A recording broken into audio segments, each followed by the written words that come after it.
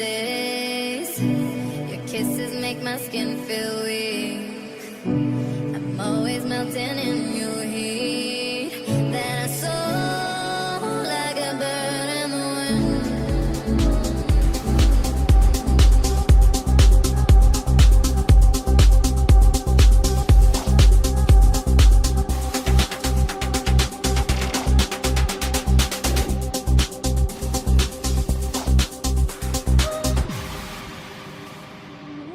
Sé que tienen las flores, llorona las flores del campo santo. Que cuando la mueve el viento, llorona parece que están llorando. Que cuando la mueve el viento, llorona parece que están llorando.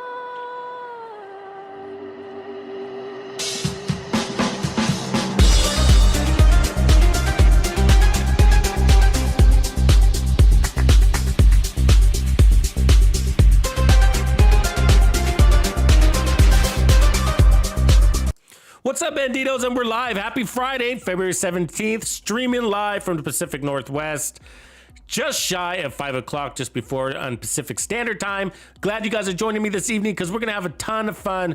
We're going to be doing some PVE builds. We'll be testing most of it out here in the heroic open world now that we have access to it. And then we will be kind of shuffling through an array of damage dealers, ranging from hybrids to one-shot builds to assault rifle DPS orientated builds. Let's get to it.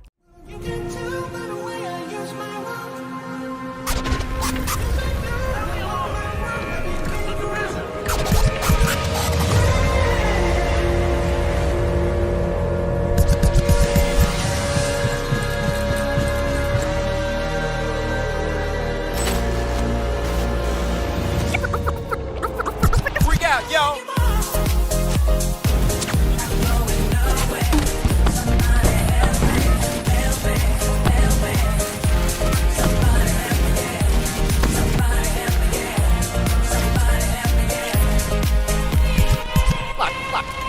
Watch this.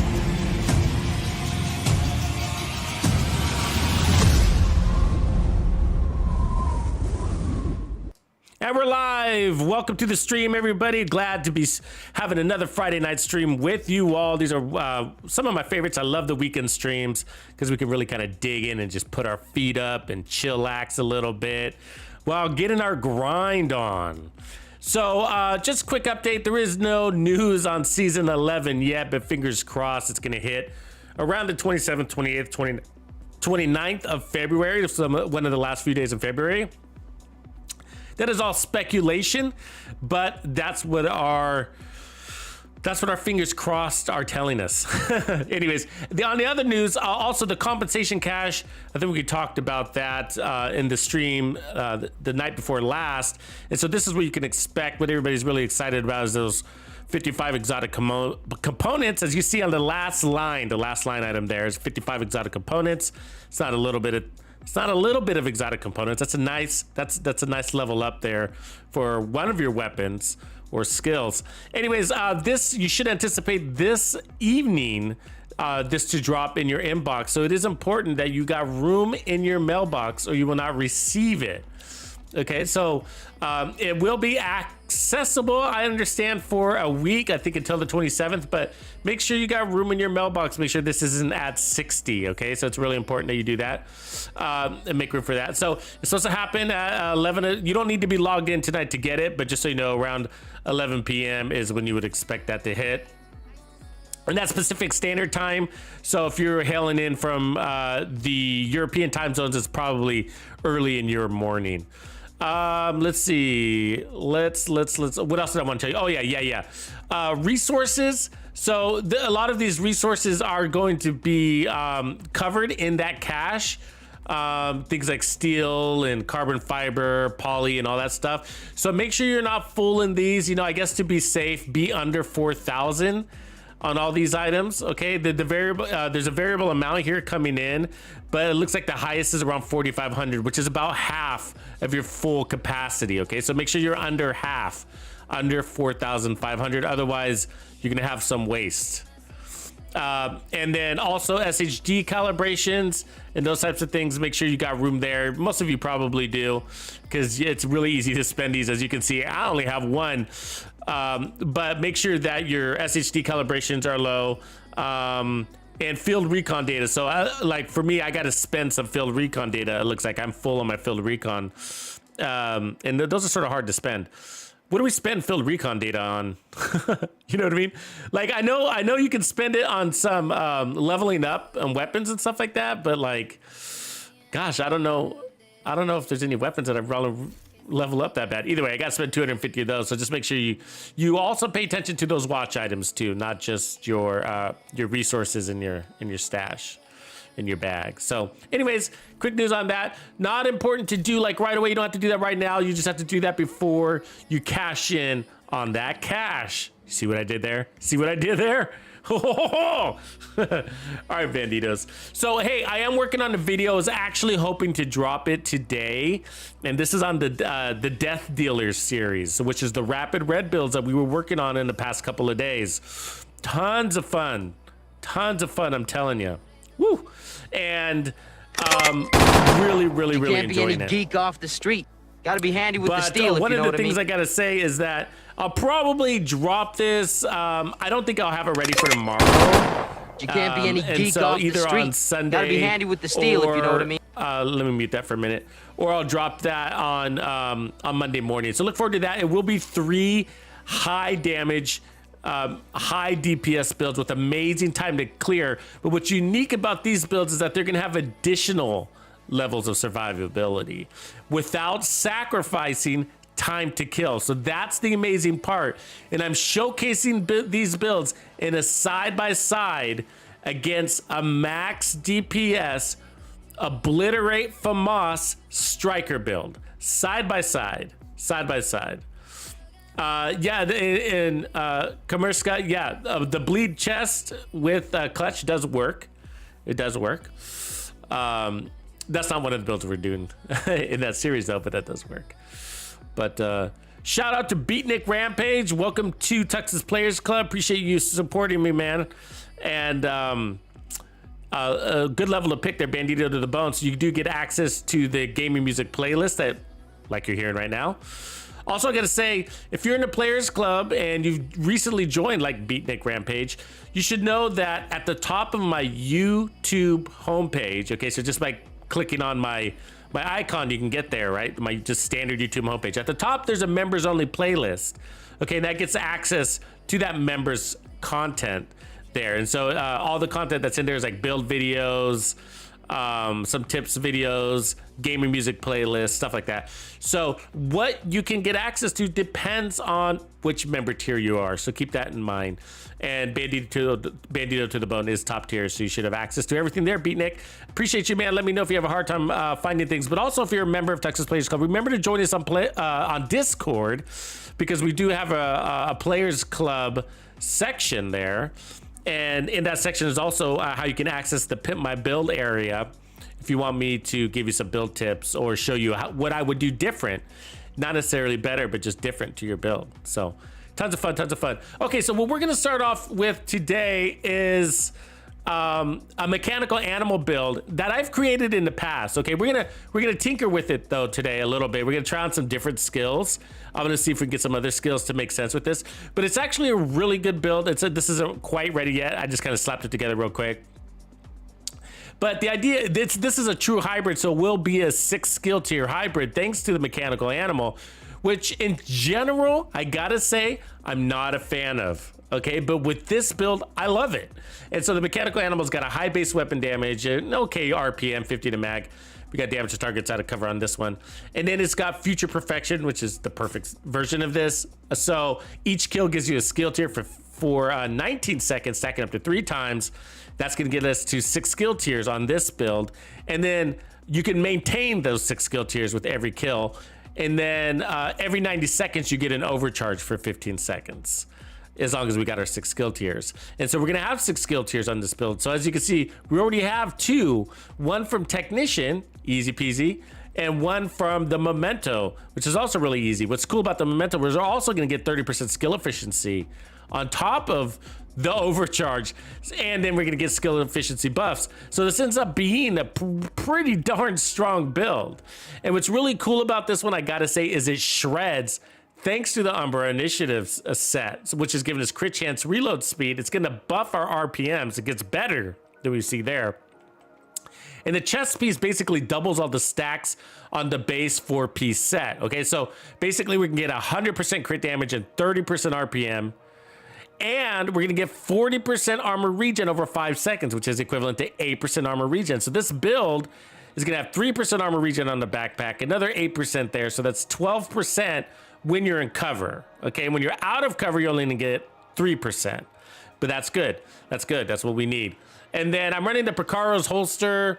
I don't know why. Actually, I don't know why. I can't remember if I just threw this one on because I was thinking, you know, you could also run 2 pieces of Picaro's. So if you wanted to run, and I did run it this way, actually, like if you wanted to run the Umbra backpack instead and get better heals, then you can run a second piece of Picaro's, of Brazos, and get another skill tier that way. So, you know, pretty cool, I guess. But I'm not sure if I'm going to run the Picaro's. Probably. Well, we can hold on to it for now. The other way to go is you could put on like a Cheska or a Grupo or a Wyvern. You know, but what's cool about this is that what I'm actually going to do is put a skill tier there, and it still preserves our weapon damage. So we get a weapon damage and a skill tier. So that's going to be our 3rd skill tier on the build. You need to have 3 skill tiers on the build. So what's cool about this build is the reality is it's going to run as if we had 6 red cores. Do you get it? So we got 1, 2, 3, 4, 5. And the 6th one is that 15% weapon damage is down below. So the damage output is not only going to be 193% crit damage, okay? 193% crit damage with the 30% RPM buff, but it's going to hit like we're running 6 red cores. And then what's really cool on top of that is that we're going to get 25% weapon damage bonus every time we pick up a trophy on top of 30% weapon damage bonus from the 30 stacks. So this build is a ton of fun. It works. And so I showcased it last week when we were doing the named items stream, and I kind of used it just for a couple of minutes, and it sort of reminded me of how much I love this build. And actually I haven't run it in a while. I created the build originally for Legendary, and when I did, I actually used the Umbra backpack. So anyways, let's showcase this and then see what else we could do with it and as it relates to different skills. And so one of the ones that I wanted to look at as we toyed around with this, and I'm not sure if I'm gonna like it, is the oxidizer. You know, I'm wondering if you can run an oxidizer with this or something like that, along with another damage skill. The downside is, you know, you really want to be shooting a lot with your gun so that you can maintain those skill tiers. And so when you switch over to your oxidizer, that's the downside is that, you know, you're therefore not killing with your weapon and getting those skill tiers. So, you know, you really don't want, it doesn't work. So, you know, to get the kill with your skill, the kill's got to come from your primary weapon in order to get the skill tier and to maintain those skill tiers. So that's why some skills sort of don't make sense with this build, with the mechanical animal, I should say, not the build, but with the future perfect. But you know, we've been finding some really good use cases for the future set, you know, lately. And what do we got here? Walker, huh? Look at that. Let's go take on a convoy. We used it in the damage dealer series to make a really strong shield, and we could actually do the same thing here. So that's one of the things we could do, is just kill to create. We don't have to use, actually we haven't tried that version yet. The last time we ran this, we ran it with the turret and drone, but I might actually just change that right now. This with the let's try throwing on the shield, and you can get a tier 6 shield with this, right? And then we can run the artificer to heal the shield in addition to that. And so the artificer is going to pick up, so right now the artificer is running at a 3 skill tier, and it'll also get to 6 skill tiers plus overcharge, and so will the shield. so will the shield. So that's unique. That's unique with this one, where when we were doing it with the damage dealer, we couldn't get the overcharge on the artificer because why was that? Oh, because we weren't running the memento, and so we were avoiding the memento on purpose. This one's gonna go out the other door, isn't it? I think it is. So we're gonna start off with no stacks. So that's the come on, jump down, dude. So that's the one thing you do got to be careful. I've noticed that with this build, is that you kind of got to play a little bit. You gotta hang back a little bit until you get your 6 skill tiers, because that shield, it can break, and when it does, it is detrimental. What do we got here? So, but it's pretty easy, I gotta say. There's 2 right there, right? So we're already at tier 5 shield at this stage.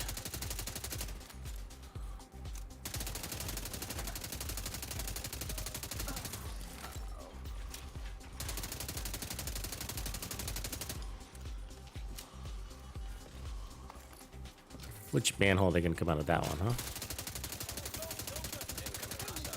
Oh, we didn't get our stacks. I forgot to get our stacks. So we're playing with no stacks. My bad. I always forget to do that in the beginning when we first start a fight. Hold on, let me get some stacks. Where's something to get behind? Here we go.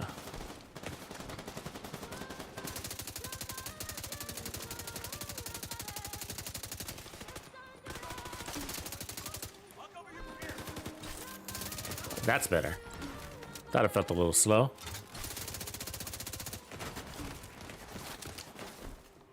Come on, dude. Oh, that guy ran all the way in there. Hope he comes back out, because I don't want to go in there.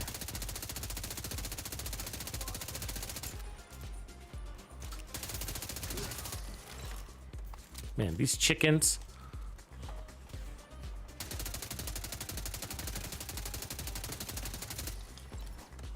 Yeah, I lost control over this because of that healer. Get that healer. There we go. Sorry about that. Don't forget about your stacks.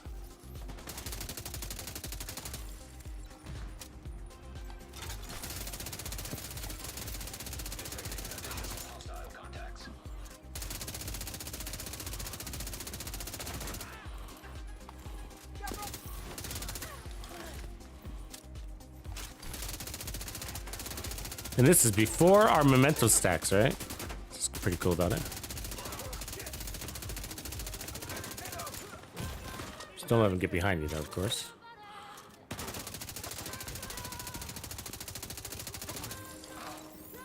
There it is. We did it.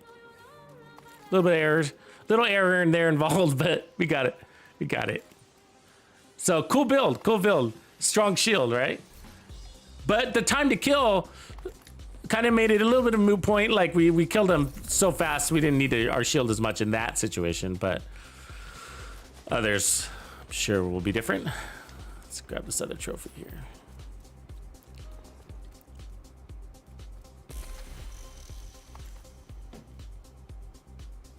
Average Joe Gaming, like your name, man. We do some Average Joe stuff around here. Yeah, I was thinking about adding 1 armor, Sean. That's not a bad idea. I might add. So the positive thing about adding 1 armor, we could add 1 armor core here, and then get rid of a skill tier.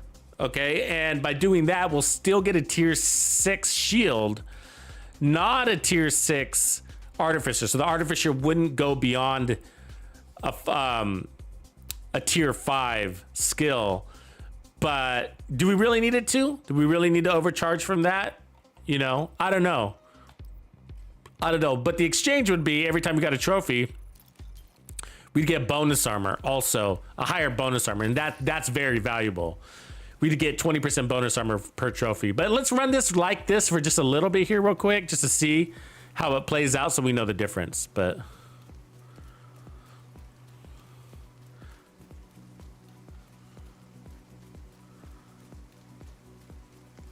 Oh shit, there's a whole group there. Sorry, I wasn't looking at that. So is this a boss? It is. All right. So remember, you got to play a little bit relaxed until you get that skill tier. Oh, that sniper dog's gonna be a bitch.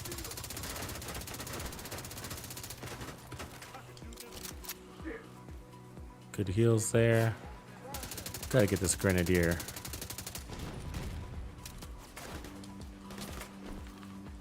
So if you're new to the game, so there's bosses all across the map, and one way to know that it's a boss from distance, okay, is that bosses are always with 4 purples. They're always with 4 purples, no exception. So if you see 1 gold with like 3 purples and a like a red, then it's not a boss. So bosses always have names. Yeah. Shield's not strong enough for that. Yeah, that was a pain in the butt one right there. Okay, let's go back here.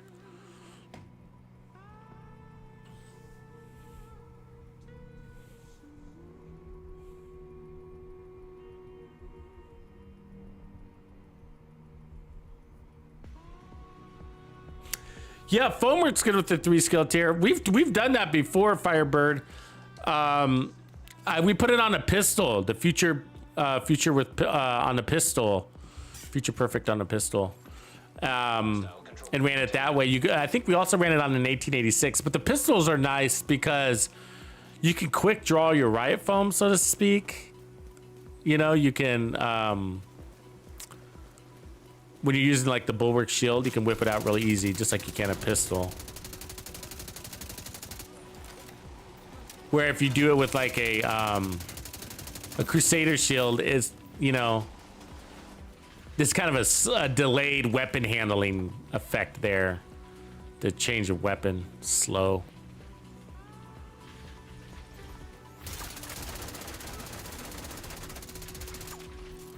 The cool thing about Technician, it is pretty good on tech.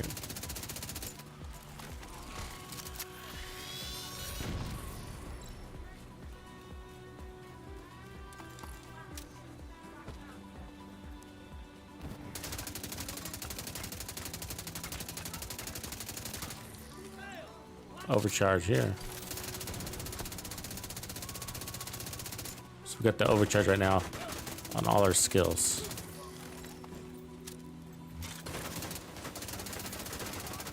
So when the shield is overcharged, it is invulnerable. It's literally, it's called the shield wall. And it's actually invulnerable, which is pretty cool. Very, very handy. You can see this a lot, or not a lot, but in the next couple of, in the next build video I'm putting out, you're gonna see me feature that shield wall again. It's actually pretty damn handy. Especially like this, right? Where you got this turret, it will break that shield instantly if we weren't doing what we're doing right now. I mean, that turret hits hard. Oh, really?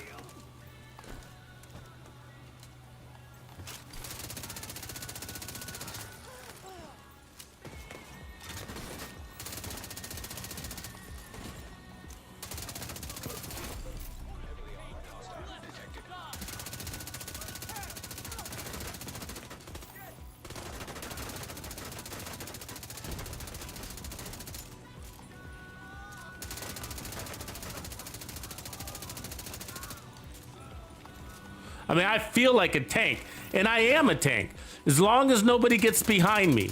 You know what I mean?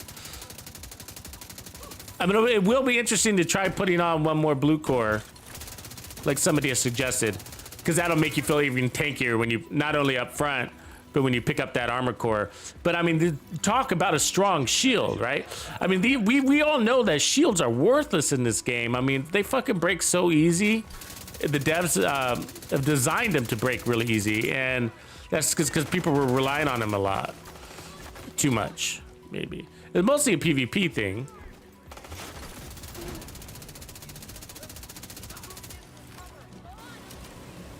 Where everybody was going into the dark zone and just kind of facing off with each other, everybody using a shield, and so that they fixed that.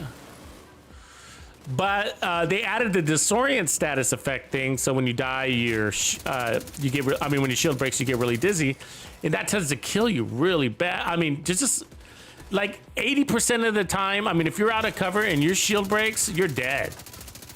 You know, unless there's no enemies around you. You know, maybe you're at like distance when your shield breaks or whatever. But it's horrible. You can't shoot. You can't get in cover. If you're in cover, you don't stay in cover. Your character actually pops out of cover. You can't walk straight or correctly. I mean, you can shoot, but you have no accuracy. You're basically hip firing. But what I found is that, you know, when we talk about survivability, and we talk about time to kill being really important, maybe the biggest chunk of survivability, right? But there's certain ways to preserve your really fast time to kill to not really affect it, but at the same time add more or other survivability besides time to kill, such as, you know, repairs and whatever. But shields are actually really important in DPS builds, as much as we hate them. They're actually really important because you need resistance, and there is nothing better than resistance. And when you gotta, that a shield provides, especially if you have a fast time to kill, because essentially the shields are weak, they break easy, but your time to kill is so fast that in many cases it's not a problem because you kill the enemy before they break your shield. When we talk about good time to kill, if you don't know what that is, it's basically 1 second to kill an elite, okay? It's actually a little bit less. Like, top time to kill is like a 0.45 seconds, okay? So that's less than 1 second is top time to kill. But you can't tell. You won't be able to tell. You can't tell the difference between top time to kill and a good time to kill or a great time to kill. They're all around a second. And your human eye or hand can't detect that difference in time to kill. It's too small of a time frame. And so my point is that, you know, this is an interesting way to preserve your fast time to kill while maximizing, really it's maximizing your resistance. And then the gear set, in addition to all that, provides you with a recovery for free. For free. Free recovery. Yeah, but if, so the shield, we could also determine that we don't need the Artificer Hive here and put on a Deflector drone and overcharge that too. One reason I like the way we have it at the moment is because it's sort of, I don't have to think about the Artificer Hive. You know what I mean? It's doing this thing, I don't have to think about it. Where the Deflector, you know, it will expire a lot. And then you always have to, you know, reactivate it and blah, blah, blah. And sometimes when skills expire so much like that, I sort of just like, I forget, I just say, forget about it. You know what I mean? Forget about it. So, but let's I think the Defender drone needs a buff altogether. But you gotta bring up a good point there, Sean. Like, you know what's messed up is like, this is what pisses me off, okay, right now in like PVE general gameplay, is like you come across rogues and like basically when they, you know how it's very common for them to pop out a what you would call it, a defender drone, right? Deflector drone or whatever you want to call it. And when they do, it's overcharged or it's at like an overcharged value. They're invulnerable when they have that. The other day I was showcasing the build, this was live, and I had like 25 million damage on an assault rifle. Ooh, let's take that real quick. I want that. I had 25 million on an assault rifle. I'm sorry, on a sniper rifle, okay? And this rogue has his deflector out, and then I beam him in the head with attack 50 at hitting over 25 million or something like that. And he took basically no damage. I think it was like no damage. I can't remember exactly, but I think it was no damage. I'm like, what the? was like, world's strongest deflector drone. You know, unfair, unfair. Actually, on this fight, let's go ahead and put on that drone and see if we notice anything here. And this is damage reduction. So this will get overcharged because we still have the tier 6 shields. Now, if we do decide to drop that armor, I mean that skill tier on our build on the Picar's holster and exchange it for armor, it'll give us more bonus armor. But what in turn, what we'll lose is the overcharge capability on the defender.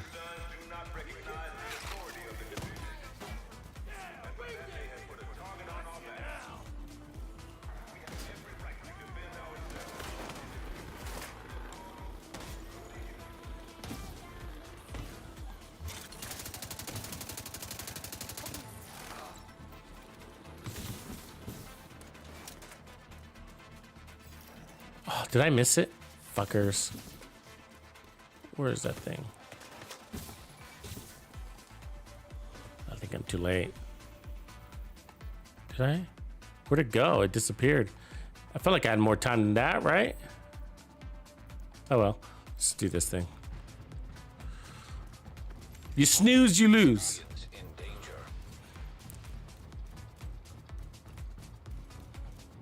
I appreciate you, Meeks.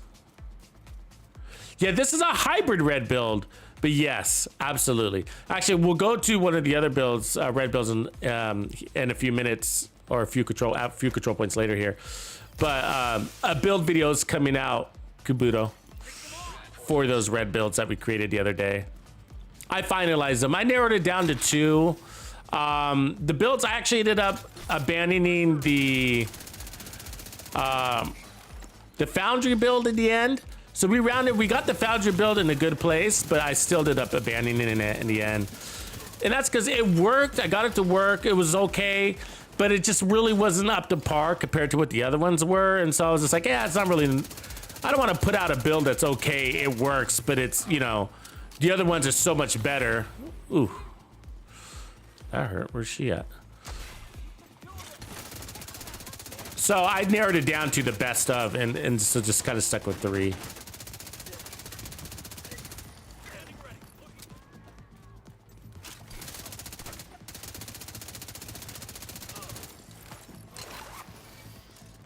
This build plays fast. I like that.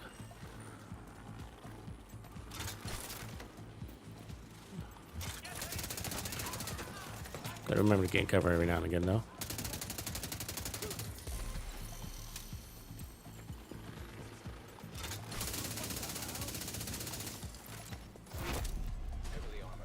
Please be right here. Please be right here.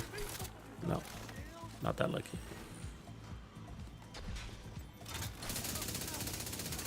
I mean, that's a mechanical animal. I mean, God, I love RPMs in this game. Seriously. I mean, it just makes everything feel so much better.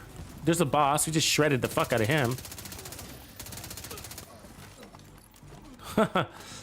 You know what I'm saying? So we've hybridized this build. And look, we lost all our mementos. So we reset our mementos. They timed out. And we still got that amazing time to kill, you know? And that's what I'm saying. Like, it's just like, it's worth it. It's worth it, you know? And we call that, you know, what we're talking about is basically a build theory or a mentality or a philosophy, whatever word you want to use. And the idea is, you know, we've been talking about this. And so I'm repeating it several times because I know everybody doesn't catch all my content. So sorry if you hear this more than once, but I'll be saying it and discussing it in live streams here because it's sort of the theme of the week or two. And the theme is that, you know, so is basically, I say it like this: do we care about damage? No. Do we care about DPS? No, we don't. It's not really what we're after, right? Like, what we're after is a time to kill. And there's 2 schools of thought about it, right? So time to kill is the biggest factor when it comes to your survivability. And the theory is that, well, if you kill them, they're no longer a threat. If you kill them before they kill you, they're no longer a threat, right? easy to accept, easy to chew on that. And then, but the old school way of thinking about it, it's been like this for basically from the onset of the game.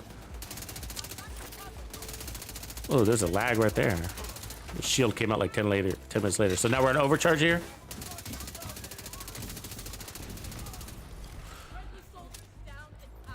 Where the hell it gets here? So one of the original ways of thinking about it, and things were a lot different back then. So you gotta give people credit, right? Like the gears changed a lot in this game. The resources that the devs gave us changed a lot. So things like the Memento didn't exist back then. Hunter's Fury didn't exist back then. The new Striker, Heartbreaker didn't exist. Okay, so these things didn't exist, and so what we found, and I was with that, is that the best builds in this game were min-max builds. Okay, and so you minimized your added levels of survivability to maximize your damage. So basically, going all in is kind of the concept, right? So all in on red cores, all in on crit damage, and it was the way to run. The DPS builds were really limited to that. You know, and a lot of people subscribed to it, and it worked. You know, but there's a more evolved as the game evolved, so did build philosophies and styles. And especially like if you look at things like Hunter's Fury,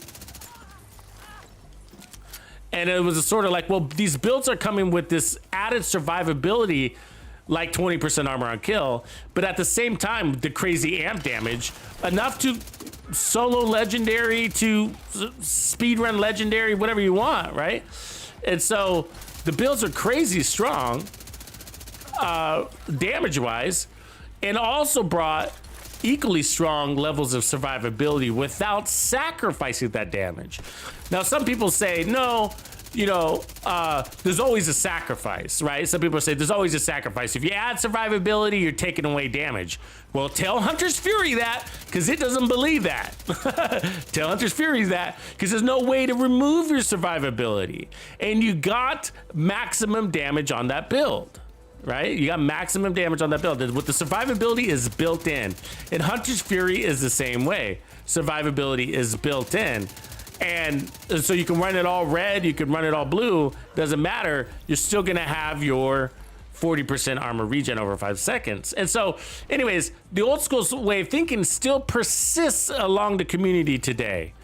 And the old school way of thinking is just like, hey, there's damage, the offense is the best defense. Why would you run anything else other than a red all min-maxed build, Baker's Dozen, the FAMAS? Why would you do anything else? If you do, you're ridiculous. It doesn't make any sense. Time to kill is the most important thing, right? And so go max DPS, go all red, because that's true survivability in the Division 2, right? Now, the evolved, like I said, the community has evolved, right? So we got some more analytical thinkers that came into the game, and what we've learned is that there's maximum or fastest, let's just say it that way, fastest time to kill, and then there's something that we call an effective time to kill, right? And one person who explained this really well in a different way was Fog of War in his Burst Bubble video that he put out about a week or two ago. You should check that one out. He explains it very differently than the way I am, but we're talking about the same thing. So Burst Bubble is what it's called, and he talks about this Burst Bubble, you know, and that's a really important thing. And I wrote on his video that I think that might be the most important video ever made for the Division 2. Literally, and I'm not joking. I'm not, you know, just patting him on the back or anything. I really believe that because I subscribe to that thought and believe in it wholeheartedly. And I think a lot of people don't understand that. And, you know, and it's easy to fall into that trap of like, hey, time to kill is the most important thing, because so many people pressure you to believe that. A lot of people do, including raiders, right? So you go into a raid and you're like, you got to run this build because it's the most powerful one, and that means you're going to survive better, you know, and we need you to survive so you do your job. And so you're forced to take that. You're forced to believe it, you know. So a lot of people believe that, but this new way of thinking is about this effective time to kill. Okay, and so basically, I put it like this: like any additional, so you have this effective time to kill. You've achieved it on your build, whatever your build is. Okay, and that's basically a 1 second time to kill, right? And any additional damage you add that improves that time to kill, that you cannot, but not enough for you to detect the improvement, or that faster time to kill doesn't add any more survivability, then your damage has a diminished return on your build, and that therefore you'd be better off with something else. Something like a tier 6 shield that cannot break, just like what we're running here, right? So, or something like maybe an extra armor core, or armor regen, or armor on kill, whatever, right? And so that's the thing, and so, you know, if you look, basically what we talk about on this game since the beginning of time is that everything is related to time. Hey, I don't know if you guys could tell, but we got rid of the Artificer Hive, and the build played out the same. So let's stick with this drone here for a minute, and then we're gonna add an armor core and add some more tankiness to the build. So the shield is still gonna be tier 6, but now the deflector it starts as a tier 2. It'll pick up 3 skill tiers from the gun, so it's gonna peak at a tier 5. So tier 5 gives us 420% health, 30% damage reduction. So, and then it doubled in overcharge, but you know, overcharge is random. We can't control it. So sometimes we were getting that overcharge when we really didn't need it. And the deflector skill's duration is so short, you know, there's a good chance that overcharge was useless on the deflector. Because maybe it was a 1v1, we killed the guy in the middle of the field, right? And then there's nobody left for us to kill. We had to go jog across the field to get to the next fight, and by that time, odds are the overcharge expired. It only lasts 15 seconds.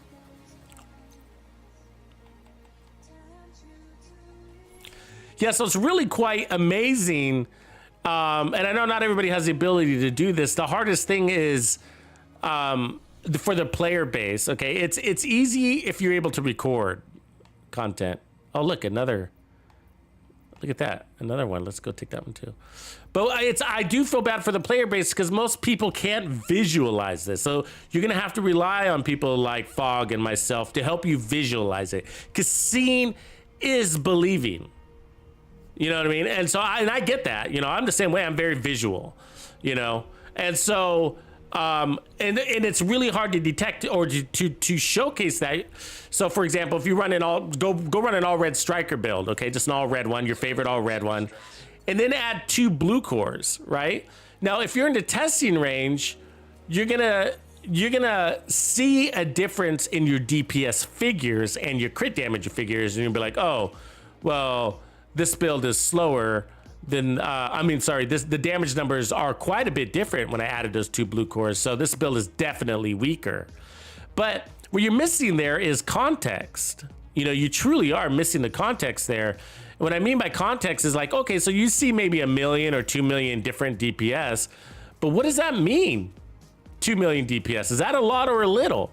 It's a little. 2 million DPS difference is actually a little bit. You know, it's not a lot. And that's the part, it sounds like a lot because we think of things like money, and it's like, well, if I had 1 million in cash and versus 3 million in cash, I mean, you know, I'd feel like that's a big difference, and I get that. But DPS is not the same. It's relative a lot against the damage of your enemy. I'm sorry, the health points of your enemy, right? And so the tankier your enemy is, the more relevant that difference is.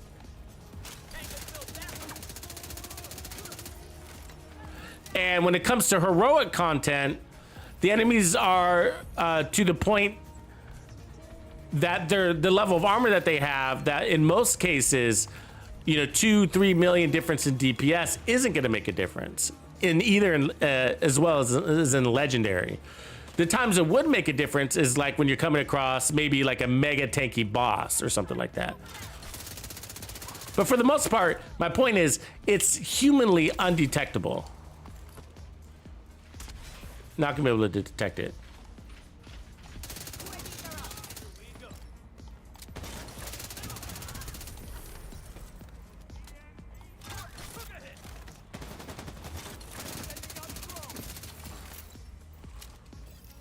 So we want to make sure that dog is very far away from us when we kill it. Because it'll pulse us and break our skills.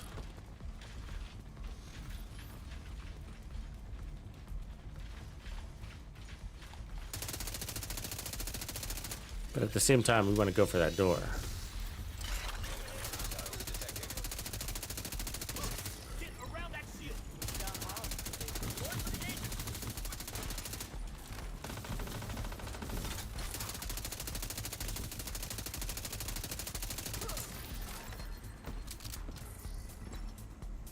So we're healing, but I'm also charging up my offense here. What we want to do with these things is... Ooh, that was a sniper hit. Fuck. You want to maintain your distance to that door so that you can get the jump on them before they spread out.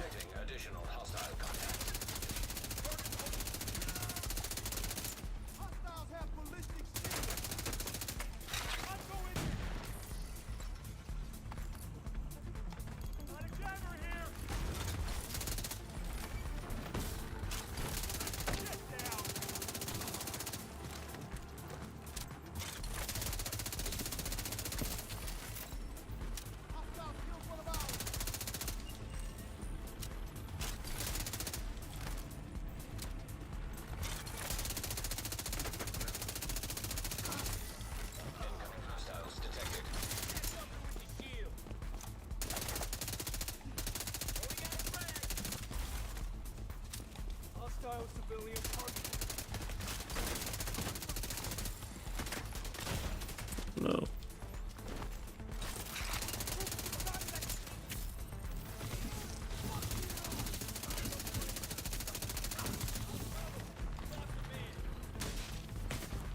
Strong shield really does help, I'll tell you.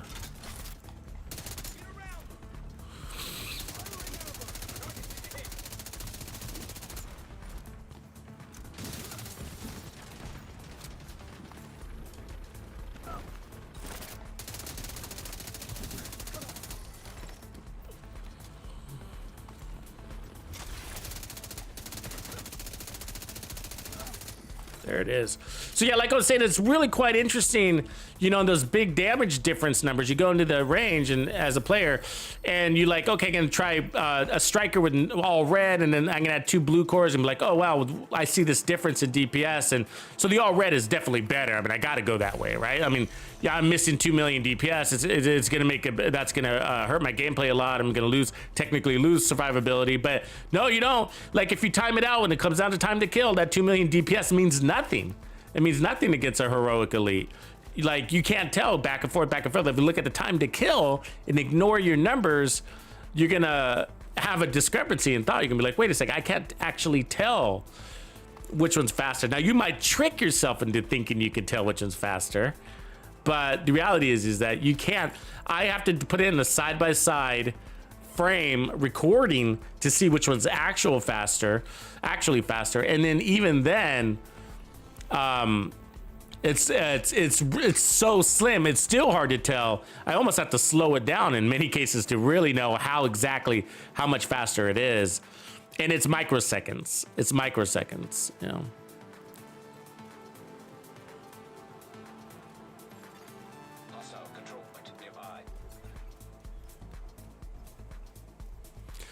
Umbra plus backfire is nasty. Actually, it's one of my favorite builds. I think that's the only way I'm going to run the backfire until they give us something different.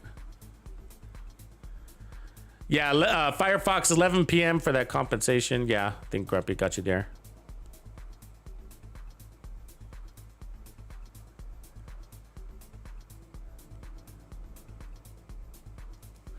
Lee's got a question. He says, "What do you think? What do you see in Division 2 for this coming year? You think everyone is going to jump ship when Heartland comes out? Seems like a lot of Division 2 streamers are even starting to move on to other games." Really good question, Lee Evans. That's a trend. What you see with the Division guys, streamers, you see it a lot. They sort of, a lot of these guys. I don't know why. I think it's maybe like a fear of missing out kind of syndrome. But it always happens. So one guy will start to play like Outriders, and then the next thing you know, like all the Division content creators are playing Outriders. One guy is, I don't know what it is, but there's something there, you know. Division content creators, there's not very many, reality is, so I don't know if that affects it or not, but so it's this has always happened. It has nothing to do with where we're at in the game. So when Outriders came out, they were all like, "Oh, Outriders is the next Division 2. It's so awesome. This is going to be the game." You know, and it's you know, usual suspects. Why can't I get this guy? Why is he fucking bulletproof? Why does it say he's suppressed as he's running away? What's going on?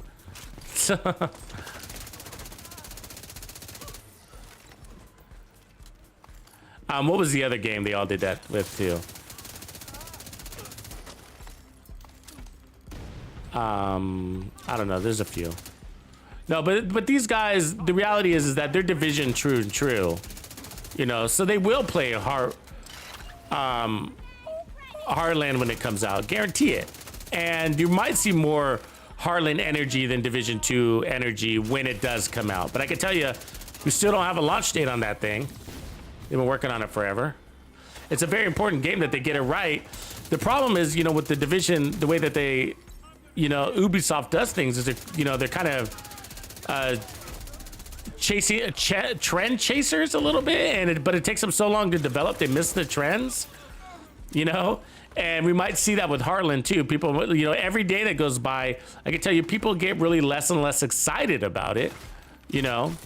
But X-Defiant, there's been some talk about X-Defiant in the last couple days too. So, you know, that was a game that was talked about years ago now, right? 2 years ago, I think, when they announced that game. I don't know. It was a while though, wasn't it?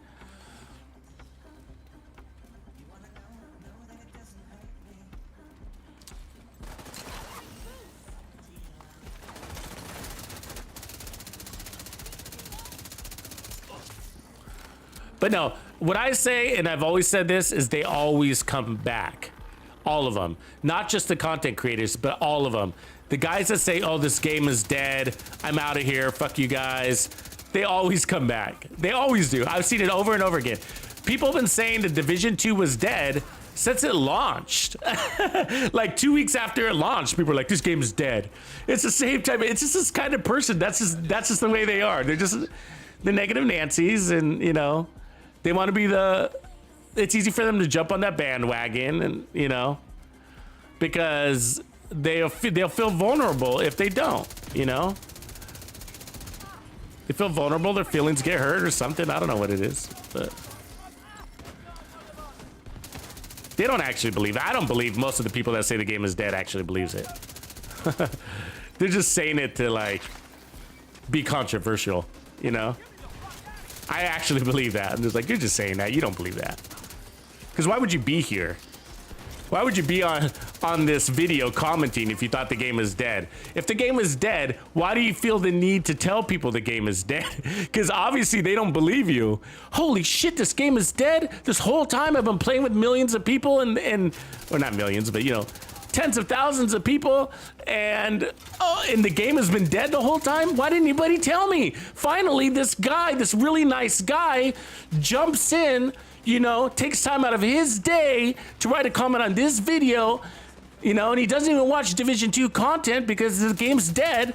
But boy, oh boy, what a nice guy. He came here and you know, spared his precious time to help me understand that the game is dead. You know what I mean? But it's just like, if it was dead, why is this guy taking a look at these, watching the Division? Yeah, okay, for fun. I mean, I get it. But you see that there's a correlation to it all, right? It's just... And the reality is, the reality is this, is that whether you're negative or you're positive is not the thing. The reality is that everybody loves this game that who's played it, you know, and it has quite the following, doesn't it? You know, it got some pretty diehard players. Nobody wants it to leave.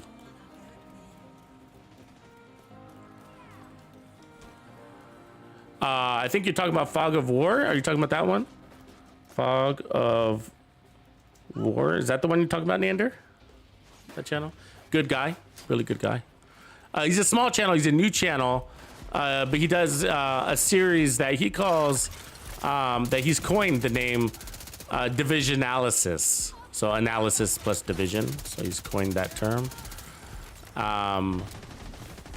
And he's visual. He does a visual presentation too. So, and what I mean is, he does like charts and stuff like that, which is really helpful. He's well, one of the things I really like him is that, I think, how do I say it? Like he's in practice too, you know. He's not just talk, he walks the walk. Like he'll show his data collection and actual gameplay, in which is actually a lot of work that he does. But what I mean by that is, like, I see a lot of people talk. It's really weird sometimes. Like, it's kind of created a little bit of a question mark in my mind about people that do like, how do we say, like, some analysis or whatever, or spreadsheets or whatever we want to call that. But we technically call them like testing range warriors, you know. But you see, you never really see any gameplay. It's all done in the testing range, you know, stuff like that. And it makes you wonder, like, God, do they even play the game? Do they know how to play the game? Because some of the things they say is like, wow, that's so theoretical and not practical. It's insane. You know what I mean? It's just like, because I've been playing this game for a long time, and I can tell you it doesn't work out that way as how you might be explaining it on this spreadsheet or in the testing range. It doesn't end up working out that way, you know? And it's just like, do you play the game? It makes me wonder, do you actually play the game?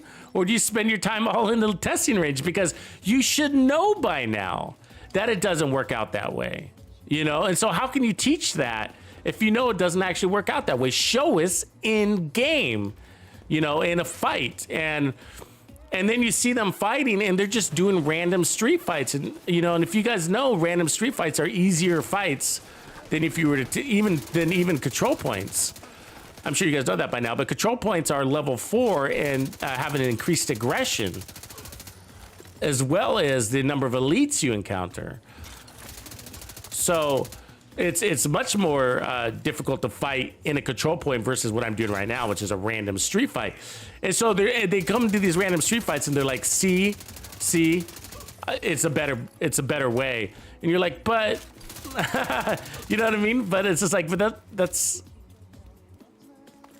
not to its full, whatever you call it, demonstration potential. I don't know what you would call that, but. Or you see them and they're being carried in a legendary mission. It's like, he's being carried in this legendary mission. I'm watching. You know what I mean? I'm watching, and he's like, you know, being carried through it. I was like, what the hell? But Fog is I feel like he's really practical, and what he's showing is not all theoretical, and he proves it out in practice as well. Not in every video, but in a lot of them. So which way am I going here? I don't know, but what's more important is that, you know, he's on the money. Okay, yes. Headquarters building. We have to assume they're attempting to interfere with our satellite network. Get over there and stop them. Come on, fast travel, dude. Oh, I hate where it does that. Fast travel, thank you.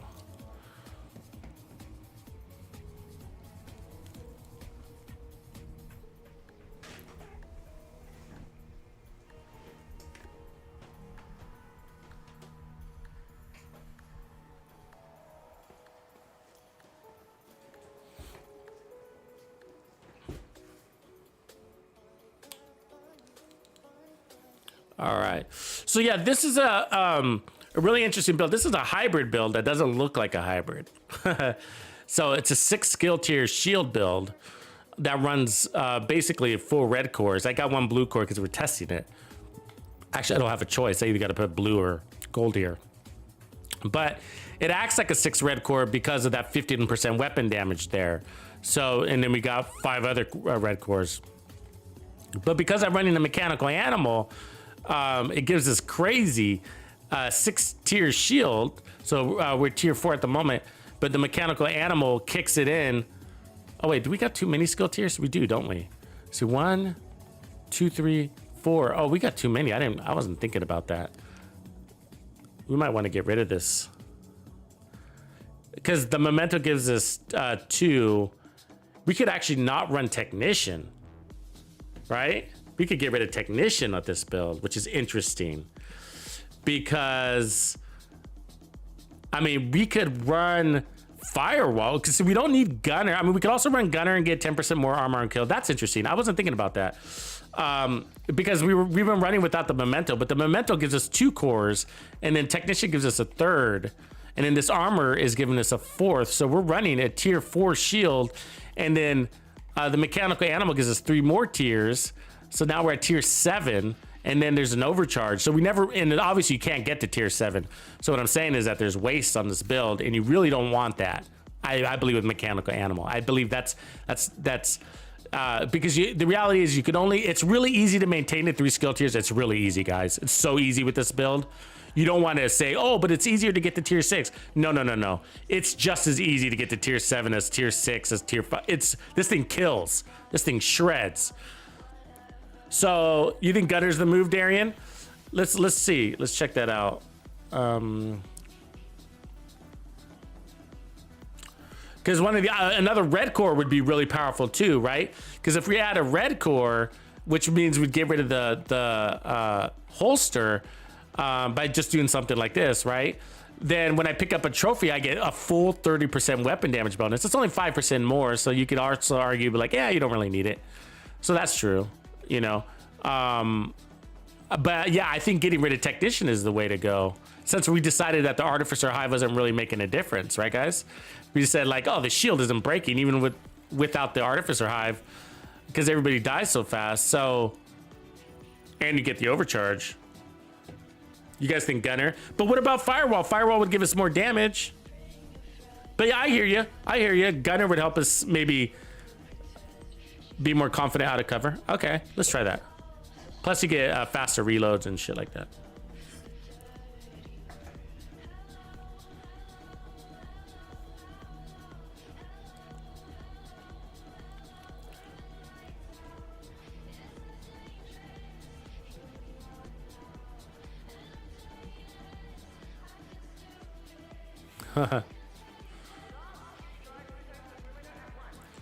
Okay, let's try gunner for this.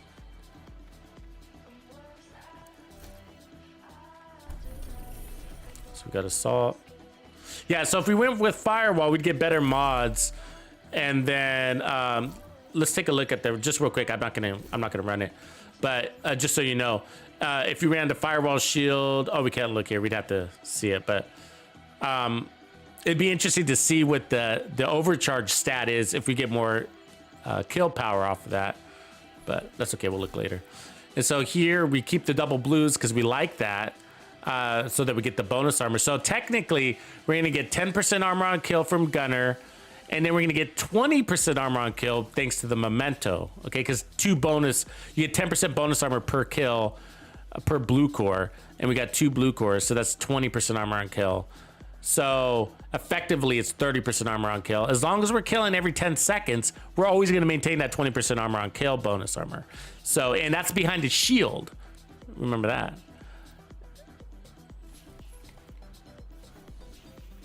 Yeah, armor on kill is key here. Okay, I'm with you guys. I believe you.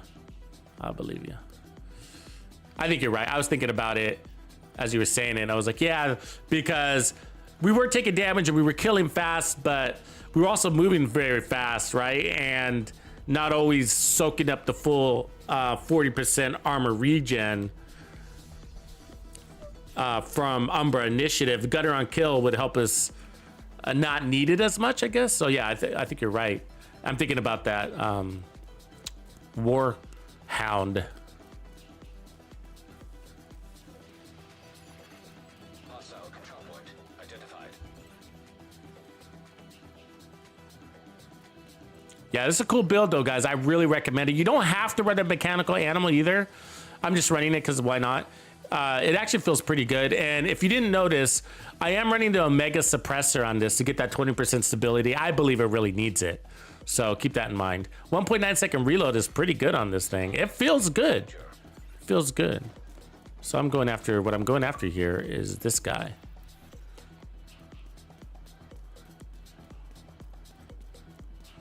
These are always a good test to build. Now, we're not going to have our memento stacks yet, but still.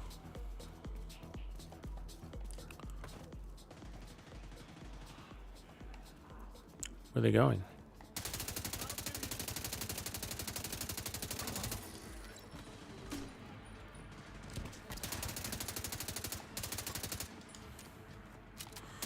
Trying to get them to come closer.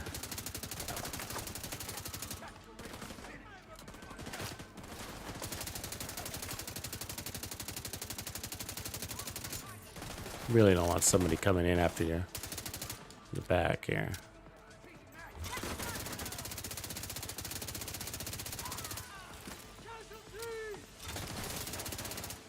Oh, really? Detected. Location guarded by hostiles.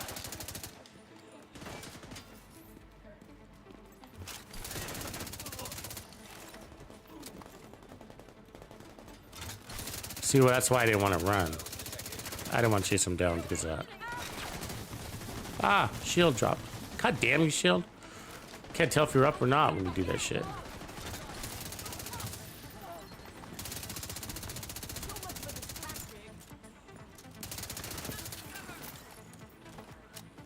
Cause see, that's what you don't want to do. You really don't want them to spread out like that. So if I go chase that guy, he's gonna make me miss the manhole, then they get all spread out again, so on and so forth.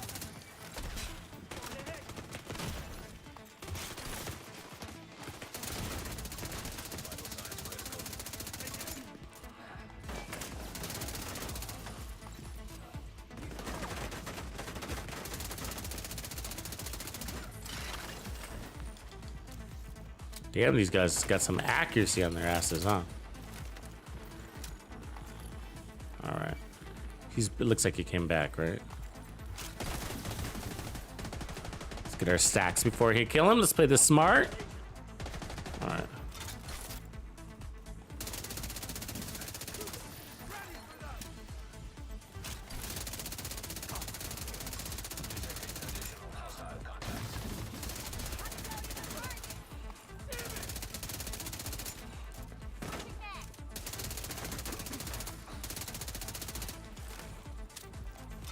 Looking good, looking healthy.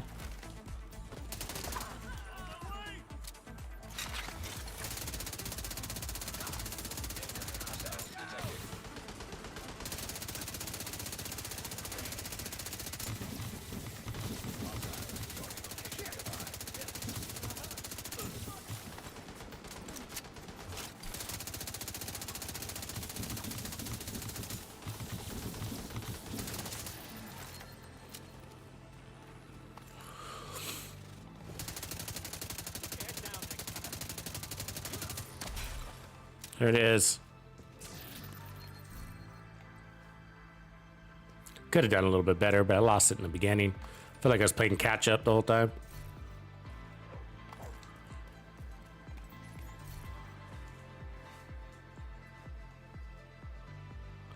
Yeah, Sean, that's a good build, bro.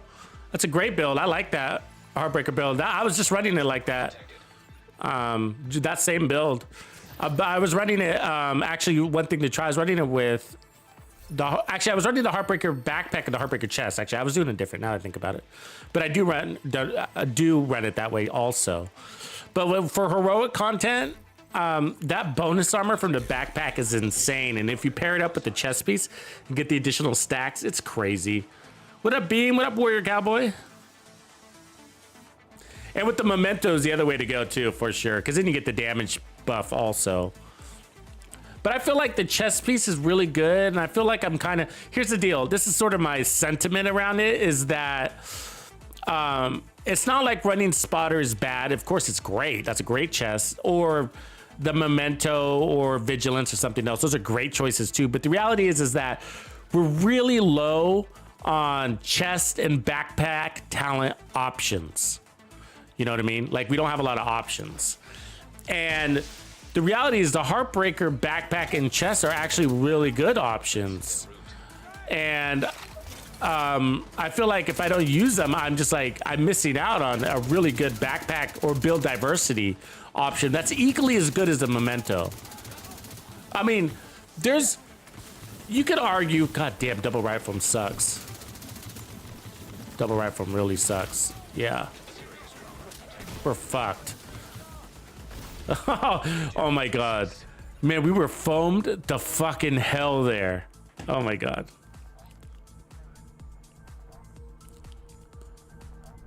Yeah, the summit or countdown. Countdown's also good there, Tank 2003.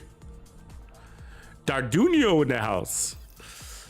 So yeah, so that's why, like, lately I've been thinking, like, with the Heartbreaker, it's really good, guys. That Heartbreaker chest backpack combo. No, I mean, you can make an argument that Memento's better because it gives you the bonus armor and the damage and the skill tier. I get that. You can definitely make that argument. But the bonus armor is so grand and so easy to get. You know, it is so easy, guys. You know, with Heartbreaker. I mean, you just whip out that shotgun. It's not like Striker's. Striker's different, right? Why is Striker different? Does anybody put their finger on it? So Striker's built the same way, right? Stacks. And you got to get 200 of them, right? So if you run the Heartbreaker chest piece, you increase your stacks to 200, right? But why is it so easy to get that 200? And why is it so hard for Striker to get its 200? Let's see, where's my Heartbreaker chest? Oh, it's 100 stacks total. It's 100 stacks. Well, that's one reason. It's less stacks. Okay, sorry. That's why I had to look. I was like, wait, is it 100? Is it 200? But still, why is it so easy to get your Heartbreaker stacks? And I'll tell you why it's easy. It's the ACS shotgun. I mean, you're probably thinking, well, wait. You could use the ACS shotgun for Striker too. Absolutely. What's the difference? Why is it's still easier, even though they're both using the ACS shotgun, it's still easier with Heartbreaker. And the answer is, it's the bonus armor. Striker doesn't give that to you. So Heartbreaker is giving you the defense to be able to stand at close range with your ACS shotgun, right? Where where Striker doesn't give you the defense, it's all offense. So, you know, when there's 5 enemies in front of you, it's gonna be a little bit more of a challenge to get those stacks. You can't just stand there.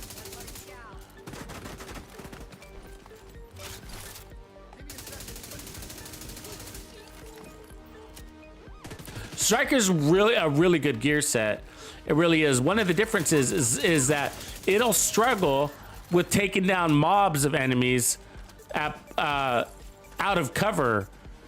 You know, that's where it struggles. 1v1 all day out of cover. But you step up to 5 enemies out of cover with the Striker build. It doesn't matter how fast your time to kill is. There's 5 enemies. And 4 of them are going to be shooting you while you're shooting 1. And that's just going to diminish your armor to the point where you have to retreat. You know, maybe you get 2 guys down in that time, but you're not going to get all 5, no matter how fast your RPM, your time to kill is. Unless you get lucky and take down that bonus armor, right? I mean, that foam tank is what I meant. Like right here, right? So, of course, well, I've done it before, and it's usually because of that. It's usually because of somebody's weak point. Fucked them.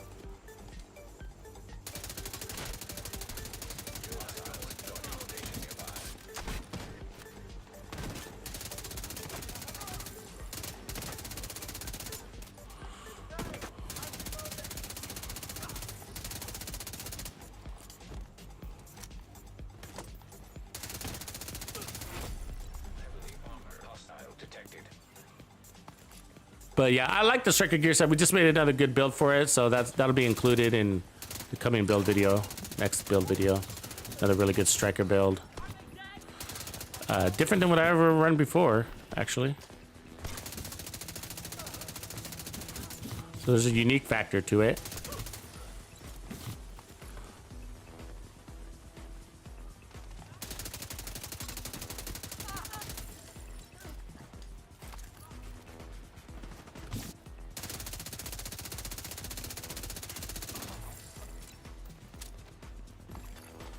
We should try this also without the mechanical animal and see what we think. Like, we could try this with like a TKB. We could also go back to the police M4 and see which one we feel give us improved performance. Okay, when it comes to time to kill, the reality is, regardless of what the numbers say, they're all going to be about the same. Okay, one is going to be faster, but it's probably not going to make a difference when it comes to our survivability or gameplay performance. However, the handling will make a difference.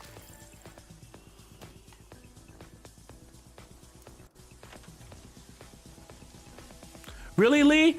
That's crazy, man. That's crazy. It should be the other way around. The thing is like, Striker's strong, but Heartbreaker's easier. I mean, Heartbreaker is such a good... Ooh, that's a nice one, huh? Heartbreaker is so easy to use. It's point and shoot, and you're getting that bonus armor. But I guess it could differ depending on how you play with it. The DPS values are almost the same. And so in many cases, I could get Heartbreaker to actually outperform Striker when it comes to DPS. Now, that depends on how you build it, right? But all red Striker and all red Heartbreaker are really, really close together.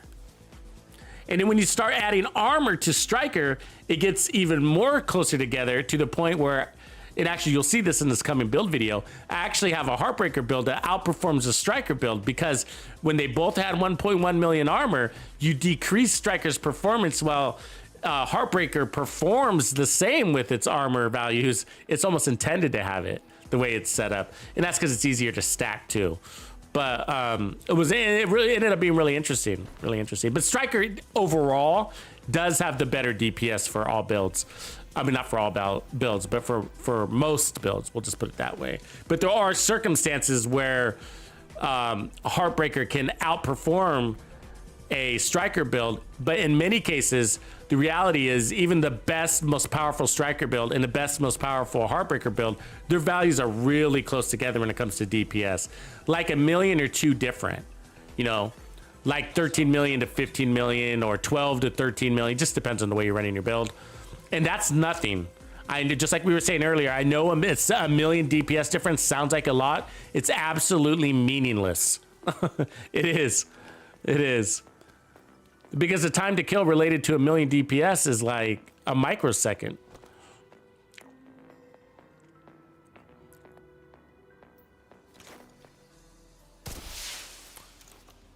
Yeah, DPS is pointless if you're dead. Yeah, that's what we were saying. Yeah, DPS is pointless if you're dead, and also DPS is pointless if you're missing your shots, right? That too. Like, what's your crit value on the shot that doesn't land? 0. Right, and so actually, speaking of that, we were going to change our gun. Let's do that. So let's look at I have a Police M4 set up here. So Police M4 is a lot of people's favorite. Why can't I put that laser pointer? Oh, we don't need a laser pointer, right? So crit chance. Let's go ahead and put on the same stability thing.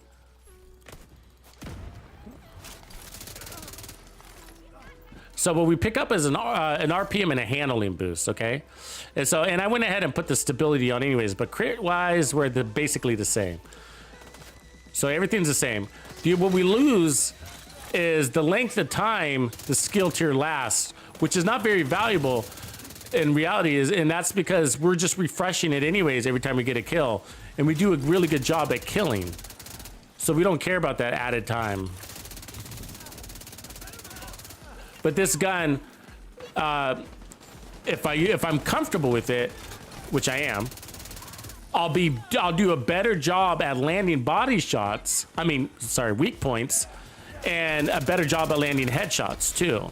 And I got a faster RPM, so I can land more shots faster. And at the close range that I'm in, okay, my accuracy is really high, right? I mean, you're talking near 100%, not 100%, but like near it, right? And so my point is like with those RPMs that we have, that can give you a better DPS than what the SIG does, because we're running at a high accuracy rate because of our playstyle, which is, hey, let's get in his face and shoot him there with as many shots as possible. See that handling? I mean, that was a lot of shots on target right there.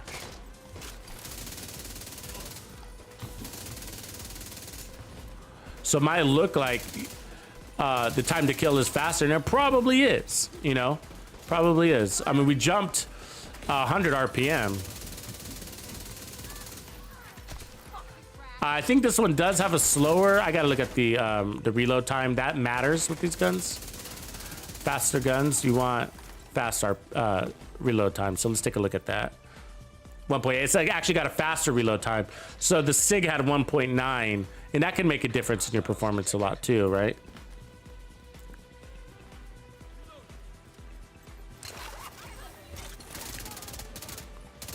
God damn, these guys, where are they going?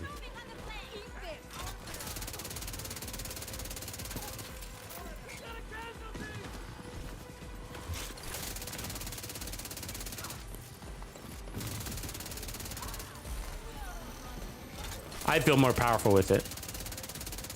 And it's got a lower base weapon damage, right? It's got lower base weapon damage, let's be clear about that. I feel like I could do everything faster. And a lot of it's because it's just, for me, it just handles better. It's just a beam.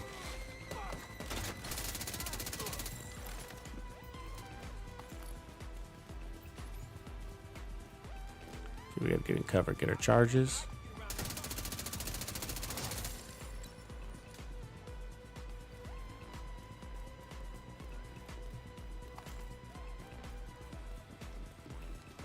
Where you going, guys? You're already in?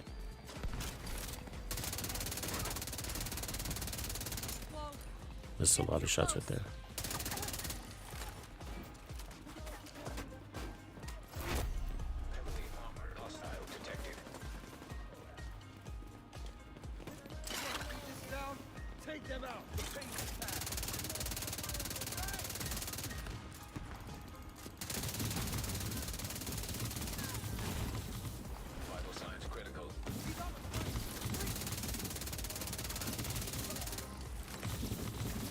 Oh, we had that. Come on, he wasn't even looking at us. I dropped my shield because I thought we had it. He wasn't looking at us.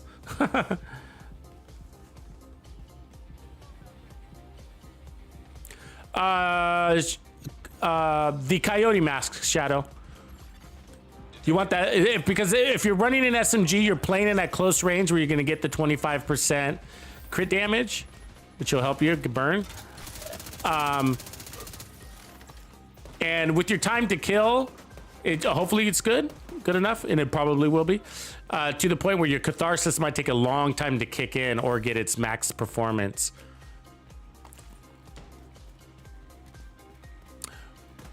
And I like the catharsis better with assault rifles too, by the way.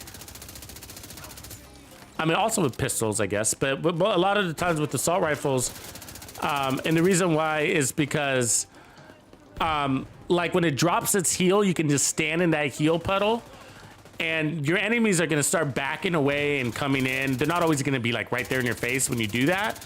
So the assault rifle has a better reach so that you can stand in your heals and shoot targets that are kind of farther away from you.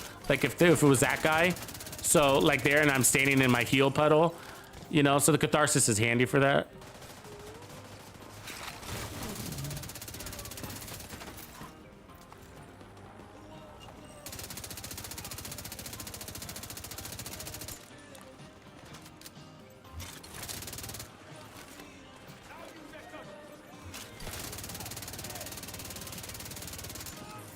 What other skill could be cool with this run and gun style gameplay? The shield staying, right? Because the shield is, it's actually pretty cool that the shield's tier 6. So I want to maintain that. But what other thing besides the deflector do you guys think could be cool? Do you think that running the Banshee at a tier 6 would be worth it? We'll have to take a look at what we get.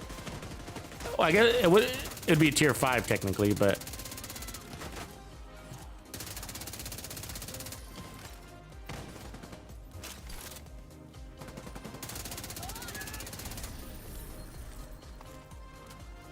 it's got to be a skill that works on the go. Supply room access unlocked. I mean, we could use the Riot Foam. We could try the Riot Foam too. You know, that way it's sort of the same thing as a deflector a little bit, but because you can switch to it and it shouldn't take out your shouldn't lose your skill tiers when you switch to it because it's a skill. And then pop, like you could use it on big groups to hold them still, right, while you burn them down. So we could try that. That'd be unique, right? It'd be very helpful for groups because your biggest threat is always groups, no matter what, right? Biggest threat is always groups. So it'd be interesting to like hit a group with Riot Foam, big group with Riot Foam. Just helps you clear that group faster because they're all stuck. Maybe you got a tier 5 Riot Foam. A healer drone, true. Let's take a look at what we got. So let's switch up that skill. Let me clear up my space here real quick. And there's always the option to remove the chest piece for something too. For a skill, something like if we decided to go spotter, we'd have to go back to technician, of course. But if that other skill was so powerful, we wanted it to go overcharge also, then going back to technician could be helpful. But if we did like the Banshee, let's see what the Banshee does. So if we go to tier overcharge, it's a cone size, 150 disorient, charge speed. Duration. You and your allies' damage is amplified, so we get amp damage to pulse targets. The catch is that here's the catch about this, because it's a well, if we run it like this, we're not going to get overcharge. If we run it like this, we're going to get a longer duration. It'll basically be at tier 5 because the shield goes to overcharge because it uses blue cores. But with the way we got it set up here, we're never going to get larger than a tier 5 on the other skill unless we go technician or add a skill tier. So we're going to be tier 5, which basically means we're going to get a long duration. That's really the value there, a longer duration. The base duration on it is 5.7 seconds. So that's like Riot Foam, right? That's like Riot Foam. What's our cooldown? 15 seconds. The downside, or where's the cooldown? 20 seconds. The downside is that skill tiers don't increase or decrease the cooldown, which I don't like on a build like this. For me, the more I can use it, the more value I'll get out of it. So I like the ones where each additional skill tier gives me a decreased cooldown or more uptime.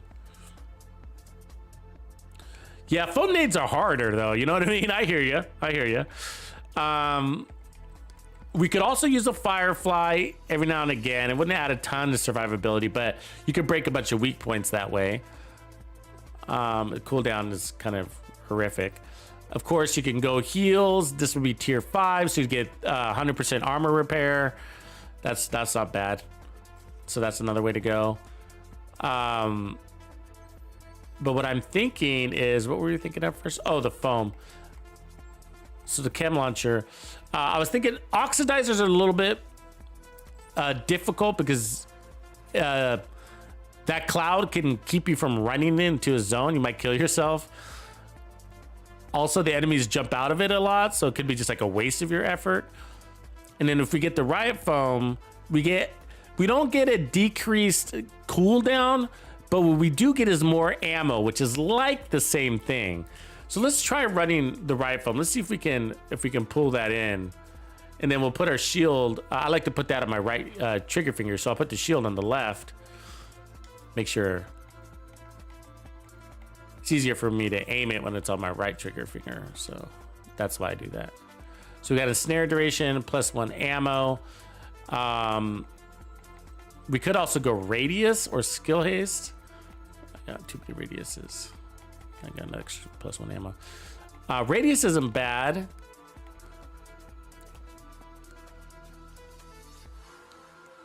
Keeps you from rolling out of it. I almost like that better than +1 ammo. Because this isn't something we're just going to be sitting there riot foaming a lot of people with. So I don't need a bunch of ammo. Let's try with the radius and make it easier to use. You know, because sometimes they like to roll out of it. And if you run radius, I find they have a really hard time rolling out of it.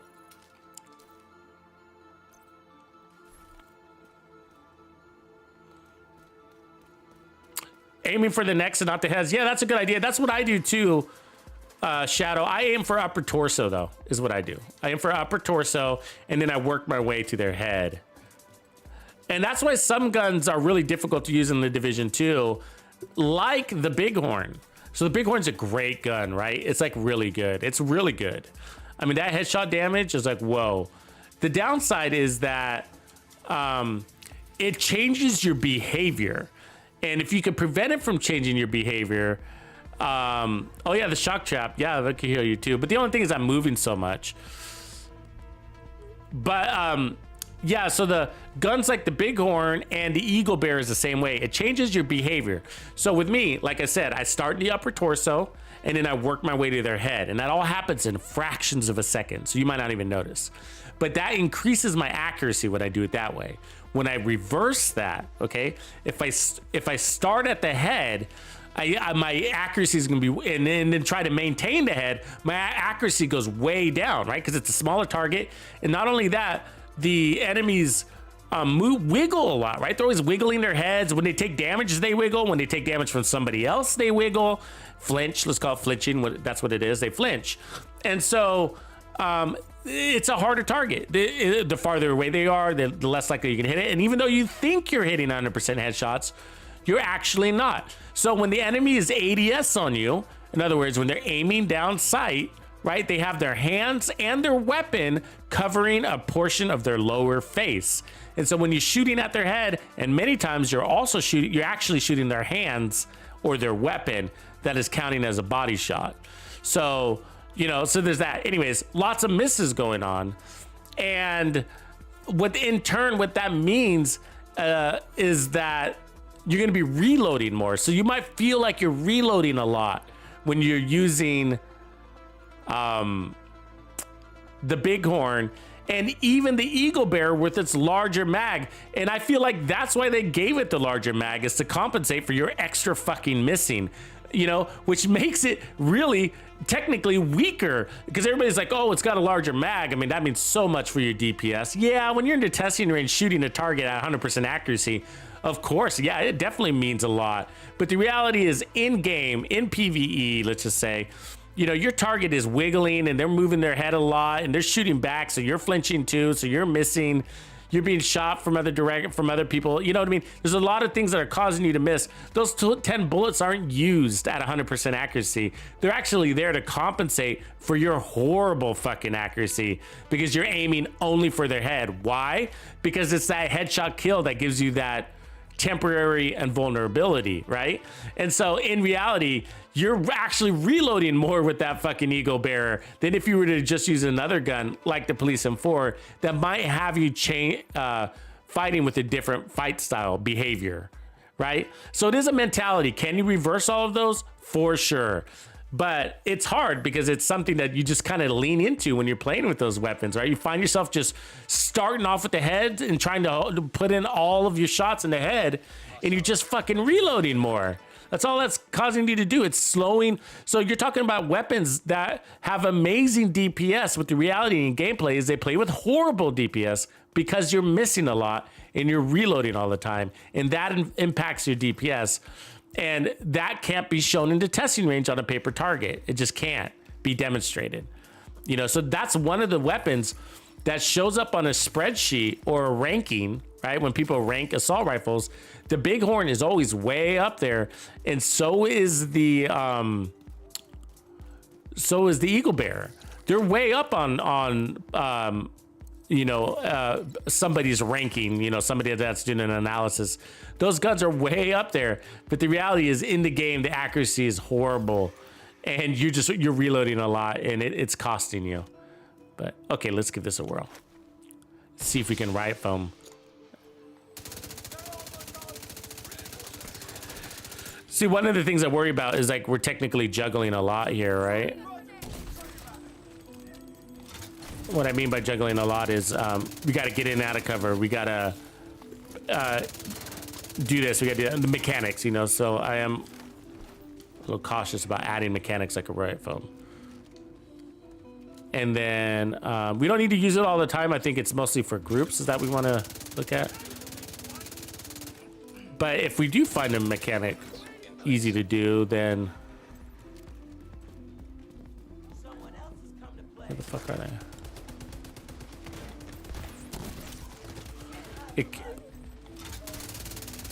I gotta get used to my shield being on the left. You get programmed. Gotta follow orders. Somebody coming out or not?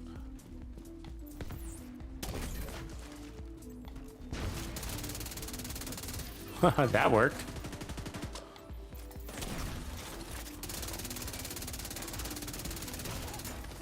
So far, so good.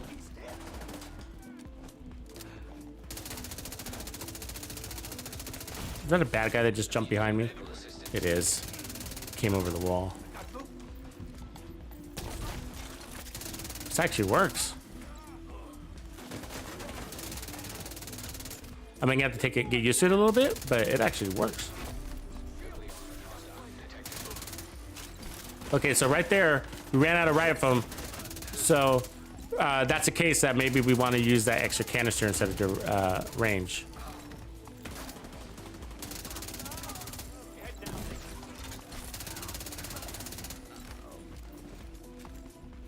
Yeah, I think that's what we want to do. It's weird because I'm at tier 6 right now, or tier 5 with that riot foam, and I don't have extra canisters. It's weird how it stacks, right? Just putting it in easy mode a little bit though, I gotta tell you. This part's not that hard though.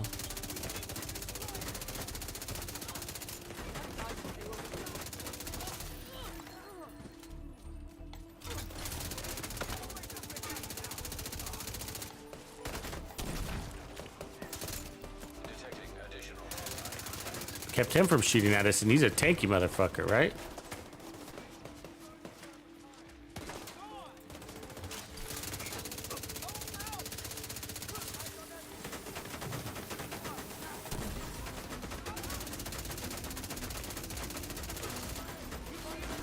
Oh, I'm sucking up fucking foam. Ah, that foam got us. I like it though, it's all right. That's all right. Let's see if we can get used to it a little bit more.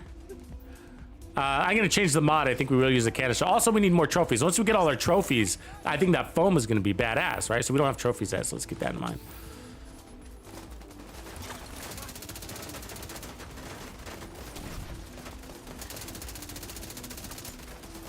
Come on, break.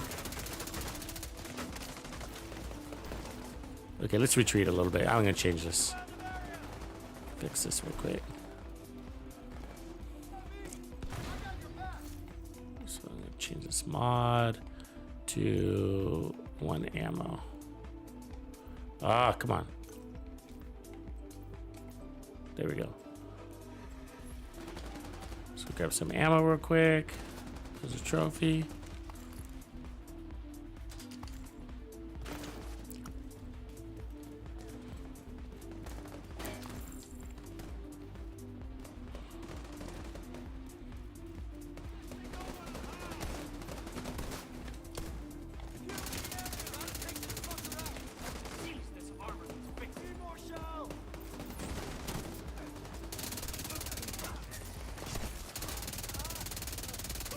Holy shit, huh?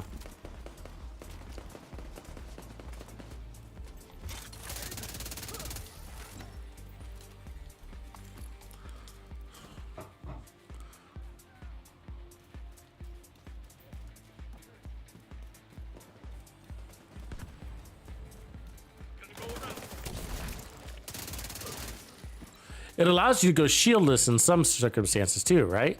That's the other benefit. Like in the 1v1s kind of scenarios, you know? God damn her, look at her. She just ran across the fucking map.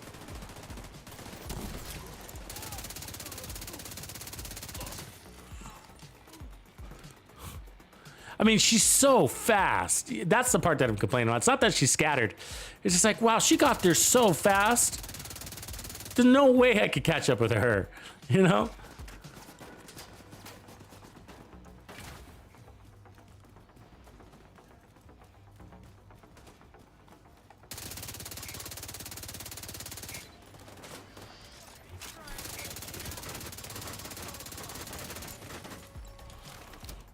Okay, where is he?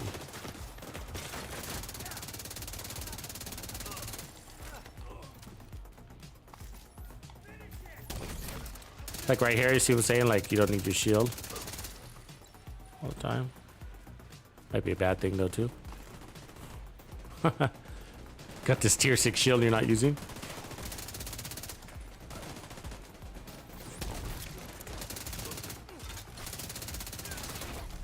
Heavily armored hostile detected.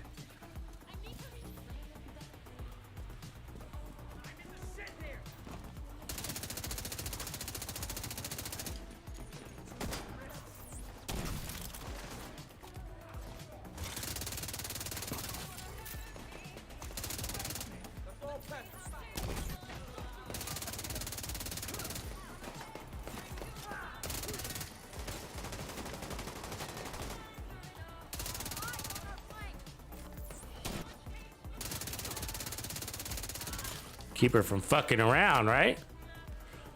You can't fuck around on me.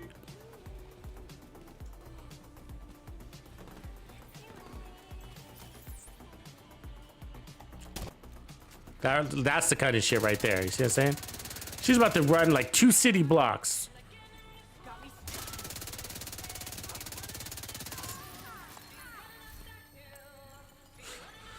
High threat enemy patrol detected. That's cool. I like that setup. Supply room access unlocked. I like the setup. I do want to watch it a little bit closer though and see if it's affecting my ability to maintain my extra skill tiers. You know, I don't know if it is or not. But where is this bad guy?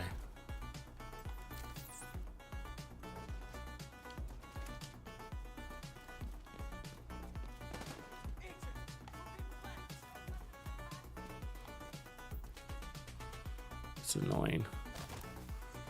I don't like coming down here.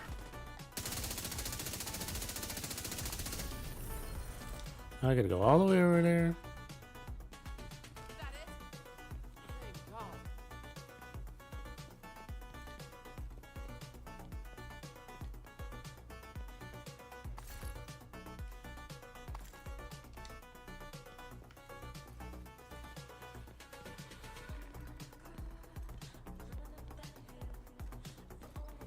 Sort of weird that there's a parking garage down here, don't you think? I mean, we're in the middle of nowhere.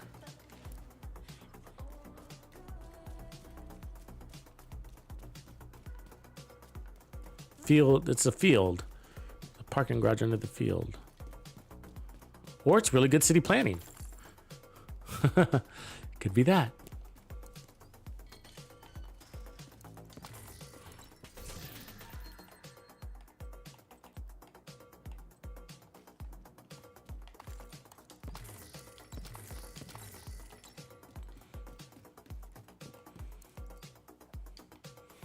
Okay, so we got all our trophies.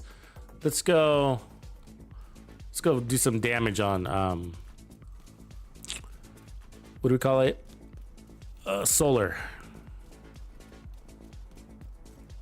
Yeah, it was a mission at one point, Kabuto. I mean, a little side activity. I'm sure you did a long time ago. You probably don't remember. But there was something to do down there.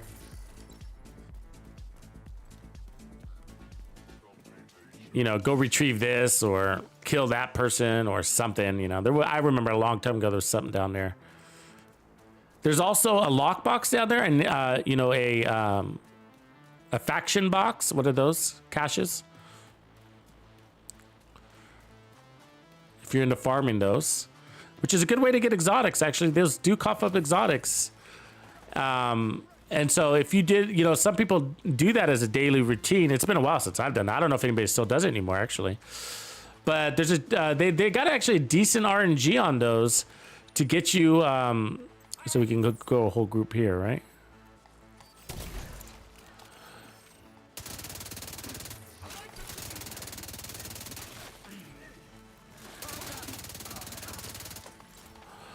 To get you like the chameleon.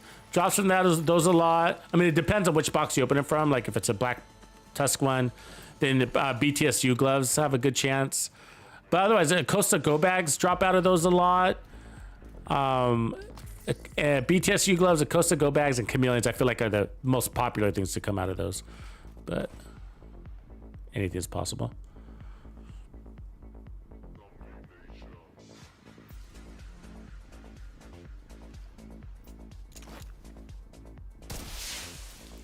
Yeah, bounties are actually a good way to pick up some quick XP and exotic farm. They do really good at dropping. Jump.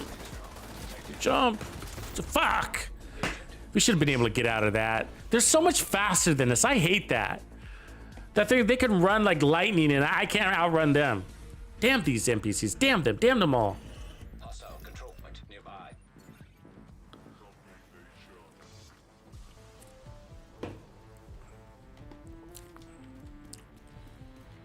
Hey, a little tip. When you're running a heavy red build, like we are, we got 5 red cores, technically 6. And the 6th one comes with the Picaro's holster down there, that 15%. It's not a true core. But the reason why it doesn't piss me off when we lose our mementos, when you're running a high red build, it's really easy to get that damage back. From a single kill, the power up that a single kill gives you is equivalent to almost equivalent in the way we have it set up. So when I pick up a single trophy, I'm gonna get a 25% weapon damage buff plus 1% stack for a total of 26% weapon damage buff. So it's like all the trophy stacks that I lost are basically recovered off of a single trophy.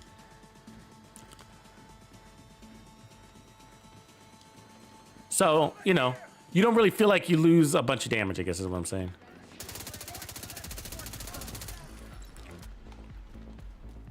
Of course, you're losing things. You're losing your armor regen. Oops, wrong skill. This is a guy we want to use our foam on for sure. It's a pain in the ass.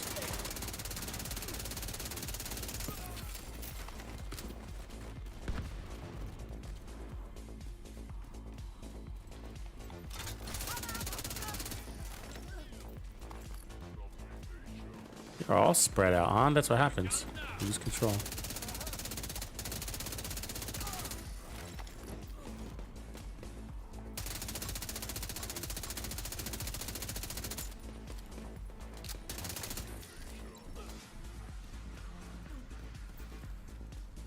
Great balls of fire.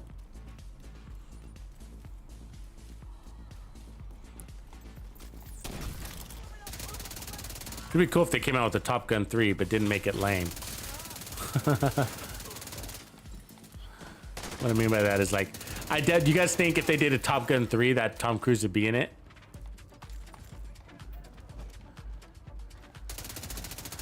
And if he was in it, he's probably not going to be the hero, right?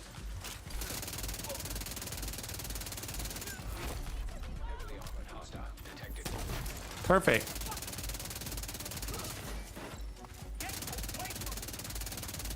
I can go all day, buddy.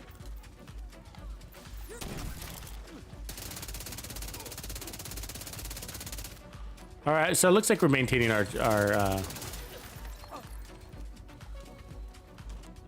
skill tiers. I was wondering if switching back and forth from the foam, which is, it doesn't take a lot of time to do it, but I'm wondering if it like adds up against you, right? Like right there, we just lost it, but that's because we were getting trophies. So.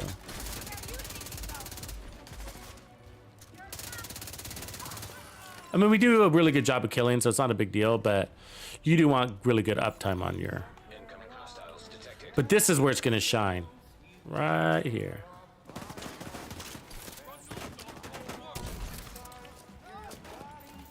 Oops. Sorry, I fucked that up. Switch to the wrong skill. But groups, taking on groups, so we want to try to find this. Thought it was gonna be a group, apparently not.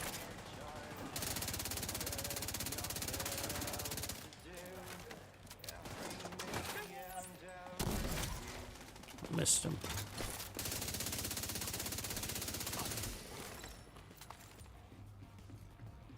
Oh look, another convoy. Let's go get it.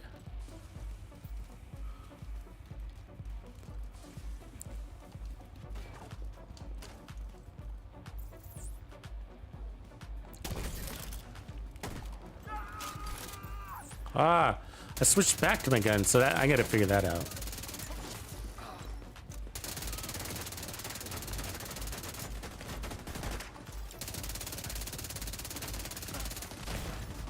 Vital signs critical. So sometimes I'm switching back to the Riot phone when I think I'm switching back to my gun. So I'm like, when I want to shoot, it's becoming annoying. Additional hostile contacts.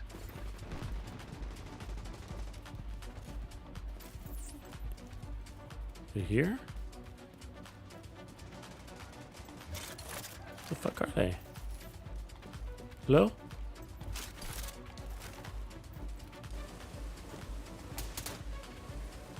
Oh, there he is.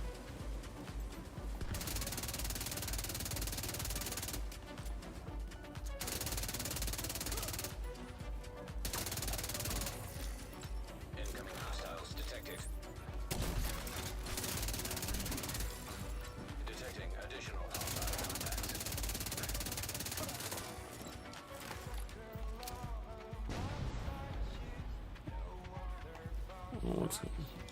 I don't understand what's happening. I don't know where they are.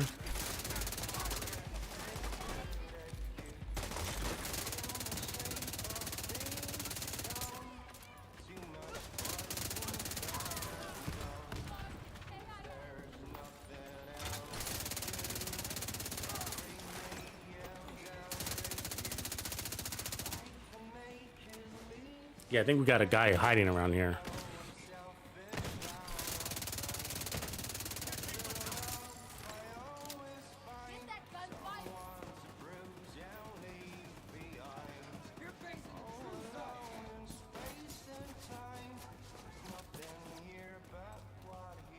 Maybe we got it already?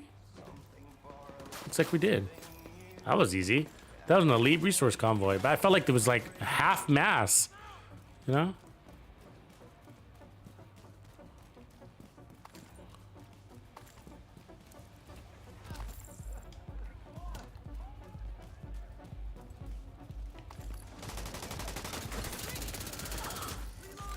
Yeah, but it was an elite. Don't elites usually got 3 waves, don't they? Or is it the location that I got at this spawn?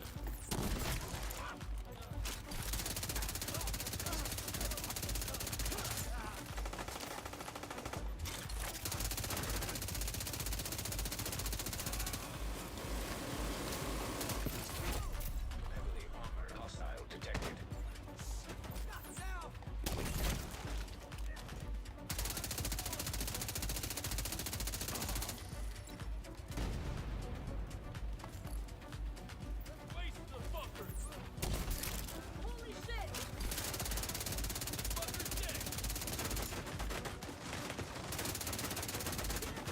Why can't I kill you?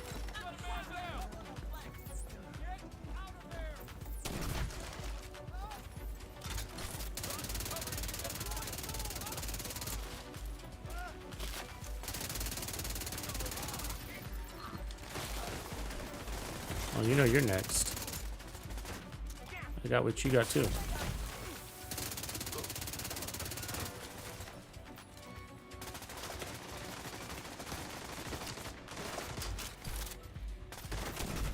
Might as well, right? Huh.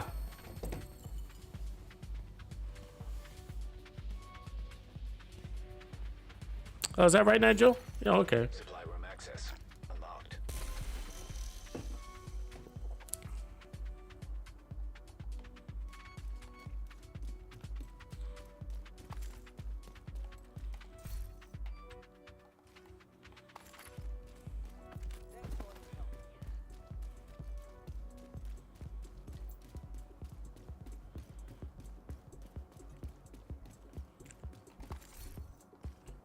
It's quite effective, the Riot Foam. So it's really effective. I can see how it saves your butt. It definitely can increase the time to kill on a case-by-case basis. You know what I mean? Like, you know, you got 3 guys and they're going to try to split up on you. You kind of hold them down real quick. Or even if it's one guy and he wants to do some cartwheels, you know, you can stop the cartwheels. And so overall, though, I have a feeling, I don't know for sure, but I have a feeling it might overall slow down my gameplay, like when it comes to the time to clear. Ooh, that's a good knee pad. I already have it though. I might grab it just in case.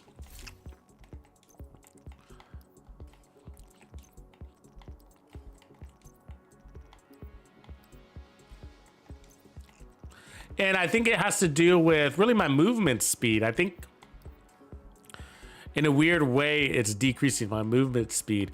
I also wonder, you know, does it warrant losing an armor core? You know, is the Riot Foam enough to get rid of that armor core and run the skill tier? If we do, then we'll get +1 ammo. Oh, it didn't have my +1 ammo mod? I put it on. What the fuck? Okay, there we go. Anyways, so we got three Riot Foams. You know, if we put on another skill tier, we would push that to 4 Riot Foams at its base. I don't know if we're using it that much, actually. In that scenario right there, we were rarely ran out, and we were down a core. So let's just keep testing.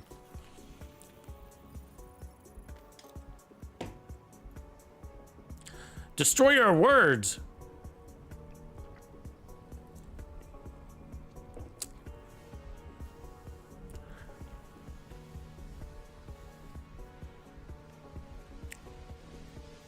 I like how it plays though. I mean, for the most part, it's sort of like, you know, when you use it in this way, it's sort of the same thing as a deflector. The good news about the deflector, it's a little bit more hands-free, but of course, the timing thing can be an issue. But the Riot Foam works in has more applications, right? Because you can use it in an offensive way to hold them still, so you just land more shots and improve your time to kill that way. Like right there. And that allows you to play a little bit aggressively.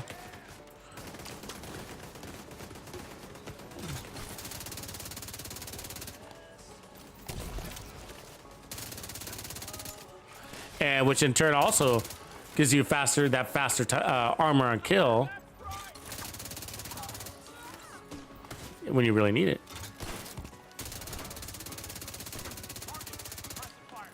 Coming for you, motherfucker.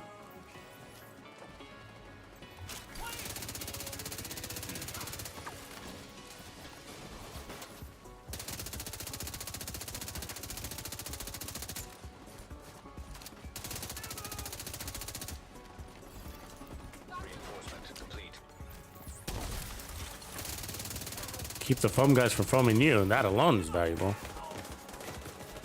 Must be downstairs.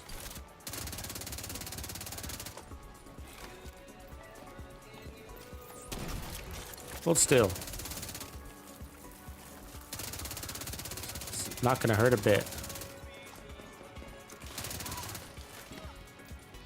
Think it's upstairs now? Nope. What?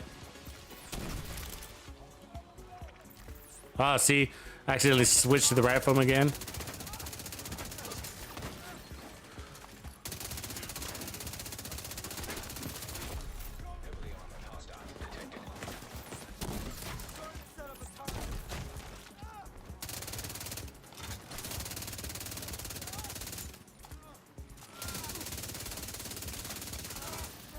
There we go. We're great there in that scenario, that whole scenario, right? Kept our skill tiers, got all our riot foam, held the boss, a tight quarter.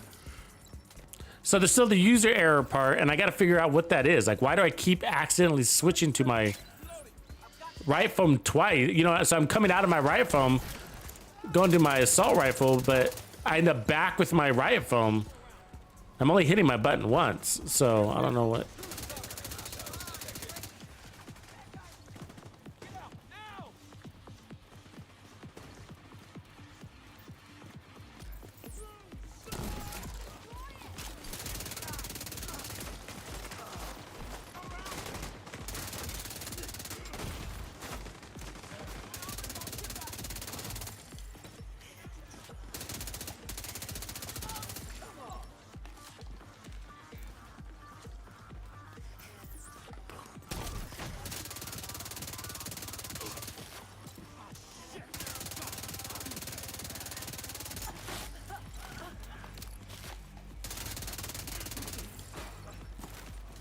Perfect, right? Who's next?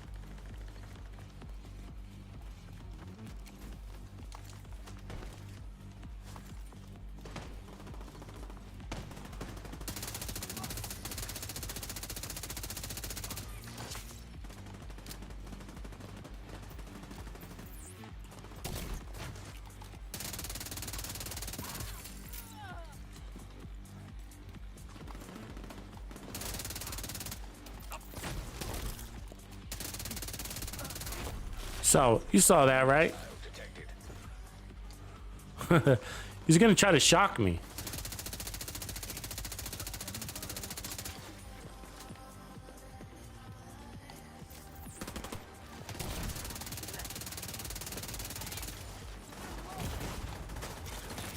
Assistance needed.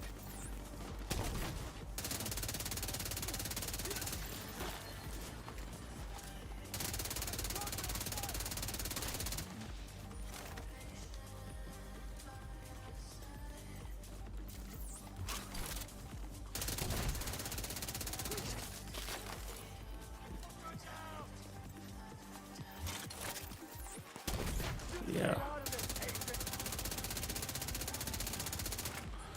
Definitely just cuts out the bullshit. Survivability aside, it just cuts out the bullshit, right? Just stand there and let me peg you in the head until you're dead. That's what this build is called. That's literally the whole thing. We got to come up with the acronym for it. Just stand there and let me peg you in the head until you're dead build. Brought to you by Tuxedo.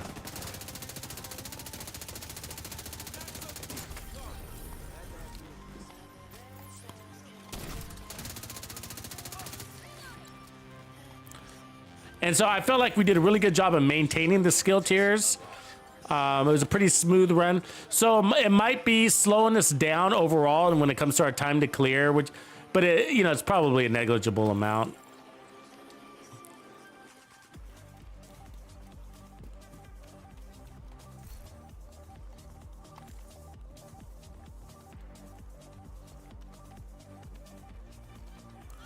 I use the, I'm using the trigger, right trigger. I think.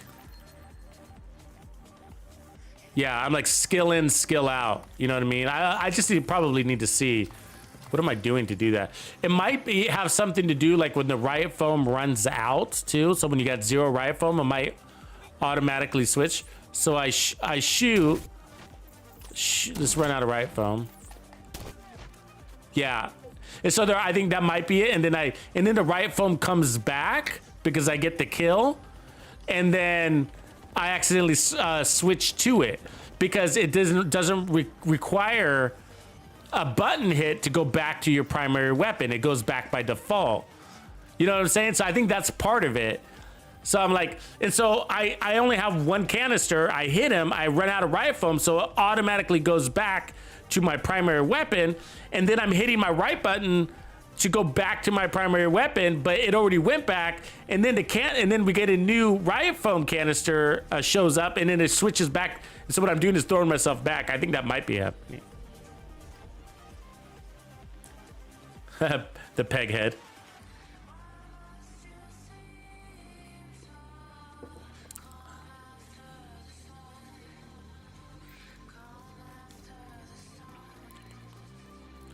Yeah, the Riot foam. Yeah, you got a good point. That's what I was saying, Big J. Like, what up, Matt? What's going on, brother? So that's what I was saying. Like, what I mean by like, I don't think it's the Riot foam definitely actually improves your time to kill. I do believe that, and that's because I mean, you see, like, I get just a lot more accuracy on those headshots. You know.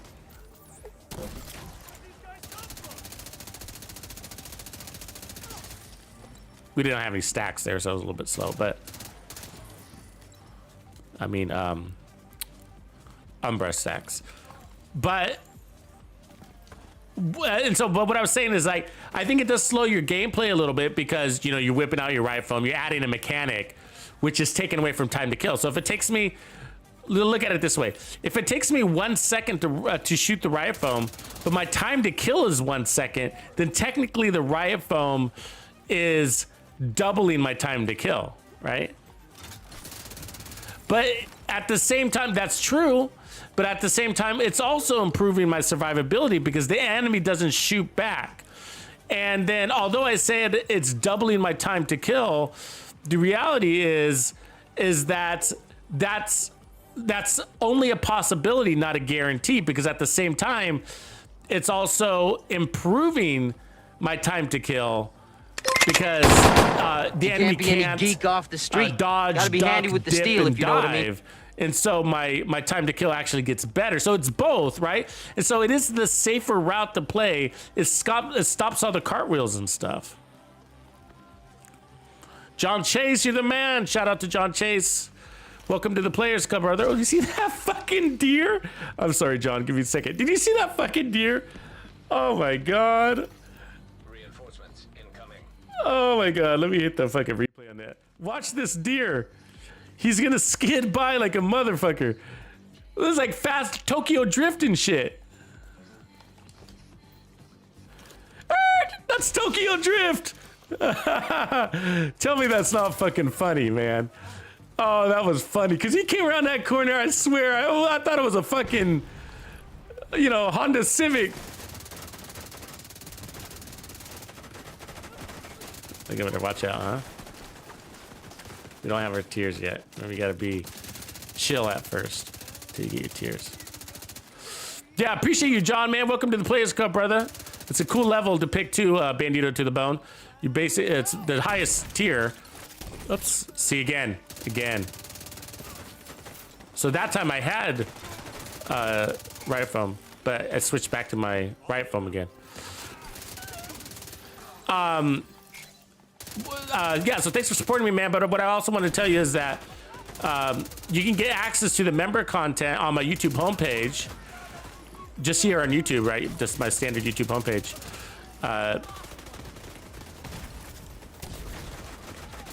We might lose our shield here. No, got it. Oh, we still went down. And then, you know, right at the top of my YouTube homepage is a members only playlist. It's right there at the top, so it should be pretty easy to find. And that's how you can get access to everything all at once. Easiest place to find it all. Also, make sure you have notifications on, because I do drop members only stuff on, oh God, he just fucking got foamed, on the community tab. And so that can show up in your notifications, or you could just visit the community tab too if you remember to do that. And then lastly, make sure you join Discord. Oh my God, he's not gonna save me. Make sure you join Discord, because we got a members only channel on Discord, and that's where you can get access to the Pimp My Build area. If you want me to take a look at your builds and give you my suggestions. Oh my God, we got out of it. I gotta tell you guys, he never retries. It's really rare that he does that. I'm just gonna die again.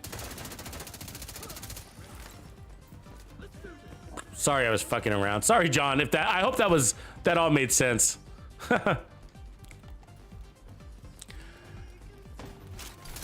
Most important thing is go to my homepage, my YouTube homepage, and check out that members only playlist. You got builds, you got gamer music playlists. That's the music like what you're listening to here. There's 9 volumes. to date. I'm actually got to put out the 10th here pretty soon.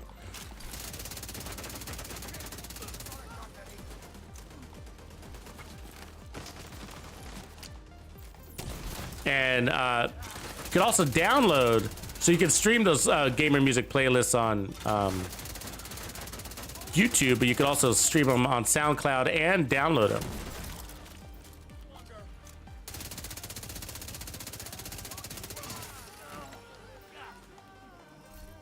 But yeah, either way, man, appreciate you, brother. Players Club. All right, let's get some ammo. So, but anyways, you see, so the right foam definitely helps against the bosses too, right? I mean, the bosses are useless, all of them. I mean, the right foam, you got to remember, bosses have a little bit more resistance to status effects, right? So they're a little bit more resistant to status effects. So it's not going to last as long as them, but it's still tier 6 or tier 5 Riot foam. It's still that, you know. Detecting additional hostile contacts.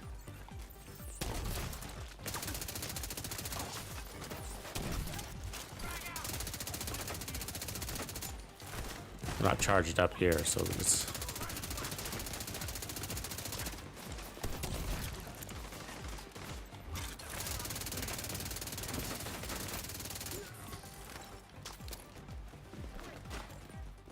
This is gonna be a cool build. You guys are gonna like this build.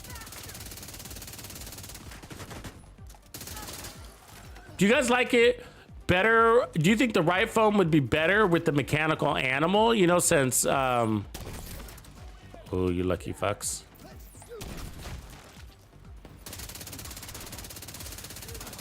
Do you think the right foam is more time dependent on the skill tiers? You could try that. We went through the Police 7.4 mainly because it's got a better, I can perform better with it because it handles better. Higher RPM, better accuracy. Perfect use case right here though, right? Heavily armored hostile detected.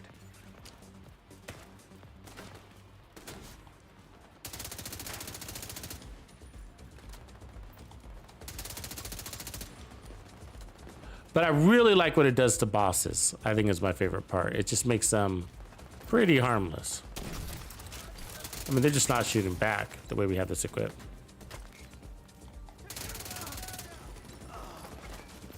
Yeah, but I don't recommend it on using it on everybody. It doesn't make sense because most your time to kill is so fast, you don't really need it.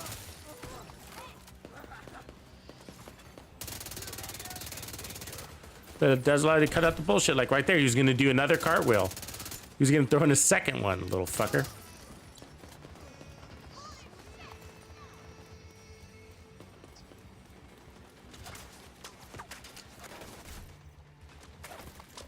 Who are you people?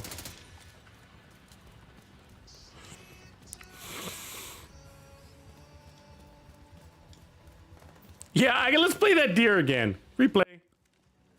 Tokyo, I'm on when we go. In my Tokyo. Fast and Furious. Fast and Furious.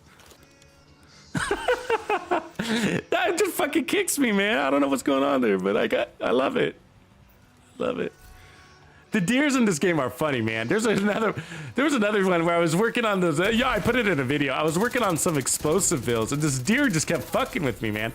And I swear it was the same deer, right? Like, I was running from control point to control point, and this deer is just kind of, you know, slowly walking by or jogging by, whatever he was doing, didn't matter. But I was like, yeah, I pulled out my grenade launcher and I was like, oh, you know, I got to blow up this deer, right? And so I pull out this grenade launcher and I keep launching grenades at him. He sort of takes off, and so I keep launching grenades at him, and I didn't kill him. He kept going, and I was like, so basically, I concluded that deer don't take splash damage from explosions.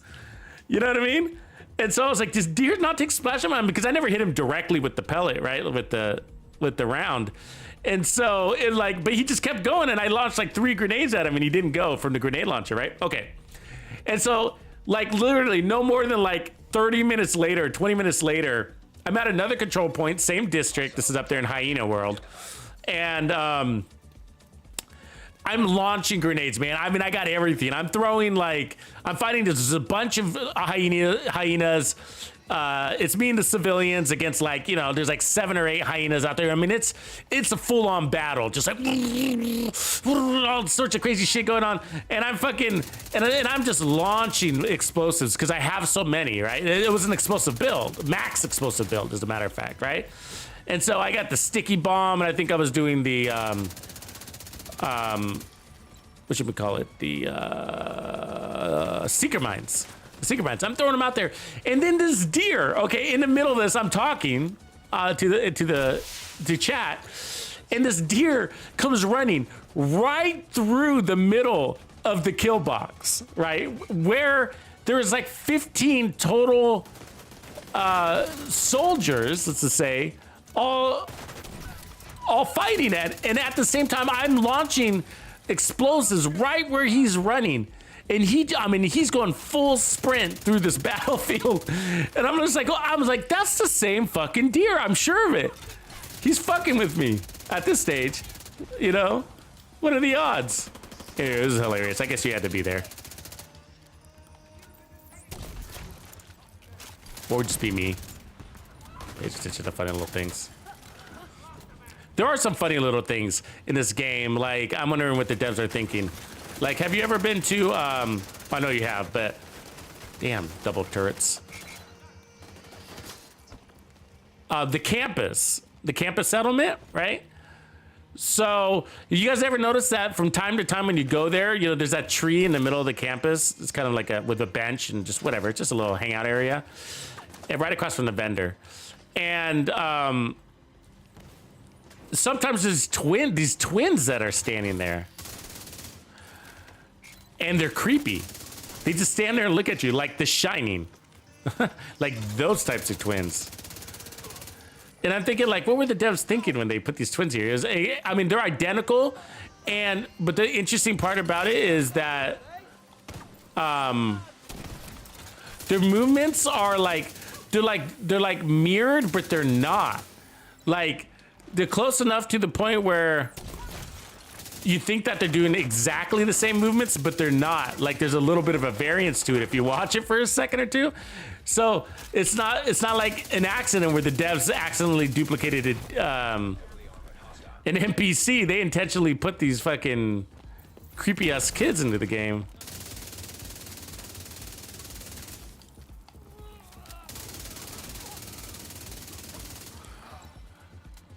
Kind of curious on what the devs are thinking there. What are they trying to tell us? I think it's an ode to The Shining, though. That's my conclusion. The Shining? You don't want to get sued.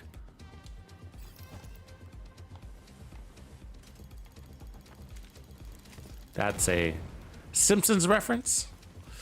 Remember that?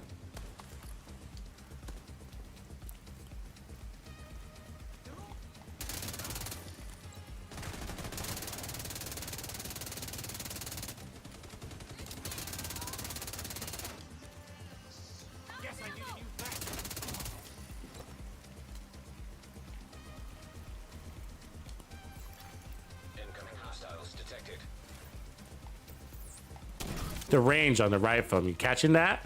That's power right there.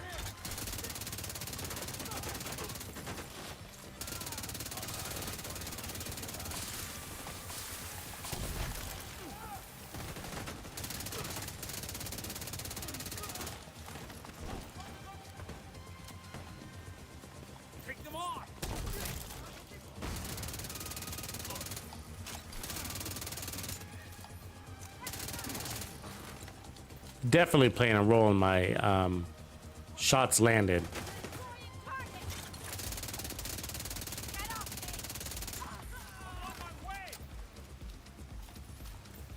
Uh-oh.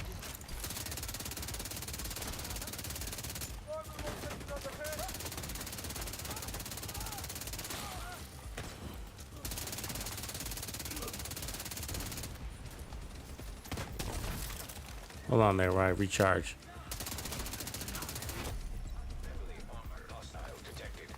Cool, huh?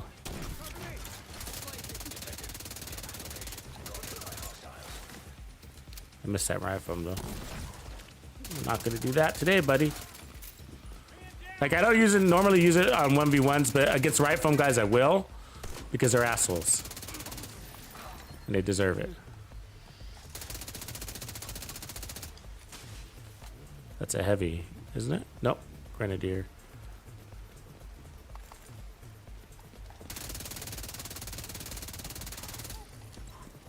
Come on down.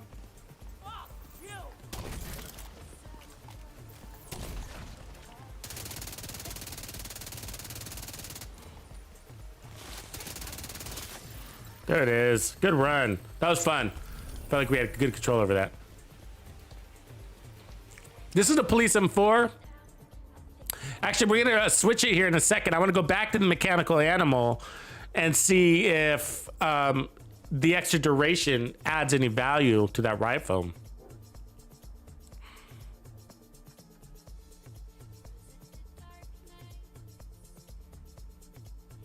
Oh, you're talking about the original build video for this? It is a different build though, but there is a concept of this that I had created.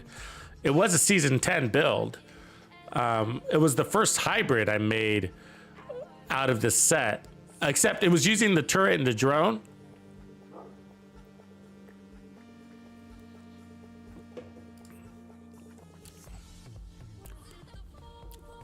The link is taking a second here. It's actually a nice obliterate. Crit damage and headshot damage. We'll take that. Because then you could roll a blue core on that and run that with the chameleon. Let me grab this Umbra link for you.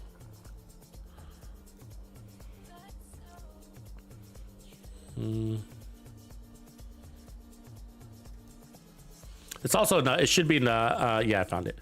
It should also, there's a hybrid. If you guys didn't know, I have a playlist for hybrid builds. This is not the same build, but it's a very similar one. Okay, so the one I'm gonna be posting here in the chat is got the turret and drone, and it's not running the memento, I don't think. What up, Rising Reap? The chest I'm using here, I am using the Umbra chest. And the reason why I'm using the Umbra chest is because it gives us 100 stacks, and that's 100% crit damage and 30% RPM increase. And that's part of the, I feel like that's the power of this build, not just the crits, but that RPM increase is a big deal for a lot of weapons. It makes them feel really good. I'm an RPM whore, I guess. I really like RPM, so I'm sold, you know? Oops.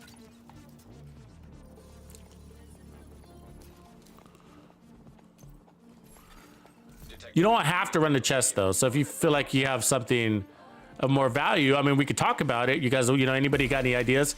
I mean, we are running, if we do go back to technician, we can run the spotter chest and then put on the laser pointer and then get the technician skill tier and then drop the Umbra chest piece down here. We'd lose RPMs would be our loss, but we'd pick up the more upfront damage by getting the pulse. We could try that for shits and giggles. Now, I normally go with this chest piece almost on every Umbra build because I really love it. We could also go thinking like kinetic momentum. I wonder if kinetic momentum would give us more skill damage. That wouldn't be helpful. What's the one? I forget the name of it now, but the one where when you put out skill damage, you can get more ammo back. More skill back. I keep forgetting the name of that one. It's the one where you get a little skull icon. I should have it around here. That one. Tag team. So you run tag team and get more and cut your skill haste down on the Riot foam, but I'd rather probably take the damage. But for the moment, we're just gonna change the gun. We're gonna go back to the mechanical animal because now that we're running Riot foam, we might find that the extra 4 seconds that you get, that's the difference, is basically just the extra 4 seconds skill tier duration. And but you also get a higher RPM, I'm sorry, a higher damage base on this weapon. But we chose the Police M4 because, you know, it just performs so well, both in RPM and accuracy. But the big difference between the two being the accuracy. But now that we're using the Riot foam, you know, with the enemy standing still, maybe that's not a thing going to be a thing anymore. So it's worth checking it out. The SIG is actually not bad. I don't mind the mechanical animal, actually. It's actually not that bad of a weapon. It's pretty good. As a matter of fact, a lot of people really like it. They run the base of this assault rifle with their whatever talent as a damage dealer. What up, Aaron Blue? What are you looking for, Aaron?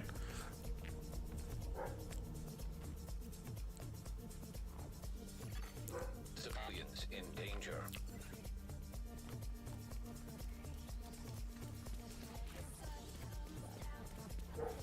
So we'll do that, and then what we could do is play around with the chest piece and see if we could add some more, maybe a little more burst or something like that. What up, Dr. Hannes? Good to see you, man. I haven't seen you in a few days.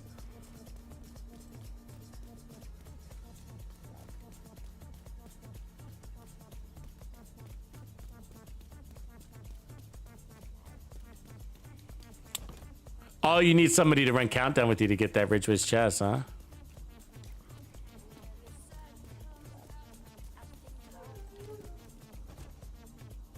Which platform are you on?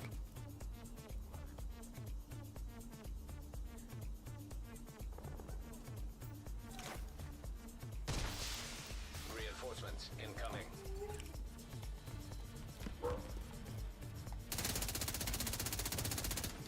These fire things out of my way.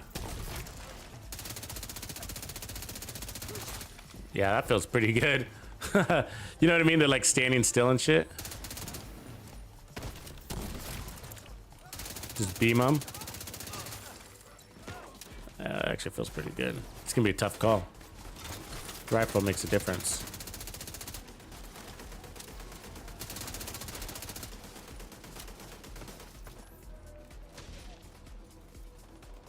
Where are the enemies? They all ran out of their control point. Yeah, we don't like to fuck with this guy. I don't want to be right thumbed.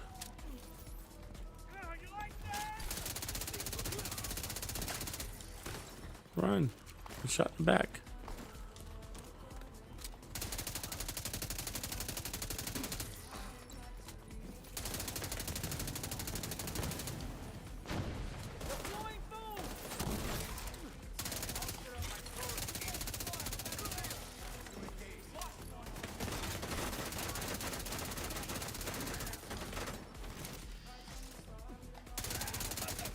Go back.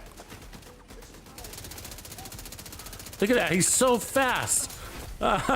You know what I mean? Like, he outruns my bullets. Hold on. Coming for you, buddy.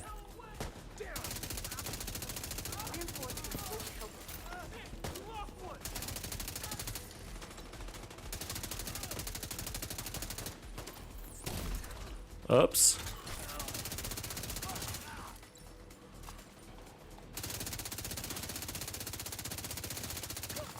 Oops. Feels good, guys. Feels good. Oh, it feels real good. Late nights with Tux. / Barry White. Wouldn't it be cool to have a voice like Barry White? I can't even pretend. Additional hostile contacts. It feels good. Real good.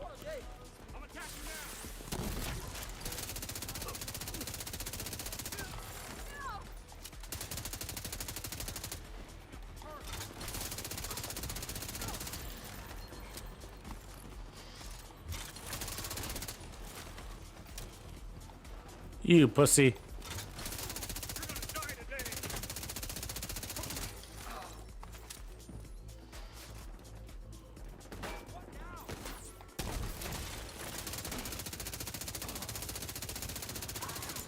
See, that foam just got us 2 really easy kills, right? It really is a good little thing. I like it. It takes a little practice to get used to, though. You know what I mean? It'll feel a little awkward when you get started. So right there, I use it because I needed to get that kill really quickly because I knew there was somebody flanking me. You know what I mean? So it's just like, let's cut out the bullshit.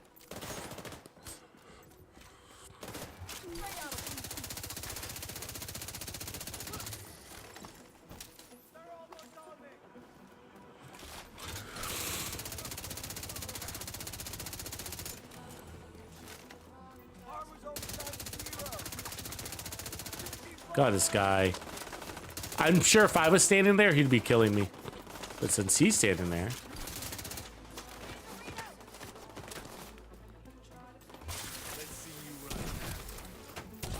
Oops. Double rifle. It's alright, we got extra. Hostile detected.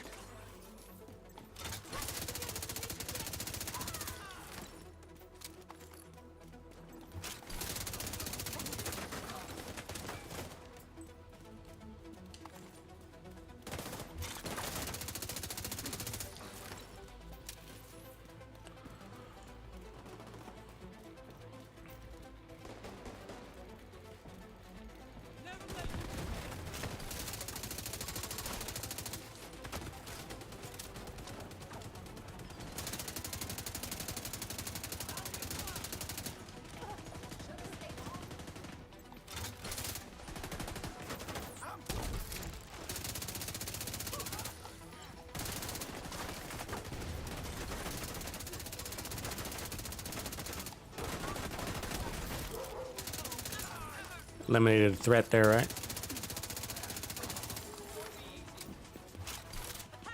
And then neutralize the boss. He's become nothing.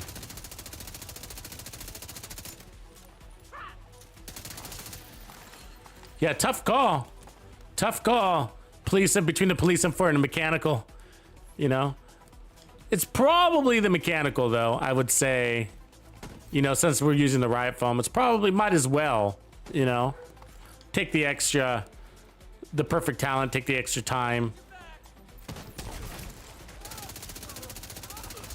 The RPMs are fast enough. You got a higher base weapon damage. We need to find some rogues.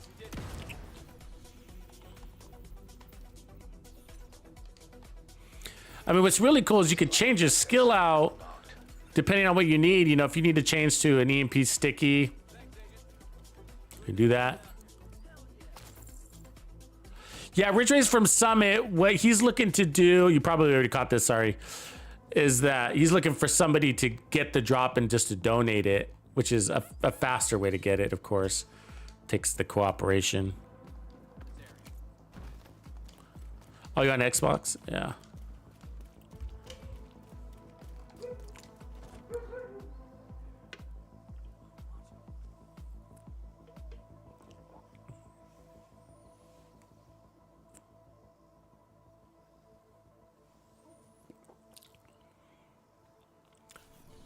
Yeah, countdown's not a bad way.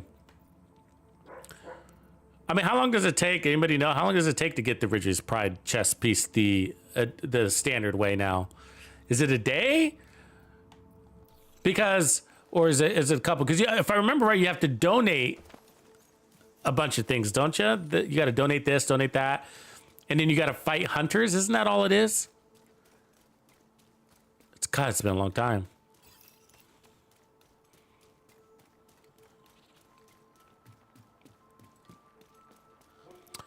Can we play this build with the bighorn? I mean, it would be a completely build. We could change the build here in a minute, though. I don't mind doing that. Let's finish this control point at least. This build's at a really good spot. I mean, one thing we might want to do, and we could do that right now, actually, before I don't need to do another fight here, is we wanted to try a version where we weren't running the Umber chest piece and see if we like it better.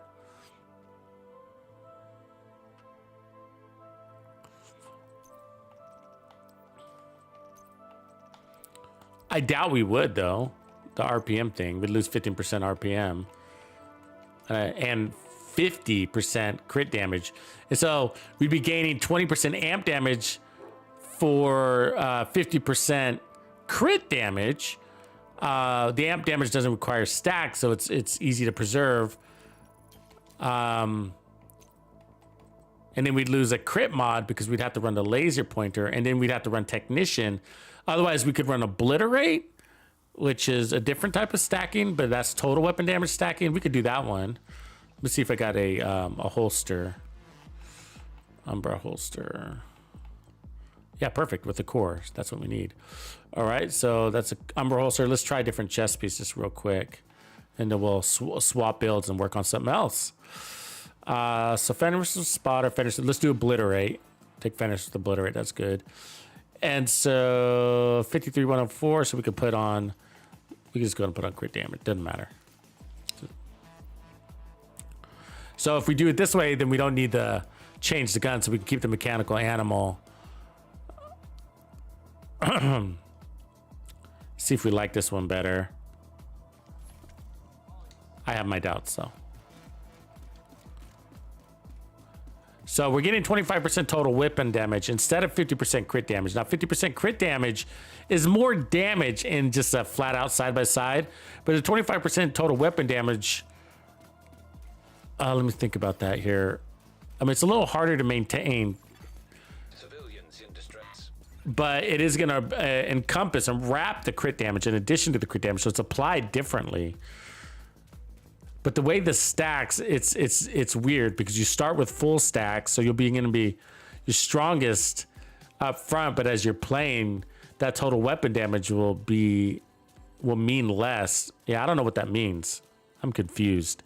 To be honest with you, it's the degrading part that's gonna make this feel bad or not, right? So we only got 50 stacks, but it still takes 5 seconds. So no matter what, you still have to get in cover for 5 seconds. So obliterate doesn't save us from that.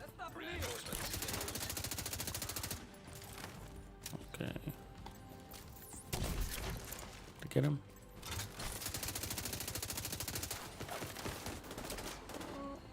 God damn, this guy.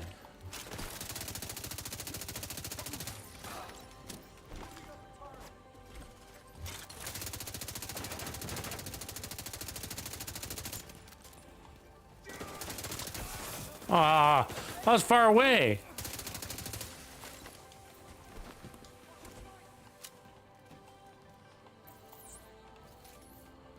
Come on in, buddy.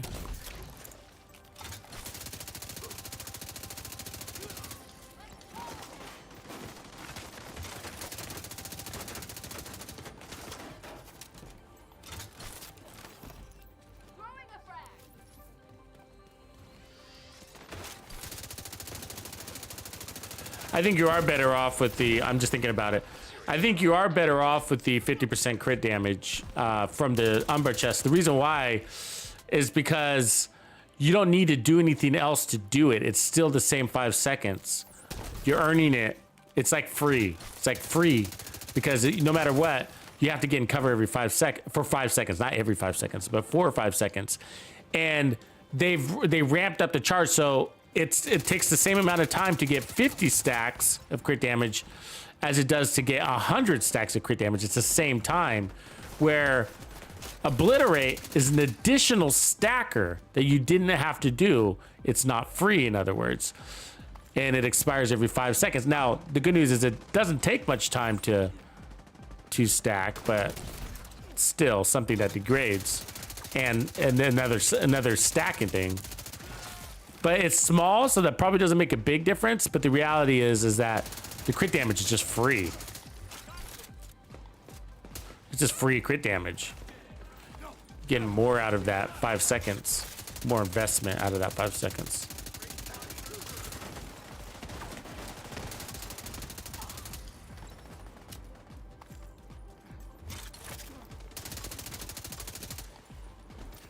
Just enough of that shit.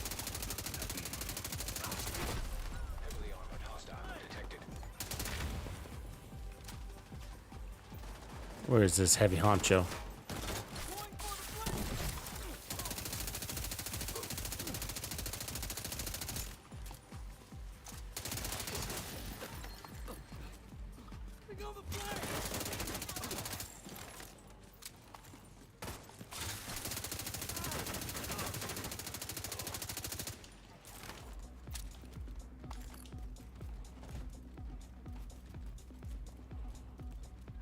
Plus, I'd rather have the RPMs too. The RPMs are in addition to your DPS also. So probably this is less DPS. I mean, we wouldn't know for sure. Unless we went to testing range.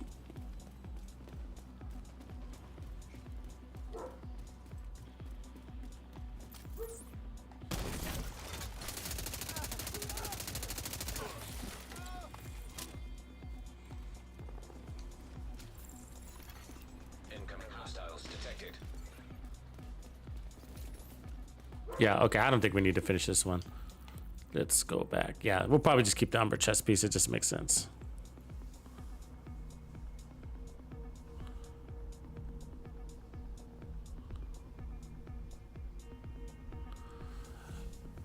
Old North, yeah, Umbra is good. Also, probably Heartbreaker. I would probably start with Heartbreaker over Umbra, actually.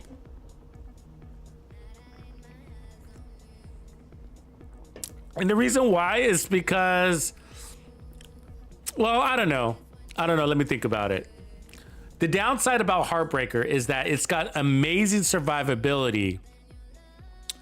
But the reality is to get the most out of your Heartbreaker, you really do got to step up against the enemy and whip out your ACS shotgun, which new players would have a harder time doing than somebody like me who's been playing forever, right? And so because you're still getting shot from your back, you might not be fast enough, you know, you might not take the best flanking route or pattern. And so I could see how that could be a challenge for a new player, where somebody that's been playing the game for a long time might be like, oh no, stepping up to the enemy with an ACS shotgun is really easy. And it is. But for a new player, you know, their perspective might be, well, you know, it's more difficult for me, and I get that for sure. Let's see, where's this? 59, 93. So that's the downside of Heartbreaker, is that it shines when you use ACS shotgun, and for a new player, stepping up to enemies like that can get you killed. However, a lot of new players do that by default on accident because they don't know better, right? What up, Papa? Papa. A lot of players don't know that, right? They trade face anyways, right? They face tank anyways. They go toe to toe anyways, just because they're new and it ends up getting them killed. So they do it anyways, where they probably shouldn't. They need to pace themselves a little bit more as a new player, right? And so I would, so if that is the case, and I guess I would say Heartbreaker, use your ACS shotgun, build up all that bonus armor. Man, so much survivability. It's so easy. Point and shoot, you know? So basically, Heartbreaker, go the Heartbreaker chest and backpack, run the Kingbreaker with the ACS shotgun. That's the build, you know? And then put on whatever level of armor you want. It doesn't matter. At least 1.1, though. Anyways, let's save this build. Cool build, though. This came out really good. I like it. Let's save it over one of these. Which one?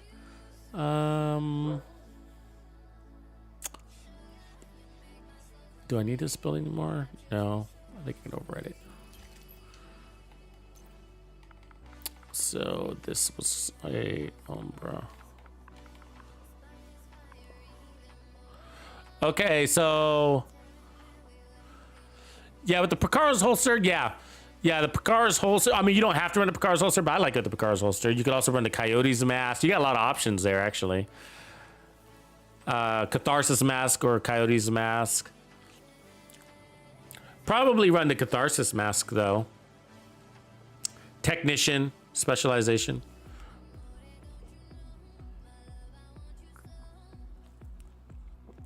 Silverback, I still hate shields. But actually for DPS builds, they're quite important because you need some level of resistance. If you want to, it's the play style that dictates it. You know, it really is. It's the play style. If I was just to chill out, I don't need a shield.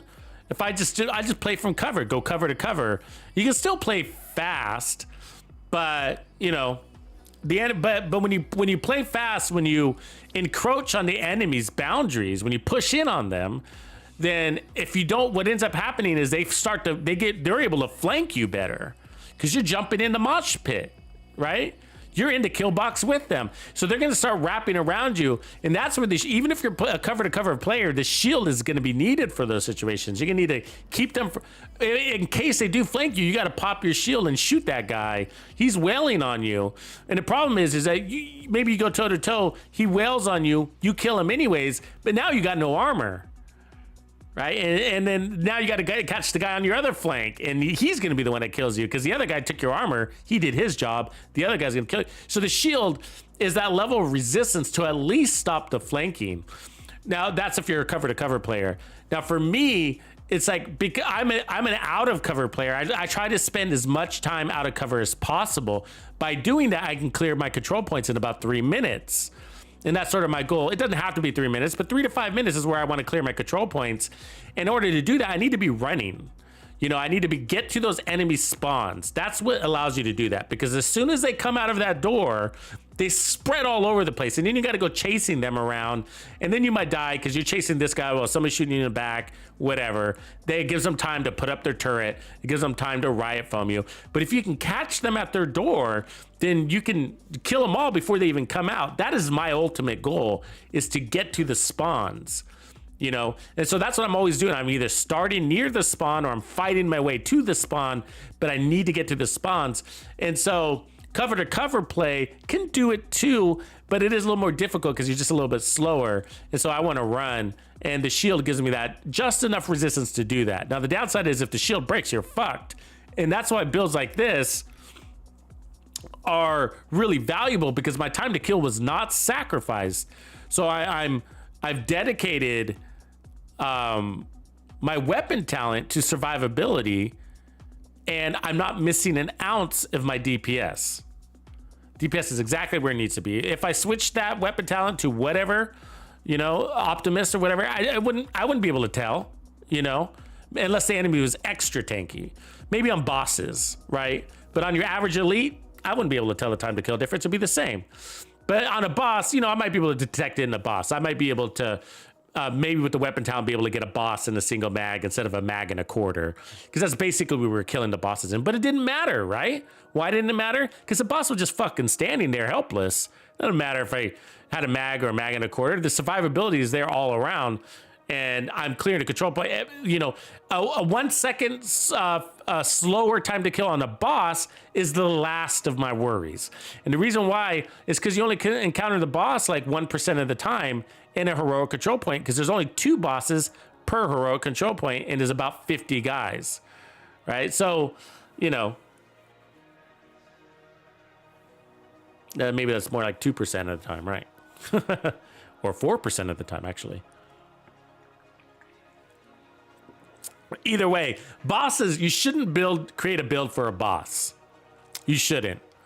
You know, so keep that in mind, guys. It's just like when we show you, look, we can kill this boss really fast. That's just a demonstration of power.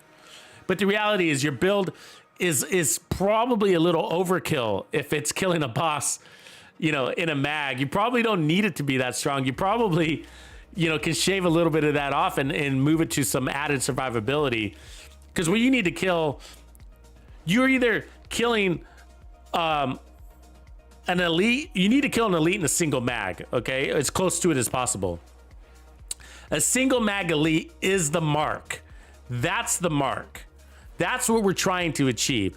Odds are, it doesn't matter how strong your build is, you're probably gonna have to reload to kill 2 elites with a single mag. And the reason why is because you don't have 100% accuracy. You have about 50% accuracy, even if you're playing in close. So there's always going to be a reload in there.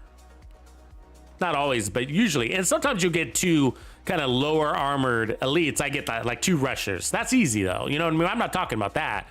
I'm talking about 2 9 million in armor grunts, you know, those type of grunts. I'm not talking about the heavies. You're not going to kill 2 heavies in a mag. It doesn't matter what your build is. You know what I mean? So, you know, but you want to kill 2.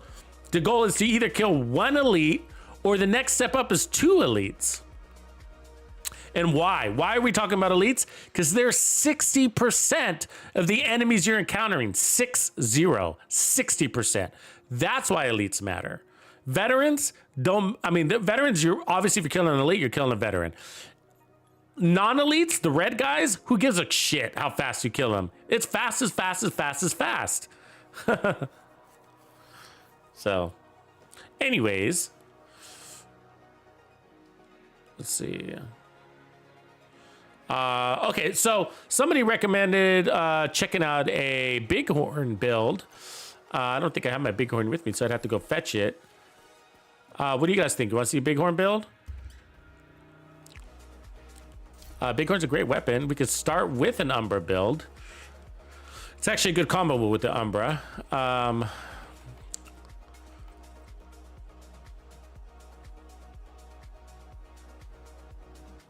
Yeah, pummel and with the shotty. Yeah, shotgun build. One-shot builds are different, though, of course, right? You're right. Hobo thesis. That's right. When we're one-shot builds are different because you can one-tap an elite by default, right? Let me just switch characters here real quick, guys. I gotta go get my eagle, my bighorn. Like the Regulus, the M870 shotgun, the White Death, the Nemesis Mantis, all of those. You know, you can chain kill elites. Or even the 1886 rifle. I mean, you got 5 rounds. That's 5 elite kills when you're fully buffed. Absolutely, absolutely.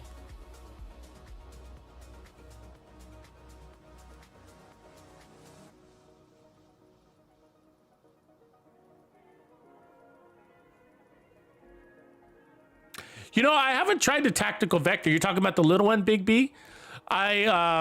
We could try that too. I have one sitting on my side. It's about, you know, on a striker setup and a number setup. I wonder which one I would like better. I mean, the striker is going to get you more DPS, but the Umbra is going to give you the heals and a faster reload. Not that you really need it, but on fast weapons, on weapons with a faster cycle, you do want faster reloads because you spend more time reloading than you do shooting, which is why weapons like the Chatterbox are actually pretty powerful because they got instant reloads and a fast reload. Look at that reload, 1.2 seconds. That's really good because it's a fast weapon. It doesn't look fast because it says 700 RPM, but I think this thing gets up to what, guys? 1400 RPMs? So, you know, really good weapon. We should try that. Let's roll out with that one too. And then we're looking for the bighorn. There it is, bighorn. And then I think the vector is already over here. Let me take a look. Yeah, so there's a tactical vector.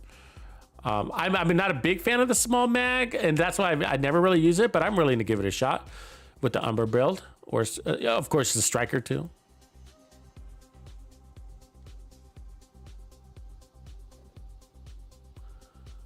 Yeah, I'm not a big fan of the Banshee either. It's the same thing. It's actually why I don't like, I'm not a big fan of the Lady Death. Like, I rarely use it, only in PvP situations. I don't use it in PvE. Some people do. And it's not that it's not strong. I mean, the amp damage on that thing is crazy, but I do find it situational when you're fighting 50 enemies. And then I just don't like small mags. I'm just, ugh. I mean, I don't even like that. That's my one bugaboo about the capacitor. The capacitor is only, which is the exotic assault rifle, top tier weapon though. So, but it's got a 40 round mag and that annoys me. However, the reload is really fast, so it actually out DPSs a lot of other weapons. It's a very powerful weapon because it's got a fast reload, but it's the action of reloading that irritates me. Small mags. Yeah, we'll give them all a try. Let's just keep the Umbra set going. We'll take away the skill tier concept, okay, for the moment. But let's just hold on to the Umbra to test which weapon we're going to go with here. So I'm going to lose the Riot Foam. Just going to take out that mechanic. So I'm going to go and put the shield on the right. We're obviously not going to run mechanical animal anymore. We're not going to run that talent future anymore. What we're going to do is to look at just DPS here. So, I mean, we can keep the Picaros. There's nothing wrong with that. Nothing wrong with that. We could also go Coyote Mat. Well, we can't because we're running the backpack. memento. Might as well keep that. Okay, stash. Let's pull in those weapons. So the bighorn, the chatterbox, and I'm full. We hit our limit. Let's drop those back. Back market. FAMAS. TK. Delete our junk. All right. Weapons. That. And then we need that little boy. All right. We can keep gunner too. I think that makes sense. These weapons. Let's just make sure we got our SMGs on. We do. SMGs, assault rifles. Okay, we should be good.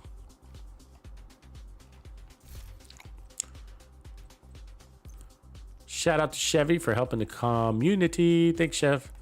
You're the man. Chevy's a good guy there, Aaron. He's the man. Okay, so we'll try them all. Let's start with the little one.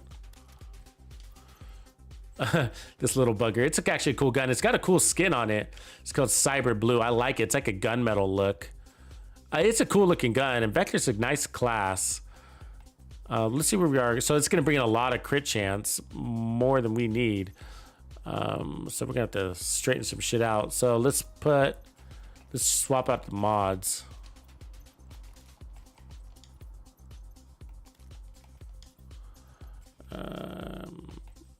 Where are we at? It's 57. Okay. Yeah, so let's switch this to the crit damage version. Try to keep our crit chance on the weapon if possible. So we're going to run that. Boom. And now we're at 51. So we only need one crit chance mod. So we got the plus 20 rounds. So that's as big as that mag is going to get. Crit chance.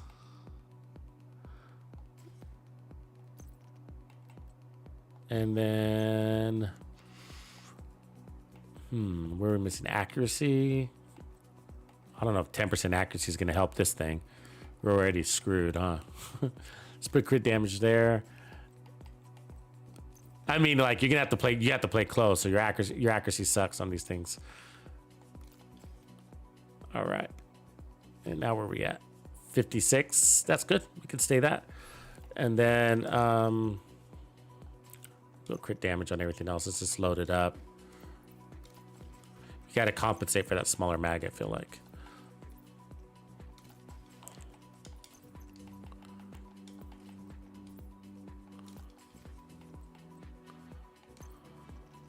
Okay, so with this one, we're going to be at 250% crit damage.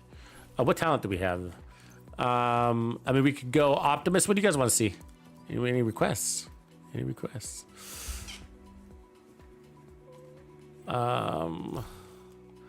See, it's SMG, tactical. Killer's probably the best. Get the 40% crit damage, but we don't really need any more crits. What did we say we were at? 250, but that's a good one. That's a good one. The compensation packs are going to drop at 11 p.m. Pacific Standard Time. So that's about 3 hours. Preservation's not bad either. Optimus, Strained. Strained, the weapon's too fast for. Close and Personal would technically work too. But I'm not sure we need preservation because we already got Gunner and all that. I mean, maybe. If anything, what's the reload time on this? 1.5 seconds. I mean, that's pretty fast. I mean, what if we put fast hands on it? Should we try that? So fast hands is basically going to eliminate the reload altogether, and that might be our savior, right? Can we try it? I know that's crazy, but let's try it. So fast hands, critical hits at a stack of 4% reload speed bonus. Max stack is 40, right? And so basically the downside is that it's basically eliminating your benefit from that 30% reload speed. So that's the downside. However, with a weapon like this, if we can just make that reload speed a non-issue, then that mag size is a non-issue. Let's look at it real quick.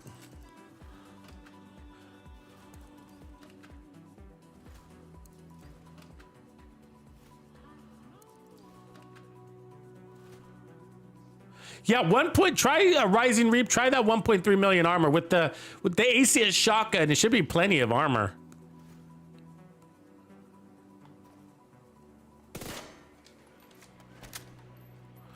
So, if you guys didn't know, this has a higher base weapon damage than the other Vector, the 45 millimeter one. So, but the reload time I think is also the factor. Do I have my Dark Winter? Yeah, let's compare. So, let's see. My proficiency rank on the tactical Vector isn't all the way up. On either of them? My Dark Winter still needs to be ranked? Wow, I need to use it more. Anyways, tactical Vector's on the right, the Dark Winter's on the left. So you got a 5,000 difference. Okay, but you got a smaller mag. There's your compensation. And then the reload times look like they are the same, actually. So, but this thing can break 20 million DPS. But let's see what we get here. So basically, I'm gonna step out. Let's crit. That's pretty fucking good. But I mean, we're eliminating elites on body shots. You see that? And the reload time is amazing. And of course we're degrading. But are you seeing that? That's body shots, and we're eliminating an elite on a body shot. See that? That's pretty incredible. And so on headshots, it's obviously gonna be faster. Of course, there's some misses in there.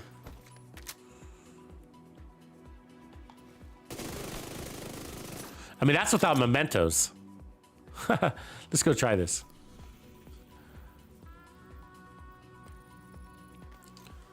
So the fast reload, I think, is going to be your savior. But we'll run it with this, and then we'll run it without this talent, and switch it to a damage talent. Because then maybe the 1.5 second reload time, the default reload time, maybe it's fast enough, and you don't even notice. You know what I mean? 1.5 seconds is quick. On an SMG, you need to be somewhere around 1.5 to 1.7. Of course, the faster the better. But and that's what's tough about playing, running and gunning with assault rifles. That's the advantage. It's the reload. Okay, so when you're running and gunning with like a Police M4, like I was doing earlier, the downside is the Police M4's reload sucks. It's like 2.1, 2.2 seconds. The good news is that Umbra fixes that with that 30% reload speed. And so that's what a lot of our success was that we were running around with 1.8 second reload speed on that Police M4, 1.8 seconds. And that's a great reload for an assault rifle, I gotta say. Okay, so we have no memento stacks. I should switch my skill. I didn't do that yet, but.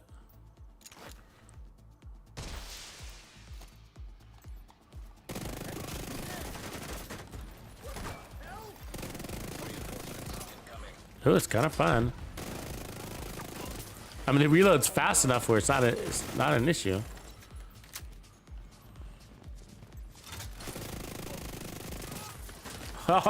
It's actually pretty good, man. I can tell right away. You know, you can kind of feel it out right away, especially when you've been running a build all day like we have. We're doing Umbra.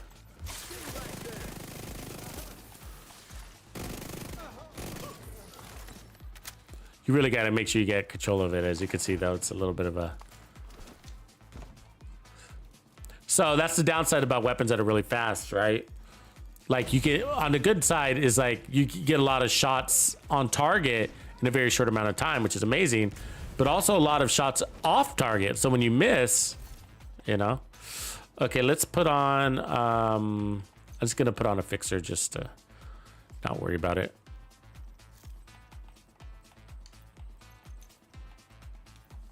Just let it go so I can focus on the weapon.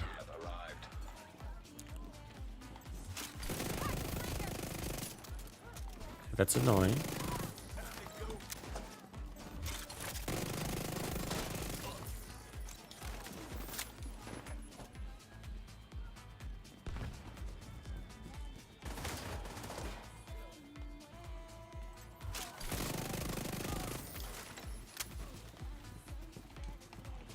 Can't tell where they're coming from. The map is funky, huh? Sometimes it looks like they're all around you and then there's nobody there.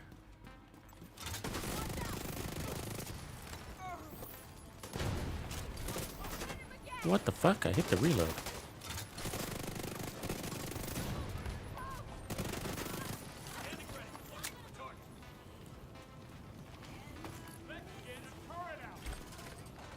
Fucking giant fire puddle, huh?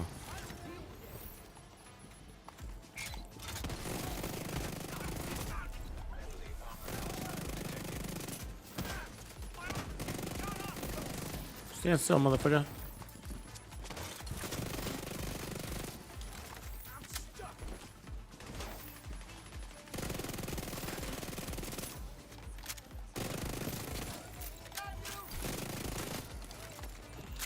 It's fun. It's a fast little guy. I want to see it do a little bit better on the elites, though. I want to 1 meg those elites, so it looks like it's taking a little bit more. But we'll see when we get all our trophies. The hell? Where'd you come from?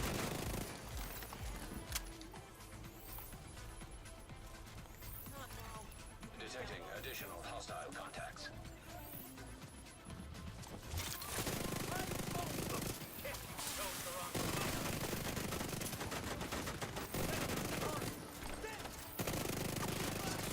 Great survivability, though. That burst damage is nice. Come here, dude. For all the reloads that's happening, the fact that it's not getting us into trouble says something. Because we're doing a lot of reloads. You notice those reloads, right? I mean, just the frequency of it. But the fact that it doesn't get us into trouble, honestly, is saying something about the build, about the weapon.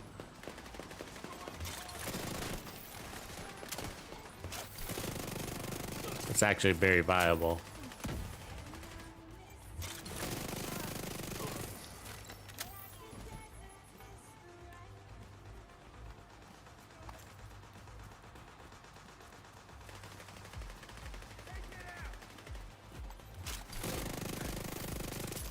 You just really want to get in there so you're not missing a lot of shots. That is going to cut down on some of those reloads. A little patience is what that is, actually. You know what I mean? Don't fire too early. Get up in there. There we go. That was one clipped an elite. I think that's the trick. You know, patience.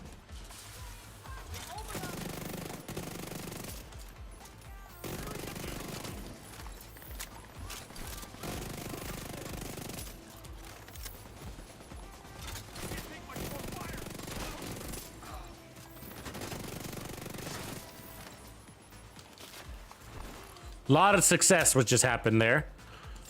Thanks to a nice time to kill.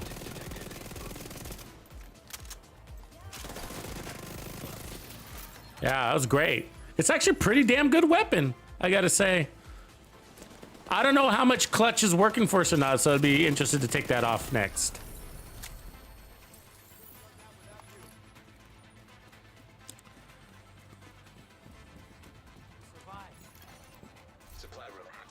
Let's do that, huh?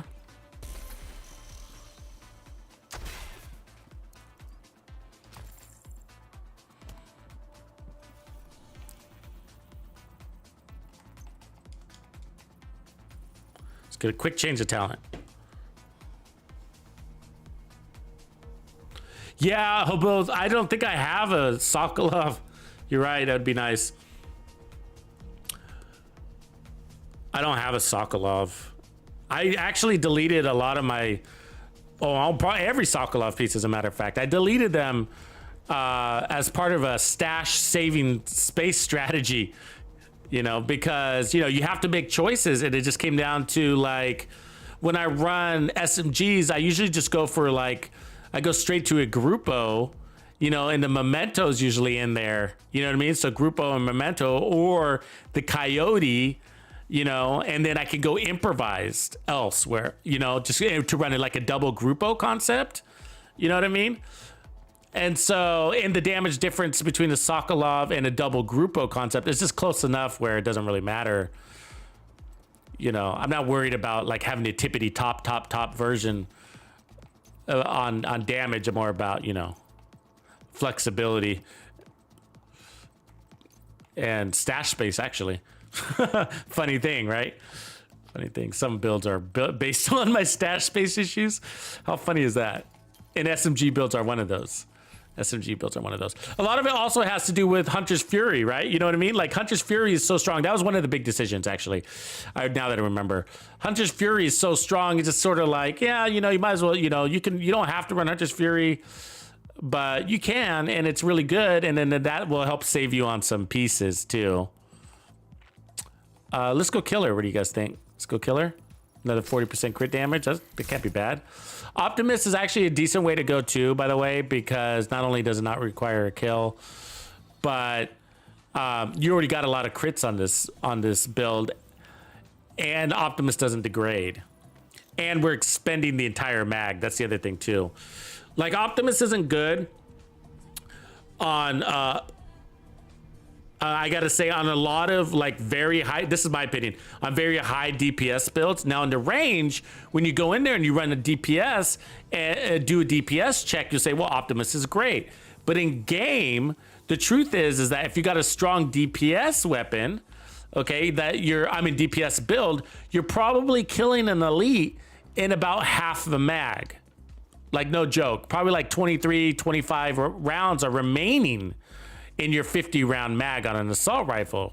And so that means you're never using, and what I do, so when I fight an elite, again, 60% of a control point, when I fight an elite, I almost always, and I mean almost always, reload after I kill him. So I kill that elite, I have 23 rounds in my mag, and then I reload. And so that means I'm never, and sometimes I don't, but the odds are I'm going to. I like approaching my next elite with a full mag.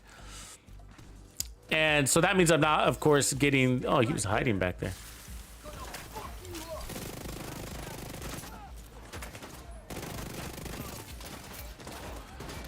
And anyway, so that means I'm not getting the best damage out of Optimus, which is the back half.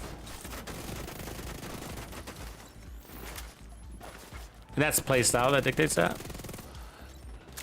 But I mean, if you want to step up to the next elite in the fight with less than half mag, I mean, by all means, but that's also a death trap, you know, depending on your reload speed. But again, like we said, a lot of assault rifles don't have the reload speed that's optimal for running gun gameplay, which is what we do. We force it, right?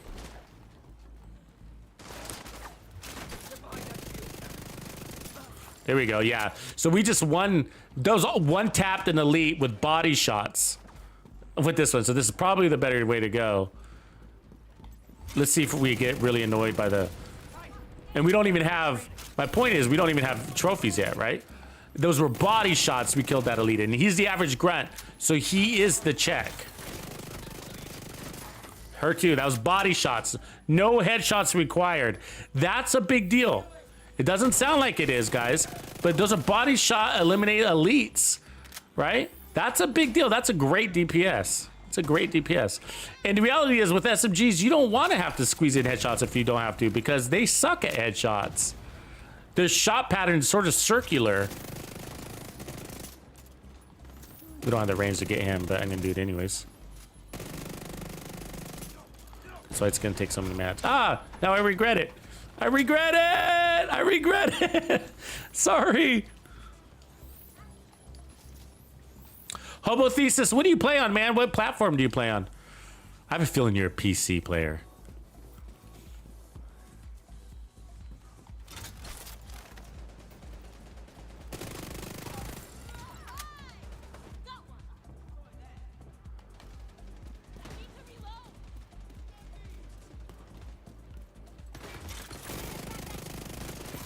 Yeah, so I'm not even going to try for headshots. Like, why? Headshots are just going to lead to more misses, which is going to lead to more reloads. You know, maybe on a boss, but I'm going to see how far we get on a boss. Hopefully we can keep the killer active for the boss. That'll be the test. But it makes them feel like they're made out of butter. Okay, here's a boss. Oh, he's making me miss though, right? Oh no, this guy?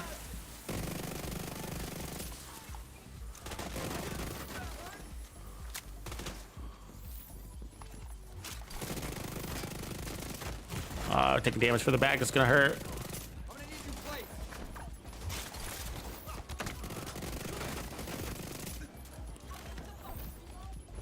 Our heals are good. The armor on kill saved us a little bit there, huh? Good, we survived that. It's always a good sign, right?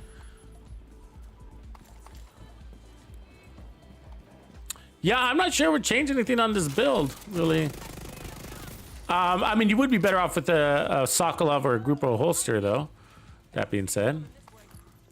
And again, if you don't want to worry about the timer, you could use Optimist as well. So killer lasts for 10 seconds, right? But so a killer, we're getting 40% crit damage. Our build has, I don't remember now. We have to wait for the stacks to expire to really know.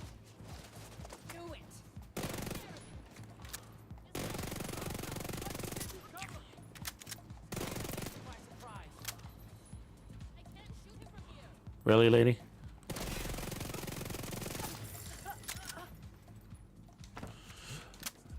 So, you know, here's a question. Do you need a faster time to kill than this?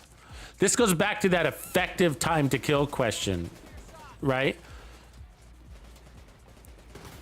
Would you add a faster time to kill than what you're seeing here? One-shotting an elite with a single mag. Do you think you can get 2 elites in a single mag? That's the next step.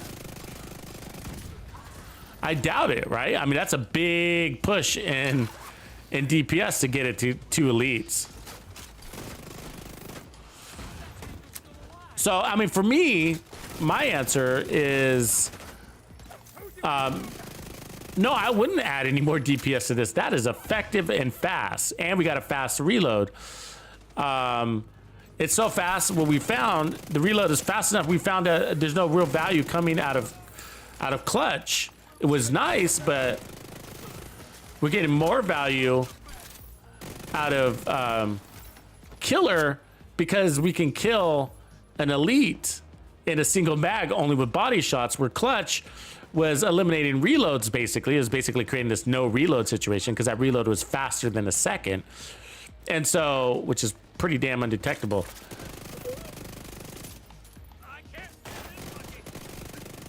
But there were just more reloads, and so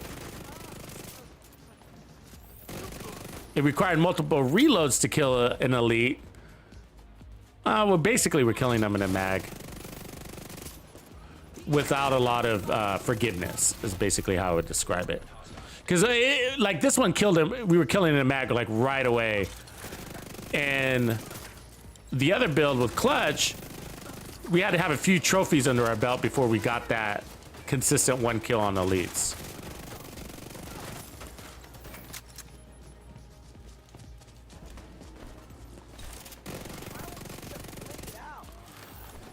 My expectations are lower on bosses, I gotta say. But again, we don't build for bosses. You don't really want to. You're gonna break your efficiency on your build in many cases. Just don't encounter enough of them to really build around them. I mean, it's fine to at that value.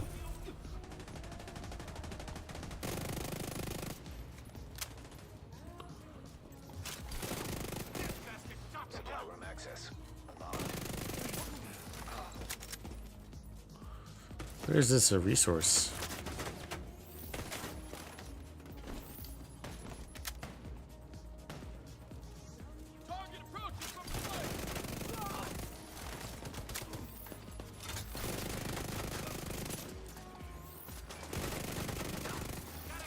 Detecting additional hostile contacts.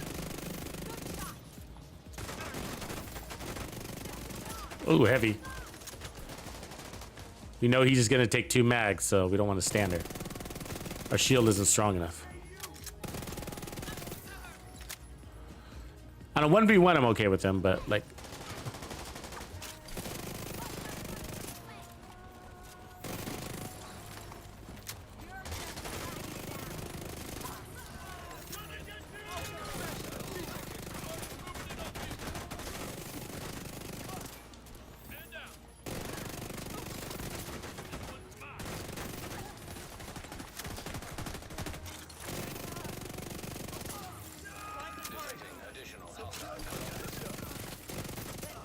Another boss. Shit. Shit. That's it. Yep. That's it. I knew that was gonna happen. Riot foam plus heavy gunner, bad combo. You know what I'm saying? And so the DPS on that thing has got to be over 20 or near 20. I don't know for sure. We'd have to do the math, but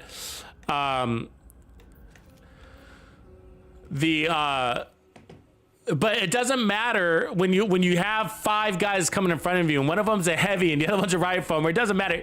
So your DPS can be the best CPS in the game, but the wrong combination of enemies does not allow you to stand out in the open. That's the difference. You know what I mean? Unless I was lucky enough to hit that riot foam weak point and bust the riot foam on everybody. So that's the thing. That's always the thing with DPS builds. That's the risk of playing out of cover. You know what I mean?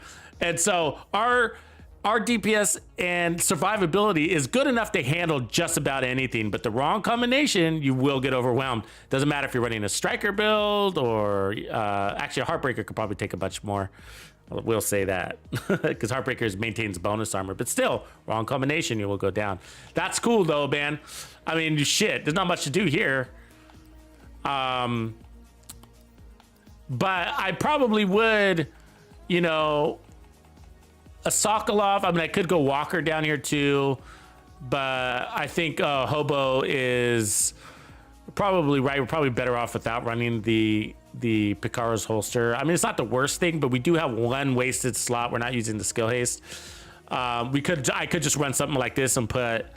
This is probably a better build to make sure we're using every slot. But the reality is that I'm not really missing any damage either. You know what I mean? So, but it's the same but different. You know what I mean? Same but different. Anyways, but that's, I guess, to optimize the build to its fullest, that's probably a better way to go, or Sokolov. But having 2 armor cores is definitely worth it. I don't see the value of dropping an armor core because that shield would be pretty worthless. That's a tier 3 shield right there, and that's borderline. Luckily, our time to kill was so fast that it didn't matter, but we got close in a couple of situations, but really fun. I mean, I don't think I need to showcase that build anymore. Do you guys? I mean, good to go, right? Easy peasy. Let's go ahead and, oh, did I kept saying clutch? I'm sorry, Big B. Yeah, I meant fast hands. Sorry, guys. I was saying clutch. You're right, because I've been doing clutch a lot lately. I was saying killer versus fast hands. I didn't see the value out of fast hands. And it took longer for us to get to that point where we were one-magging elites, where a killer allowed us to do it almost immediately, even without memento trophies, where with fast hands, it required a few memento trophies before we were consistently doing that. But anyways, with SMGs, pay attention to that reload time, and that is the advantage of an SMG over an assault rifle. If you're ever wondering, like, what's the difference between a 900 RPM assault rifle and an SMG at close range? It tends to be the DPS, and probably the crit chance.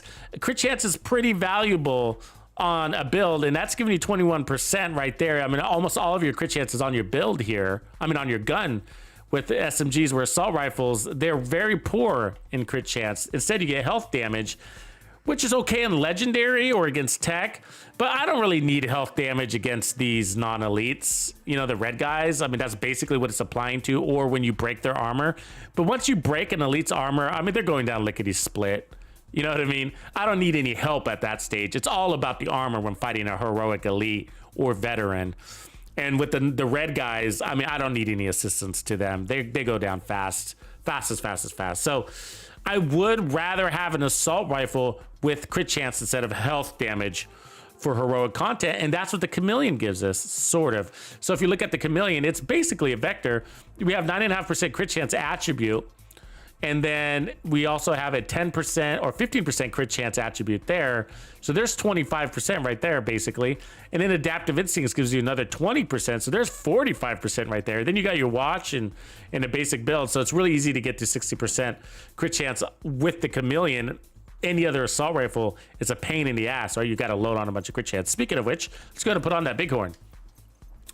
Bighorn's got a really fast reload time, which is why it sits at the top of DPS, great DPS weapons, right? Because it if you know, with a lot of fast, this has got a pretty decent RPM at 800 RPMs. It's not the highest. The highest is 900 for assault rifles, but it's high enough where the reload time is going to matter. It's high enough where you can spend more time reloading than shooting. And so with fast assault rifles, you want low reload times.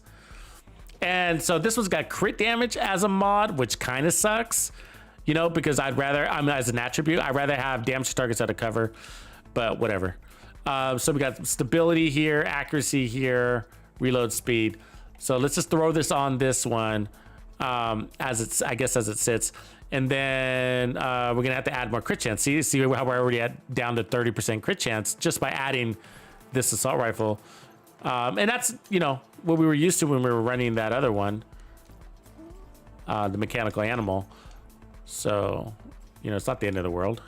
You get more range out of these weapons too, so you make up some damage for a better drop off. So where are we at there? 48. So we need to add one more crit chance mod. So basically making this a Cheska here. Okay, so what's the value of this weapon? Well, what does it does? What does it do? Big game hunter. So when scoped, blah, blah, blah. I'm not even gonna read that part because that part sucks, okay? When you go in scope, just so you know, if you try to use this in scope and go for that 450% weapon damage, it's basically like you're a really shitty sniper, okay? You're just like a bad sniper. So I don't really use that, but of course it does have value when you got this one annoying target really far away. At least you can do that, scope in real quick.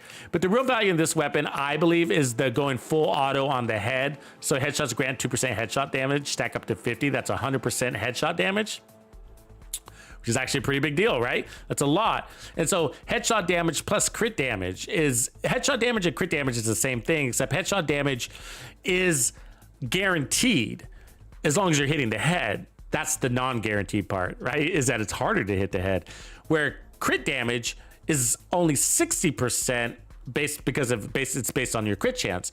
Headshot damage is 100% every time you hit the head. Does that make sense? But so it's a multiplicative damage too, but how it works with, this is the value here, how it works with crit damage is that you actually add them together when you have headshot damage and crit damage. They fall under the same pool. So if we have 100% headshot damage, it'll actually be more. Our build will have 100 and it'll have 200% headshot damage, and then we're gonna have 215% crit damage. And so when you're hitting in the head, you would add those two numbers together to get your final value. And then, of course, any other damage you have would be applied. So we got everything else. Let's just keep the same. Let's just go give this a whirl. And try not to fall into the trap we're starting at the head. Again, this weapon plays better when you're not missing that many shots and get yourself into a unrealistic amount of reloading. So that's what happens. We talked about this earlier, if you're chiming in.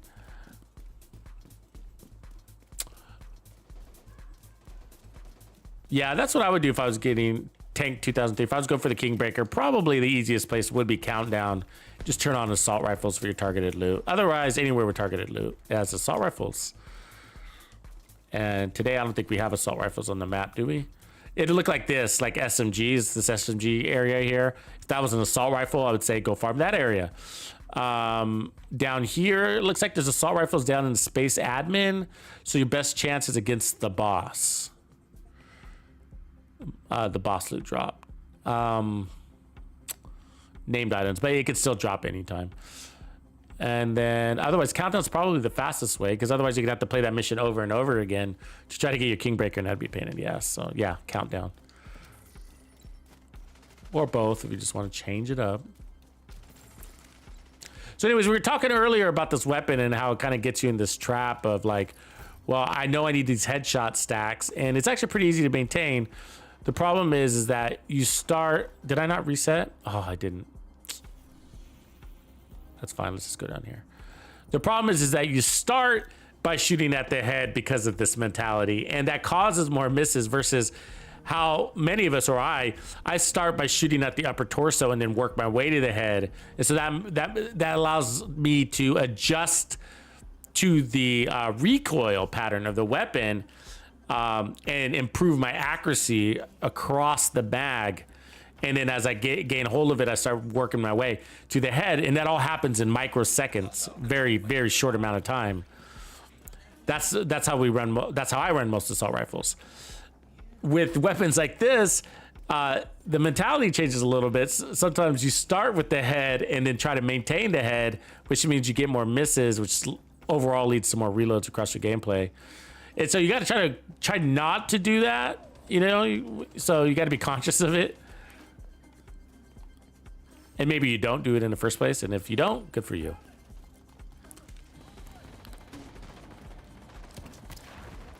Okay, I'm gonna have to get used to this too. Every time you change a weapon, right?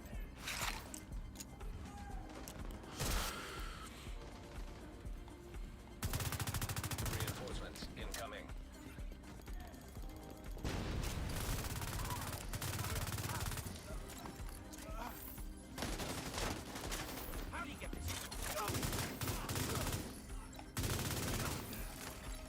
Hostiles guarding location nearby. So my time to kill is probably fast enough where those headshots are just gonna be bonus anyways. So I'm not even gonna pay attention. Oh, you get off me, phone. Oops, accidentally scoped. God damn it.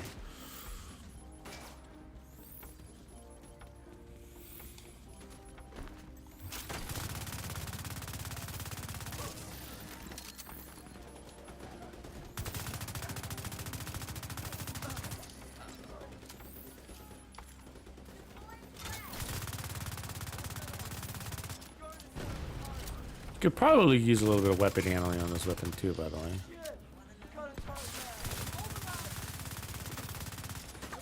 Fucking right, phone guy, man. Immediate medical assistance needed. God damn right, phone. Agent down. Yeah, I bet you I could use an 8% weapon handling core here on this build.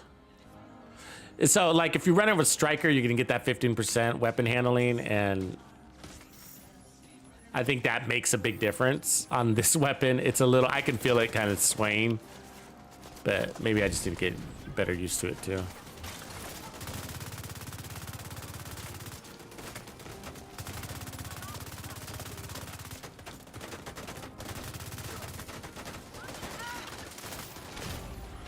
God damn it. Ugh. Definitely affecting my survivability.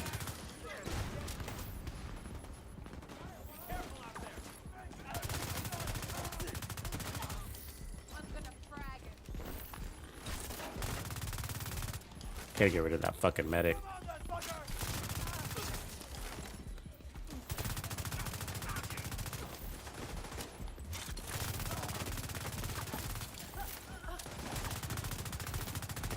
Damn it, get off my ass, bro. You can see me through the bushes, but I can't see him.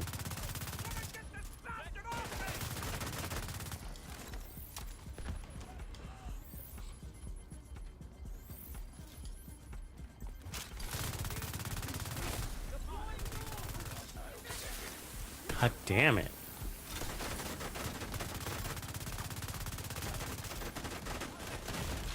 Yeah, survivability is pretty low on this thing. Let's keep going. Oh, Agent vital signs. that's annoying.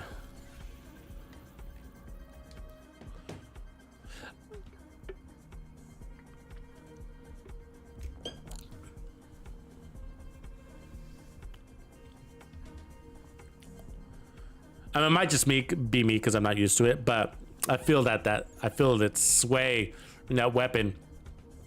But it's sort of like, and then I didn't see my stacks hitting 50. And so if you're not getting headshots, if you're not landing headshots, it's almost like you're not getting any value out of this weapon. You know what I mean? Because that's what it does, is it hurts the head when you hit, you know, it hurts them real bad when you hit their head. Oops. Convoy. Detected. Let me change this. Supply room access. So if you're not driving that in, then. So let me just get it. If I need to add a weapon handling mod, I'll do that. Oh, Susan C, that's sweet, man. I appreciate that, Susan. Having a crappy day, but my streams help distract you in a good way. I feel you. The Division does that too in general. It's not on me, Susan. It's also the Division.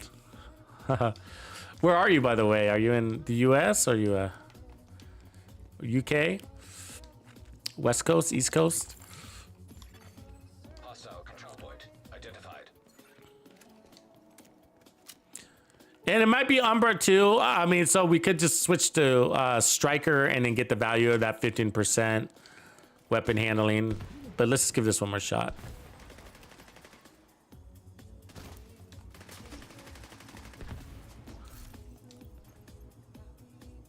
It's got a 40 round mag too, huh?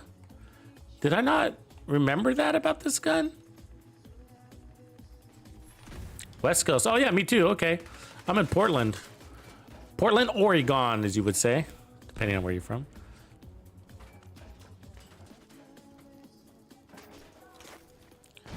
I think the 40 round mag might be what's irritating me too, actually.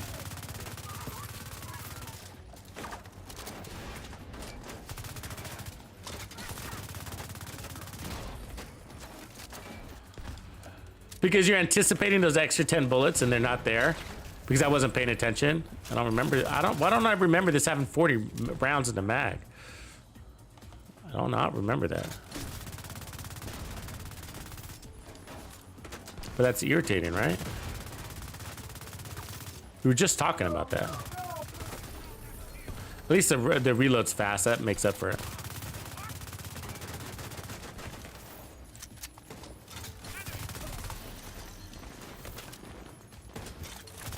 Get off my ass, bro.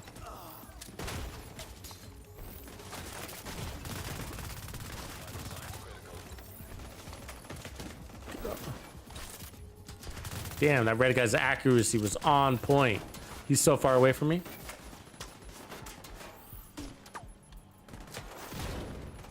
Damn it.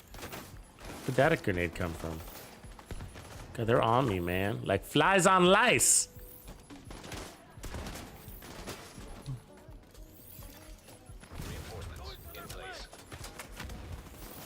Oh, you're redoing the classifieds? Yeah. You know, I never did that. A lot of people were you know, really excited about the fact that you can now play them on heroic. I didn't like them in the first place enough to replay them personally. You know what I mean? I kind of always found them kind of annoying. I don't know. I'm an open world guy, as you can see. As you know.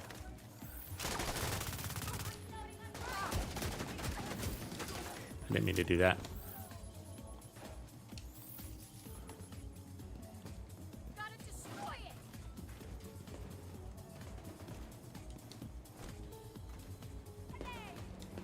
Oh no, I don't get bored of the Division. No, it's weird.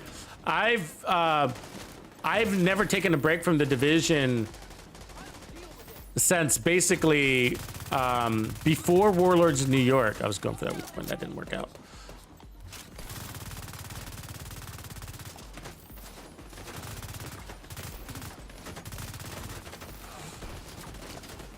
So yeah, I took a break a long time ago, like around TU4 before Warlords, and that was, you know, everything was different back then. We had a different gear set system. It was Gear 1.0, and then I mean, you had passive weapon talents. Everything was just different back then, right?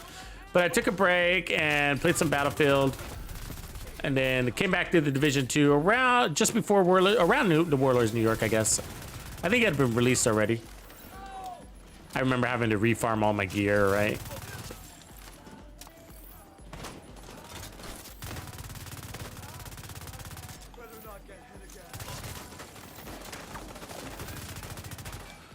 I might want to slow this weapon down. This weapon might be where the RPMs, maybe too much RPMs can be a bad thing. You know what I mean? Because you might have more control over those headshots with less RPMs, and you know, Striker gives you 15%, and maybe that's enough. You know? Incoming hostiles detected. See, but yeah, no. So I don't get bored of this game, and there's a trick to it. And I'm not alone. I'm not the only one that know the trick. And really, it's understanding what the content really is in the Division 2, and it's not missions. You know, for me, for a lot of people. So there's a trend, you always see it.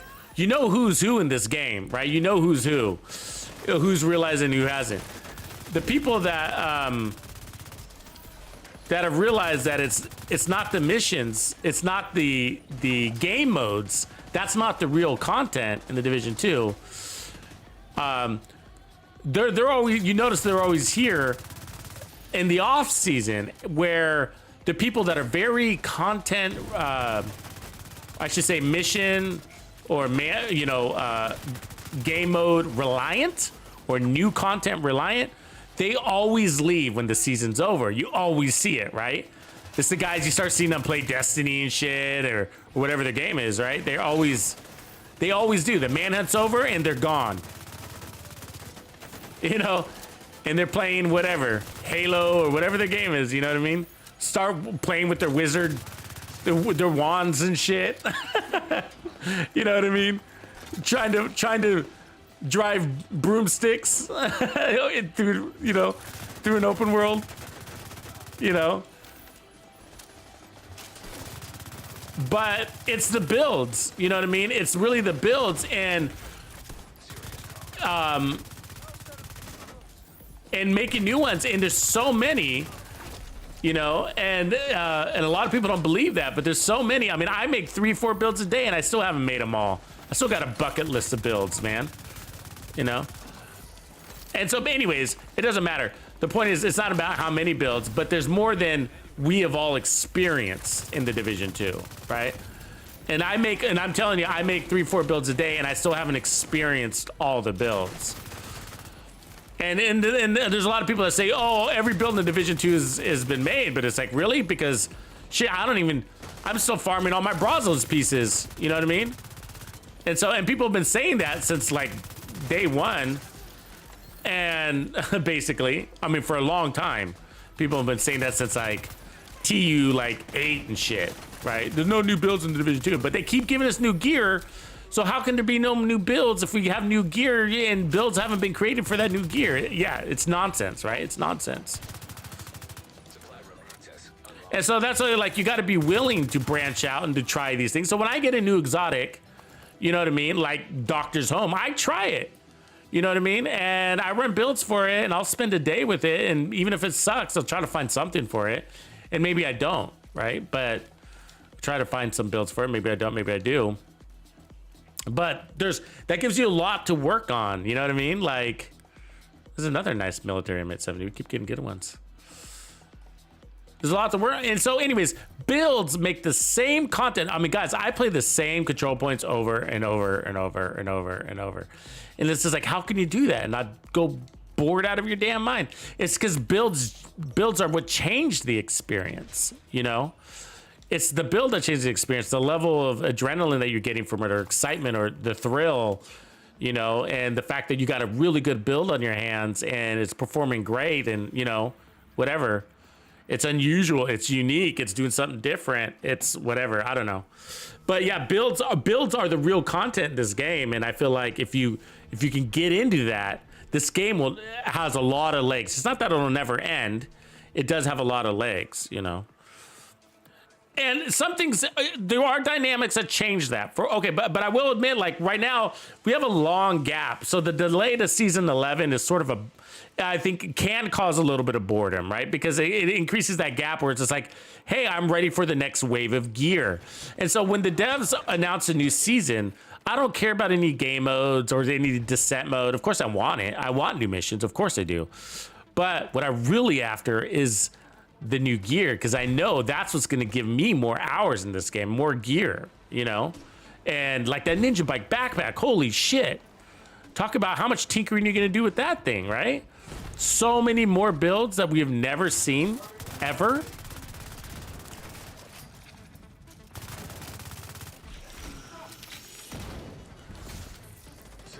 That's my content. And so that's what I look forward to. That's all I'm saying. But anyways, too much time goes by and things can become a drag. You know what I mean? Because especially if I exhausted my Brazos builds, you know, as an example, right? Like I've done all the combinations, not that's possible, but that I want to do, you know. You know, like I've done all the combinations I want to do, because not every play style I want to experience. I don't care to.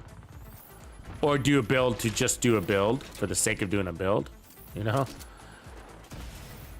If you notice, I don't do that a lot, actually. Which is why you see me like I don't do a lot of, what's one, for example, like I don't do a lot of oxidizer builds, and I know that's currently a favorite because everybody's playing on easy mode. But do you really need an OP build to play on easy mode right now on Anderson? Probably not. You know what I mean? You could probably do a makeshift version 1 and just focus on making sure you never run out, right? Tag team. It's probably all you need. Oxidizer and tag team. 6 skill tiers, and just add some extra armor regen, because why not? But yeah, so anyways, so when too much time goes by and you feel like you've done all the combinations that you want to do, then yeah, that can make it drag on the game, because it's like, okay, I need new gear so I can work on the next stuff. And so when they do delay stuff, it is annoying.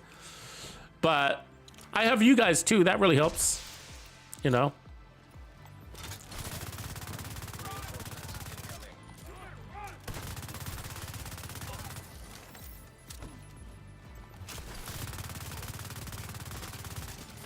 You know what would get really boring though? Like where I really see people getting bored is when they just subscribe to only a single build or build concept.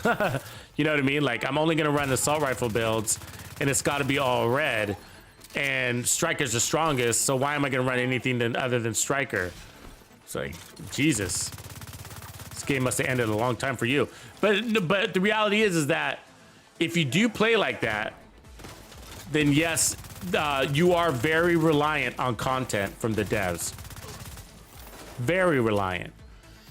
Because you're not playing to the build capabilities. Building capabilities, I should say. You're playing to the missions, and you feel like you got the best build for every mission, and you're not willing to change that. Doesn't matter which gear they give you. Doesn't matter if they give you a new skill or a new sniper rifle or whatever, because you've just subscribed to only the best DPS assault rifle build in the game, and that's all I'm gonna run. So yeah, snipers are worthless. The hotshot gear is gonna be worthless to you. I can see that, and that will make the game dry. And so if you don't get into builds in this game, then it's like, let me put it this way. I think this is the best way to put it. It's just like, I came for the atmosphere, I stayed for the builds. I think that's the best way to put the Division 2.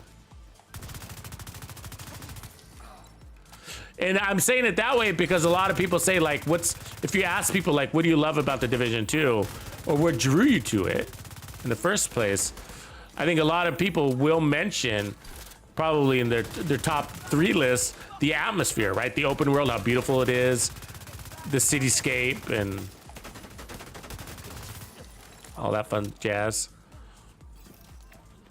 Yeah, so came for the atmosphere. Or, you know, maybe you say open world, maybe you say it that way. But came for that, stayed for the builds.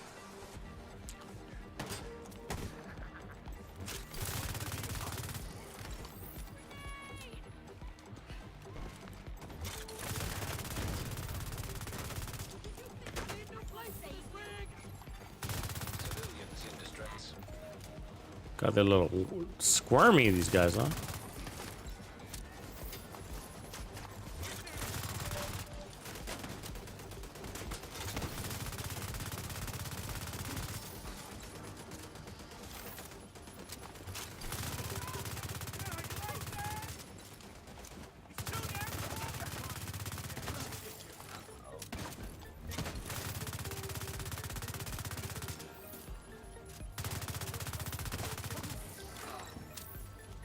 You know, I gotta say, like, as I'm playing this, obviously we got an effective time to kill. You just saw what just happened.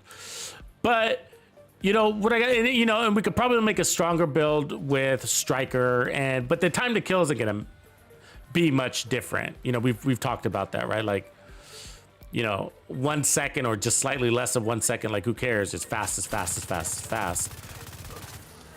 But my point is, I mean, maybe we'll land more shots, maybe that'll make it more enjoyable.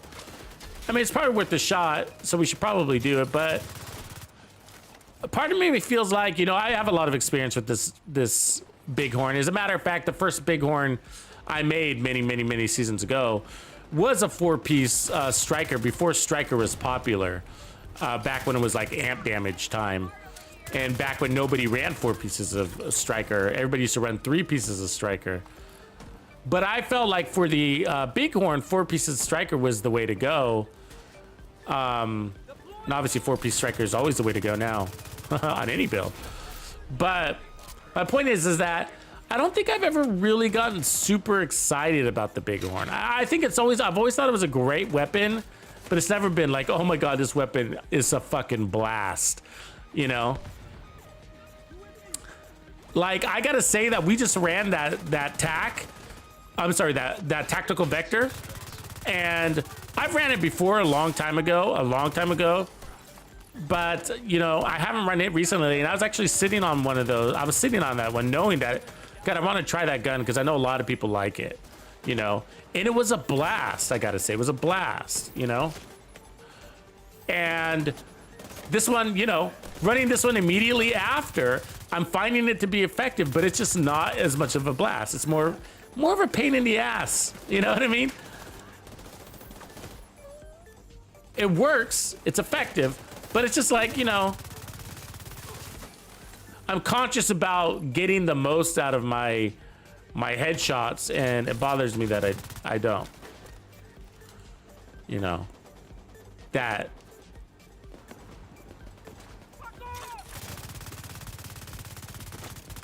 I mean, it is just like, there's a small mag. It's just not that great at running and gunning, I guess, you know? It's got the reload speed to do it, and, you know, you could say, well, small mag's not a big deal. You just ran the tactical vector, and that's a small mag, and true.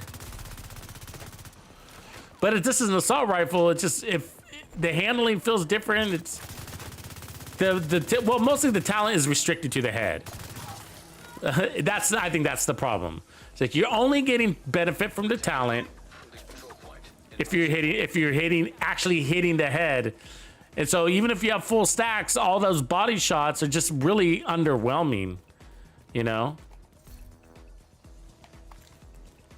Now you PC people might say different because you're like, well, you know, you're more proficient at landing those headshots. You got more control.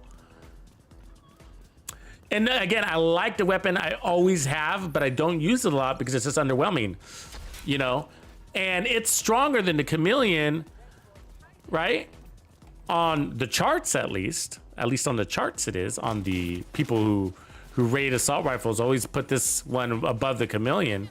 But the reality is the Chameleon is better because its damage is just there for you, whether you're hitting the head or the body. You know, the stacks can be easy to get, are really easy to get, you know. And so it's a little more comfortable play, a little more fun too. It's got the 900 RPMs, but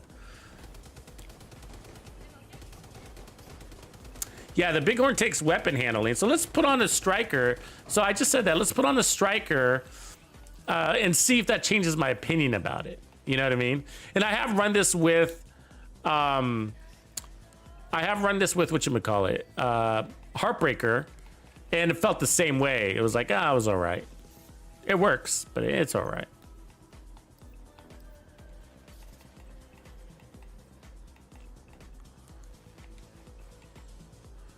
So we're gonna have to put on a different chest. But again, and the RPMs, maybe we're making it a little more difficult to control. That can be a thing too, right? So we'll stick with the memento backpack, and then for chest piece, we'll just go obliterate on a Fenris. It's fine. Keep it chill, and it should be powerful enough. Obliterate's a great talent. Maybe that'll help balance things out. So we need more crit chance.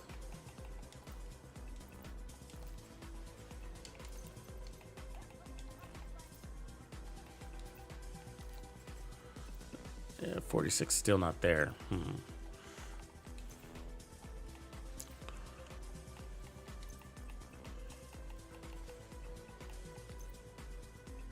God, everything's almost crit chance. I might need to run a Cheska chest piece. That's sad, right? All right, Cheska chest piece it is. I don't have it here. Of course. I mean, I'm only missing one crit. There's one there missing. 2. Everything else is crit chance. Damn, you got to put everything crit chance on this one, huh? Oh, pain. All right, we're gonna have to go back.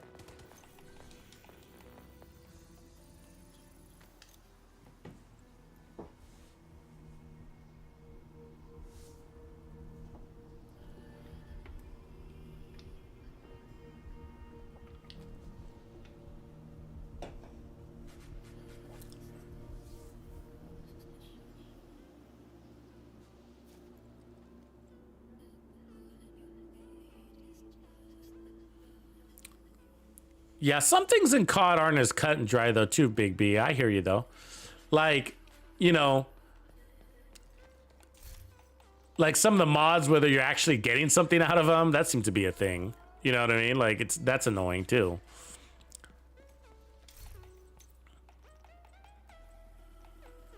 It's not I feel like there's not a good testing system in COD.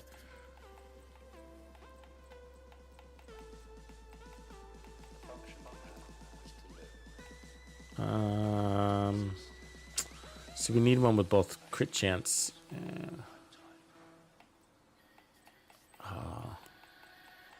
We need double crit chance on that chest.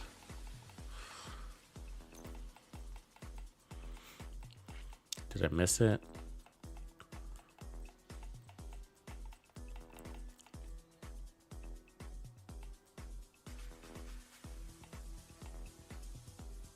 I mean, that's it, but we got to re-roll it. I guess that's what we got to do.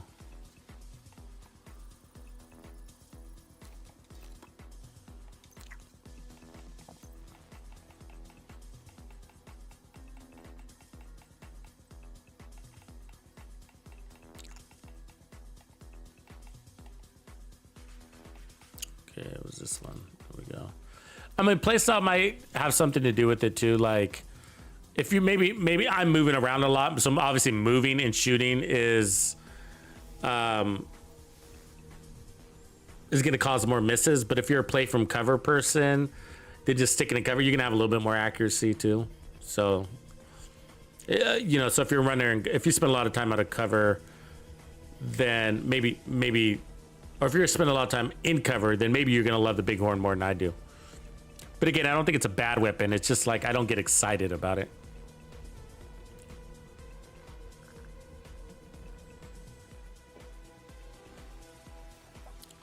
I'm just going to quickly change this chest piece talent and then we'll go. So Striker should net us a higher damage value.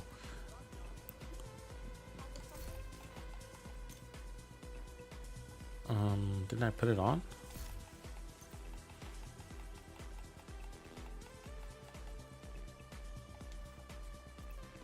Put this at 50 and then we'll put the crit chance mod here. That'll top us off. 56. All right, and then change the talent to obliterate.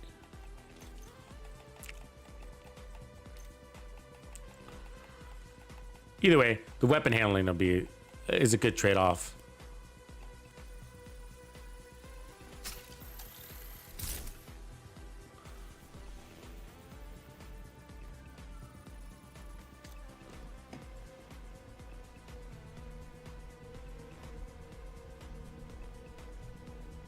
Yeah, that's a good point, Big B. But you know, you don't really need to know the math. I think a lot of people harp on people and say, "Oh, you need to know the math."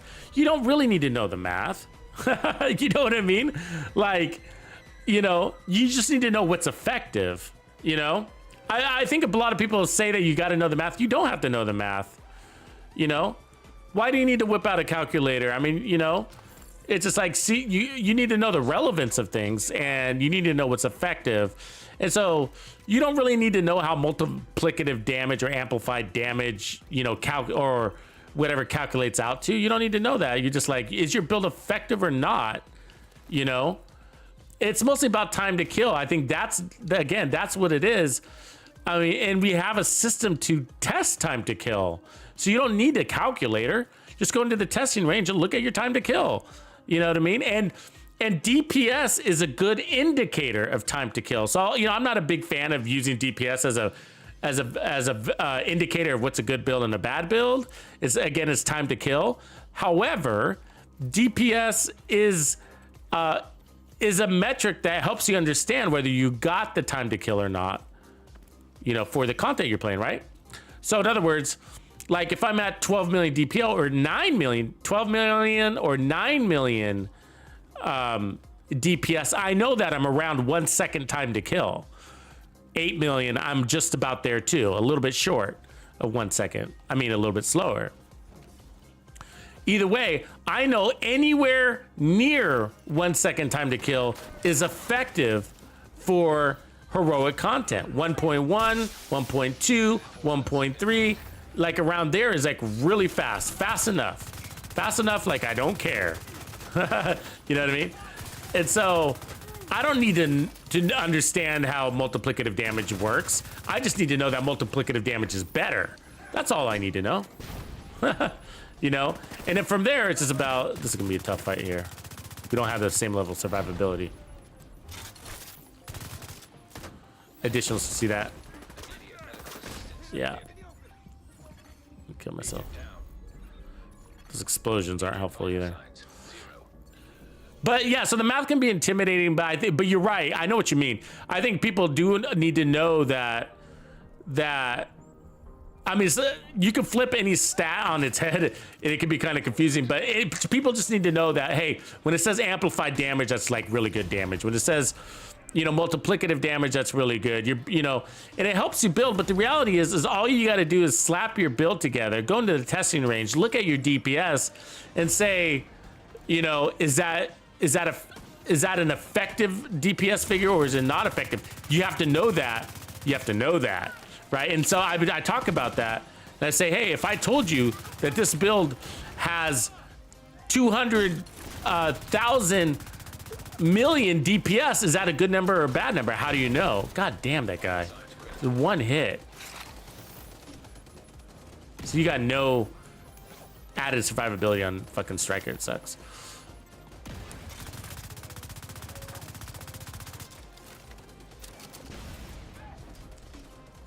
And so I think that's what people need to learn is they need to understand what things mean in context.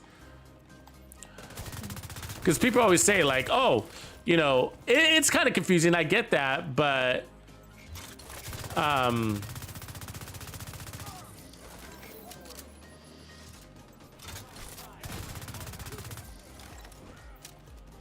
just kind of thinking about what I want to say here, because it's really a lot of it's like, what are you really going for? And I guess that dictates on what you really need to know.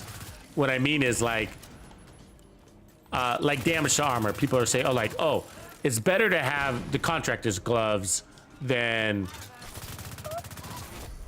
a Grupo glove on DPS builds because you want that damage to armor. But let me ask you this, guys. Is it really better? Honestly? Is it really better to run the contractors on a heroic assault rifle build than it is to run crit damage?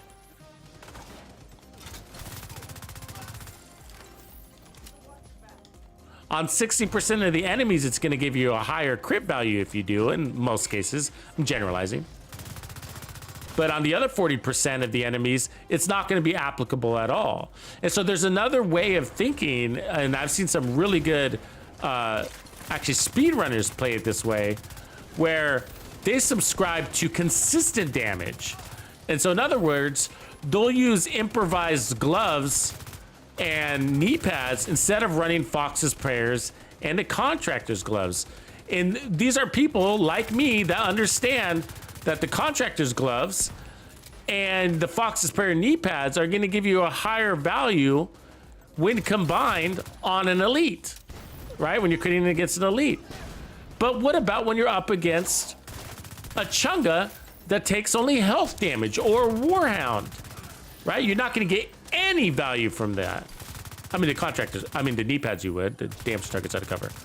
but not the contractors, for instance, right? And so some people subscribe for more consistent and what you would call reliable damage, right? I want to make sure that I have the most damage against all of my enemies, right? So I want the highest value against every enemy, which is consistent damage. This is a little bit better, I guess. At the cost of a lack of survivability, we would need to add an armor core to make it apples to apples. But I think it's a little bit better. I feel like with shots on target being the change.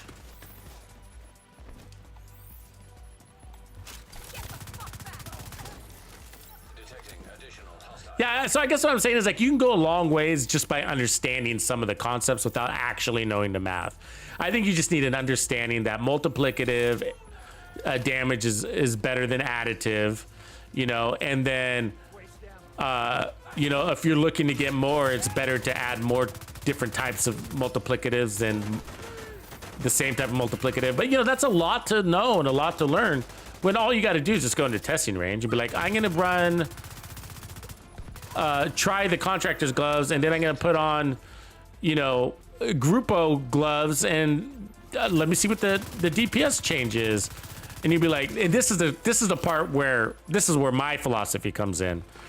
It's just like, well, contractors are higher, you know, forget about all the consistency and damage or whatever. So contractors are higher in crit damage, but the reality is, I'll tell you right now, it's insignificant. The damage is the additional damage, although it's higher and it does give you a faster time to kill, that additional time to kill is insignificant. It's not enough to warrant like a lack of survivability. Like if you were really looking at, and you're gonna see this in this coming build video because it'll be demonstrated actually visually. But if you're like looking at the, like maybe running, like armor on kill in that slot instead, and you were trying to choose like, oh, a faster time to kill or armor on kill, then you'd get more value out of armor on kill, because the time to kill difference with contractors or without contractors is negligible. It's so small that you can't even tell you're running the contractor's gloves. Again, as we were saying earlier, that's really hard for people to know, though. And so I understand why it's not commonly accepted, because it's really difficult to know that.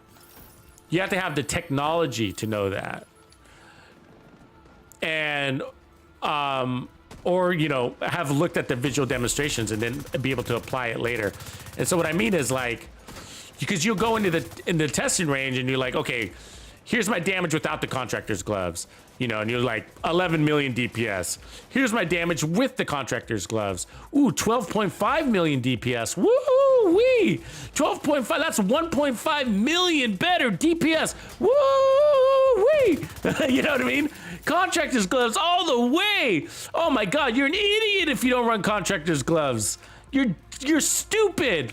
You know, you're a stupid person if you don't run contractor's gloves. 1.5 million more DPS. Woo! You know what I mean? And then you like, if somebody were to tell you, yeah, that means this much in time to kill, an amount that you cannot detect in game.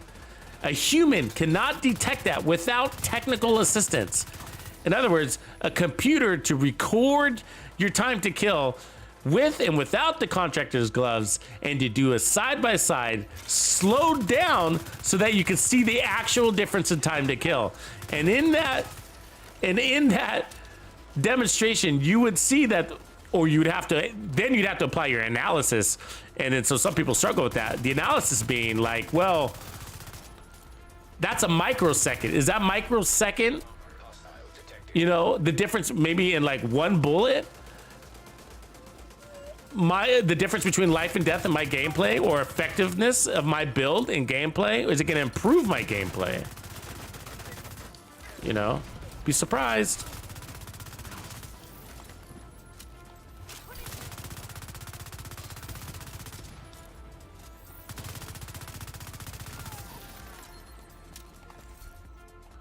But anyways, it is rare for people to understand that, like I was saying. And again, it's because it takes technology to to put it in a context to see it. Because I can tell you that.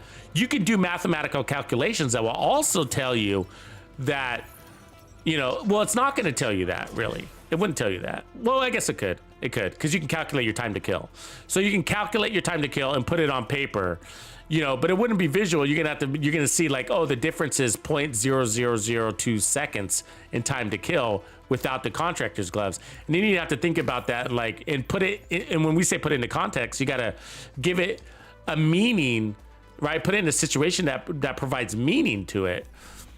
And that's what's difficult for people to imagine, but you'd have to be like, oh, well, I guess, what does 0.0005 seconds mean in this game because of time to kill? And you'll be like, oh, well, that's about the time it takes for one bullet. That's maybe one bullet. And is one bullet usually the difference between my survivability or my build feeling goddamn tanky? or I'm sorry, godly? Is it the one bullet? You know, that makes a difference, because that's what that time to kill difference is. It's the difference in one bullet or less. And they're usually not.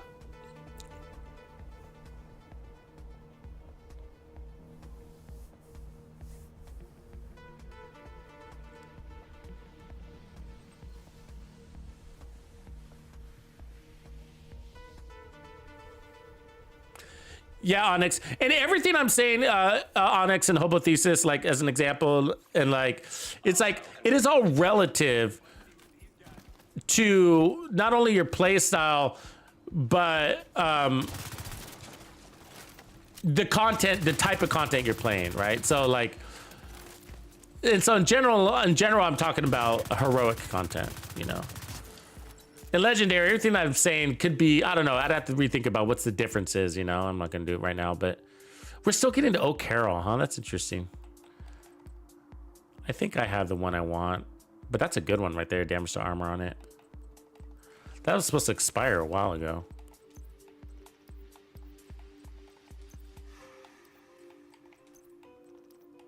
Pristine example, it's a shitty one. In legendary though, like a lot of what my favorite things for heroic don't or aren't always my favorite things for legendary. Like my favorite build set, gear set I should say, for heroic content is Umbra. Heartbreaker is damn close though, but Heartbreaker is a little less diverse. I find when I run Heartbreaker, it's usually always the Kingbreaker. And then it's usually all spotter or, excuse me, the Heartbreaker chest piece. And then that kind of limits you on your diversity a lot with that build. It's just such a good matchup, you know. I feel like everything else kind of can fall a little to that underwhelming category.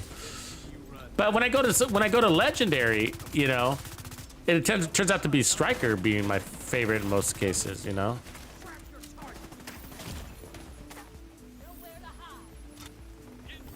And that's because it's not, it has nothing to do with, oh God, fire.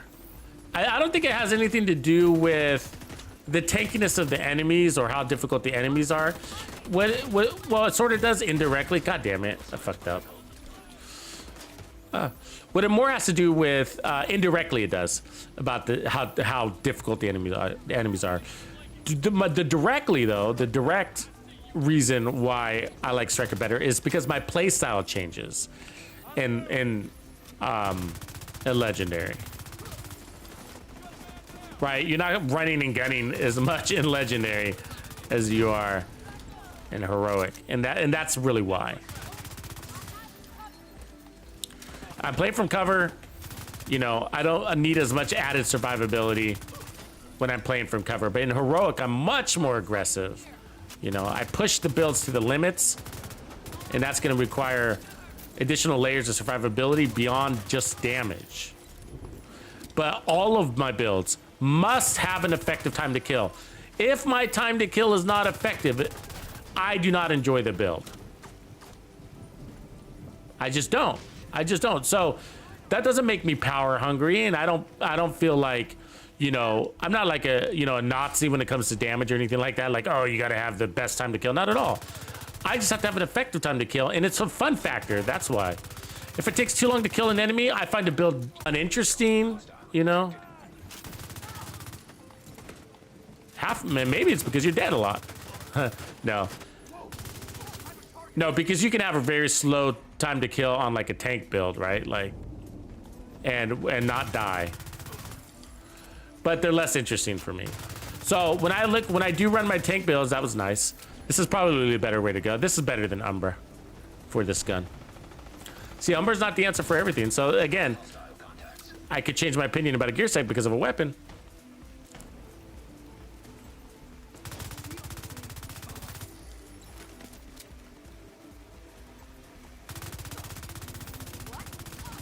But I feel like I have enough control to get in, not all of my, like 100% headshots, but enough to make the weapon a little bit more worthwhile. I'd probably add one more armor core though, I would say. Just to get that extra survivability.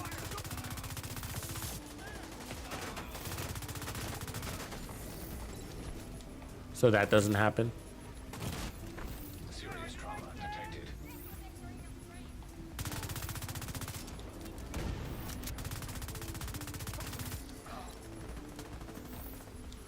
It just slows you down when you have to retreat, right?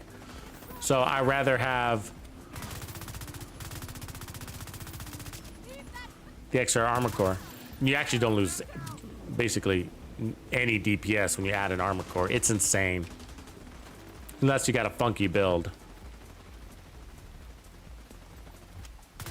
I did a stand-up with an all-red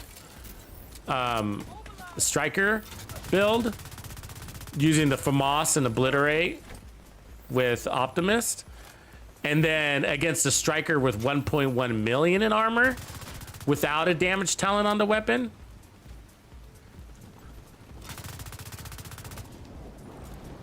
And the time to kill is basically the same. It's insane. It's like a 0.45 seconds, 0.45 seconds. That's less than 1 second. Versus it was like just about a second. Heavily armored hostile detected.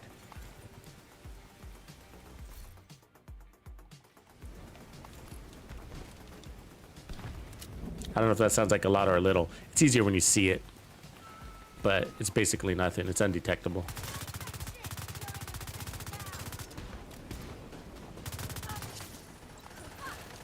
Kind of makes me think like maybe I should always run 1.1 million armor. I literally just did this test last night, so I'm kind of thinking like that. I was like, maybe I should just always run 1.1. Like right now, like I'm looking at this build and I know that I wouldn't be able to detect a difference in time to kill if I had an armor core. That's my point. And so I might as well just run the extra armor core, obviously. You know what I mean? I have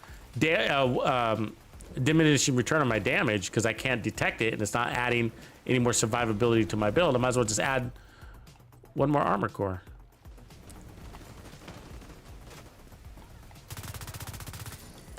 And the only reason why I didn't is because I forgot. And I don't want to go back to the White House. We had another weapon we wanted to try though, right? What was that? We gotta look here in a second. Yeah, but I don't think I'd run the Bighorn right now with any other build, really. You know, I've made other builds. I've made lots of builds for this weapon. I've made some cool protection from elites builds. I've run this with Heartbreaker, but I think it just really does pair up nicely with the striker build. I mean, Umber is close, but you really need. You could do this with the Umber too. And all you got to do is just add on the weapon handling instead of crits. But Umber had the damage. You could do that.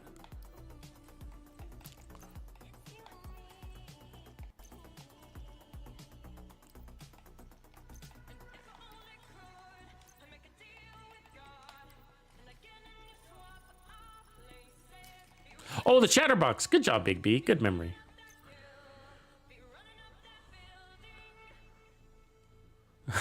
Reaper Hawk, you're funny. You're gonna make. Yeah, I don't think you have to though, right? I mean, I think you don't. We have a week, but I hear you. They say you gotta log off, right? You might have to. Yeah, I know what you mean. Yeah, Reaper, you're funny. Reaper's funny.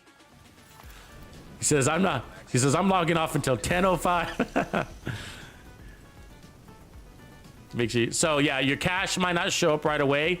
They did say in the notification on the game that if you didn't see it, that you likely will have to restart the game, hard reset on the game to get it. You know, quit the game and then restart, turn it back on.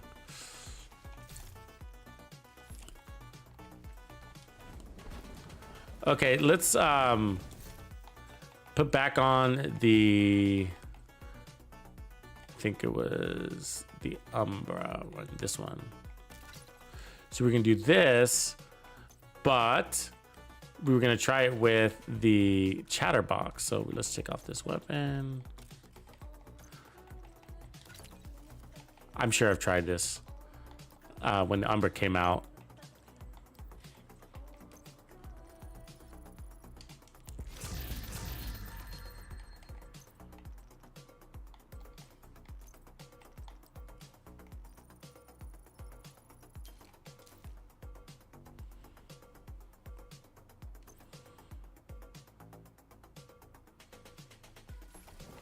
Yeah, it's gonna be a nice little boost to those exotic components, right? That's nice.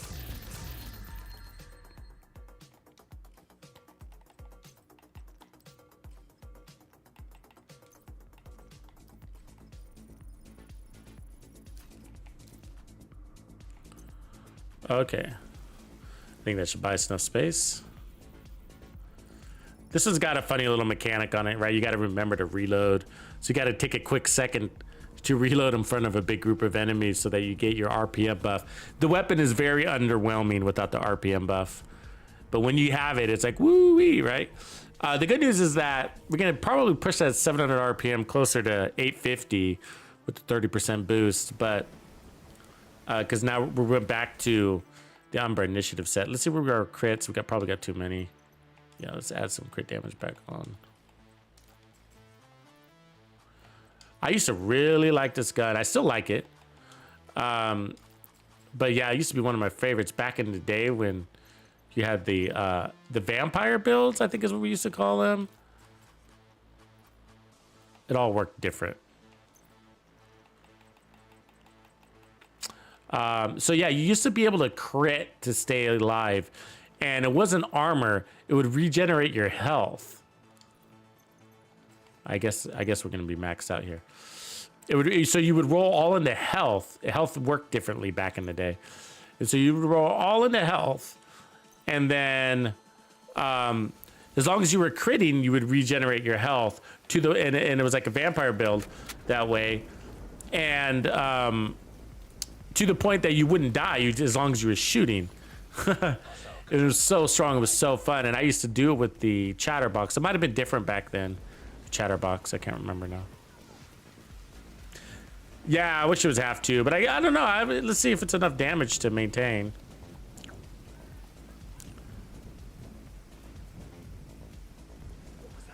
So, reloading. Now keep in mind I don't have the buff from the gear set because I always forget to do that when I start.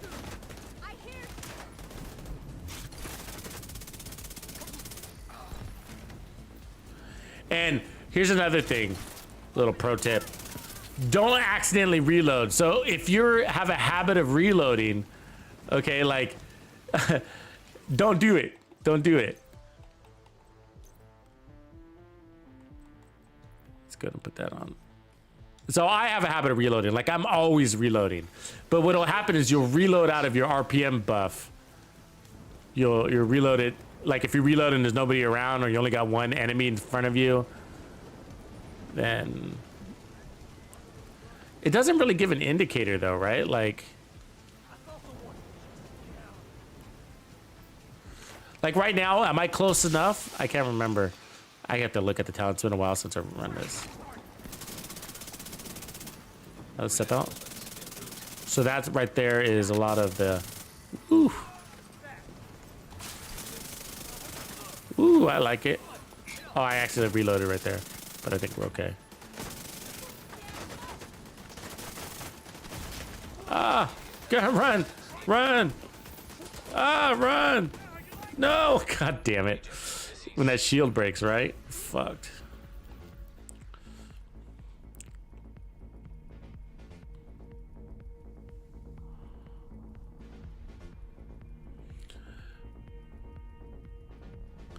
Yeah, YCQ, we're still waiting. We got 2 hours till the compensation, till the cash comes up. If you didn't see that. It was 11 a.m. Pacific Standard Time is what it said on my Xbox. I turned it on.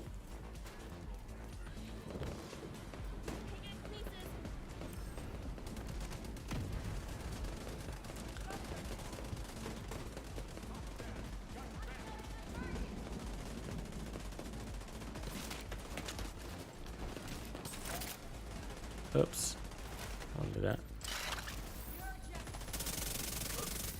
Ooh, we maintained our RPM boost. See that? Now it's slow.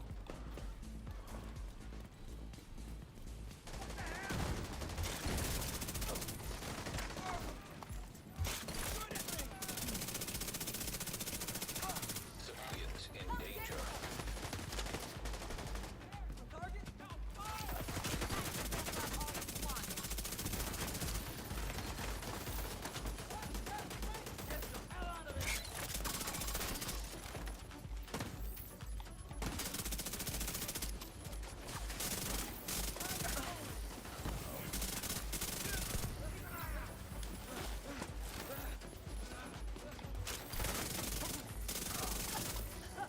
I like this gun. When it turns on like that and then reloads you. Oh yeah.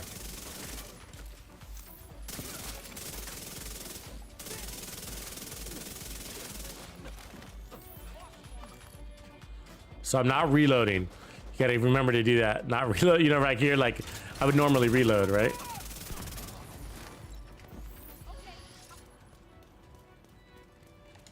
Yeah, that was cool.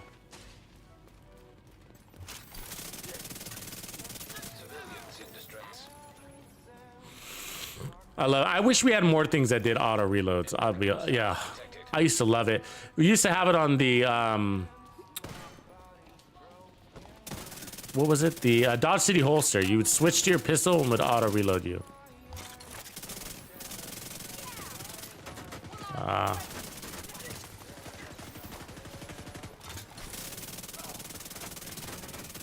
Oh, give me that weak point. God damn it. That was a waste.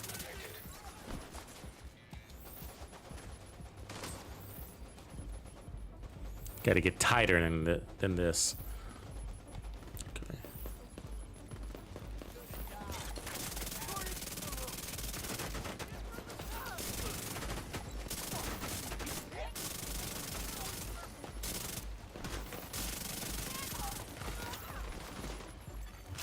Nice.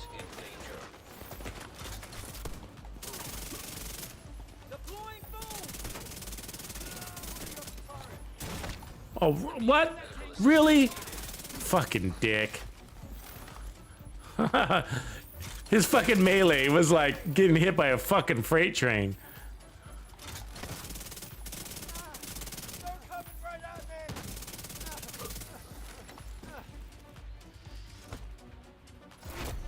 Heavily armored hostile detected. I hate the melees in this game.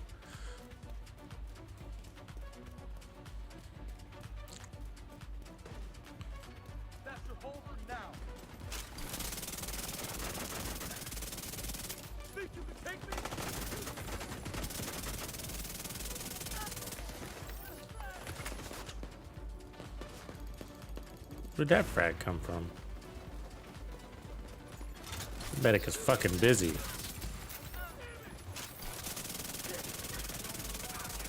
Ah! Really? What is that coming from? That guy way over there? Fuck. I want to drive a little more damage in this. I can see that.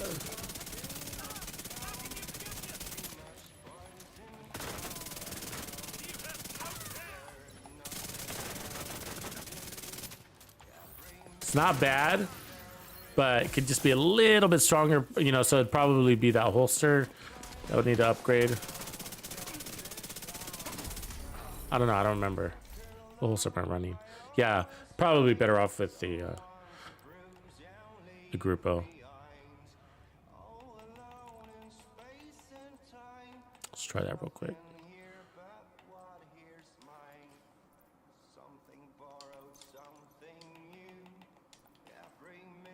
like borderline.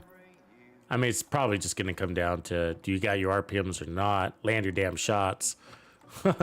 You know? That's important. Yeah, it is kind of clunky. It is. It works for you when it works for you, and then it doesn't when it doesn't. I know that's like, wow, that was the most obvious thing you've ever said, Tux. I know. But that's how it is. You know what I mean? It is. It's just like, God, when you're standing there at that door, when we were killing the boss, it was like, there's no better weapon in the game. You know what I mean? It eliminates the reload. It's just, and you're killing everybody, and everybody's dead, and it all happened fast, and nobody shot you.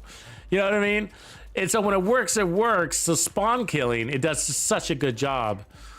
But in the open world stuff where you're missing shots, or when you get on a, there's a lot of 1v1. Let's just say that. There's a lot of 1v1 in this game where it's just you and one enemy, or you and two enemies, and you know the RPMs aren't that great when you're in that situation. And that's where you're stepping up to the next. You're stepping into the next fight with that type of RPM. What up, Jason Cosme? And so that's where you're walking into the fight with. You know, no damage, extra damage on your gun, half of a mag, and an RPM of like, you know, low, right? Low. And so not the accelerated max RPM that you really love and why you're running a weapon. So yeah, it can feel very underwhelming. So it is a hot and cold type weapon. It's hot and cold because you don't always get the luxury of getting in these ridiculous group fights like that, right? But when you do, it's great. I guess as long as you're landing your shots. But for those of us, like I was saying, like I play, for my play style, the truth is, like I said, I do everything I can to get to that spawn and spawn kill. Then it can be a great talent for you, or a great wet gun, I should say. Because I'm aiming to get there anyways.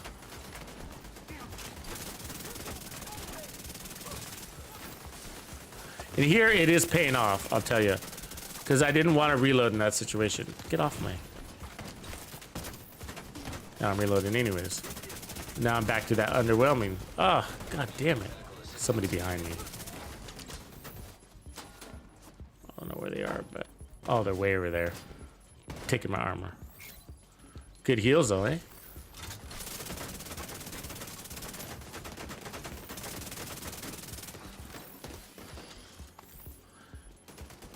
God, their accuracy, man. There was like pistols shooting at me from really far away, and it was like...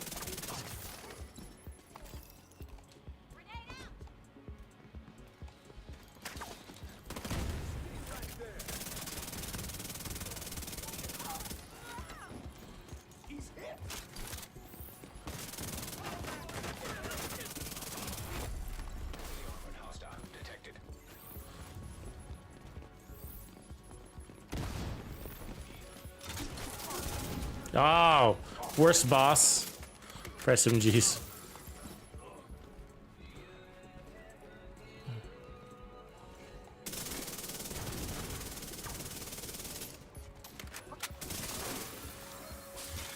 Did it though. Good news is that even when you do have to reload, it's got a real fast reload. I think this is 1.5 seconds on this gun. I guess you got no weak point left, I guess.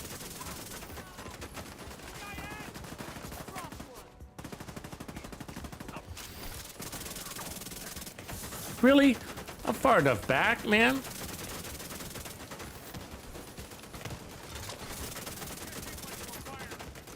Ah, fucking turret.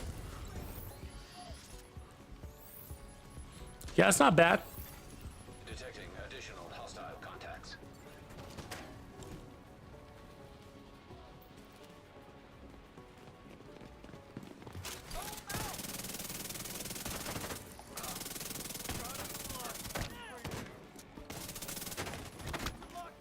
Get out of my... damn you. What is going on? There's some sort of delayed damage there, huh?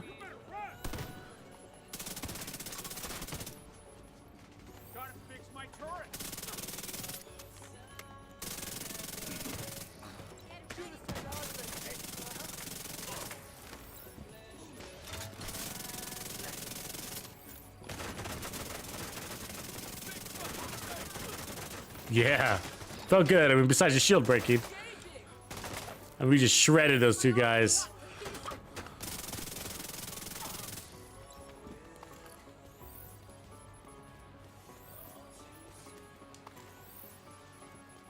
It's a little chaotic though. Sometimes you're like, you feel like you're spraying and playing, spraying and praying.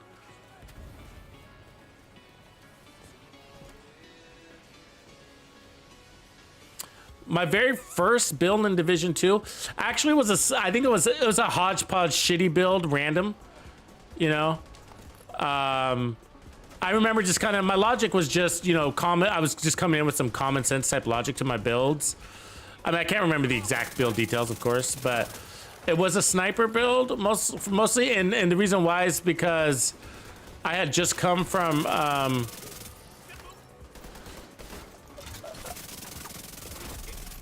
what you would call it, this is what I'm talking about, right? When it's on, it's fucking on.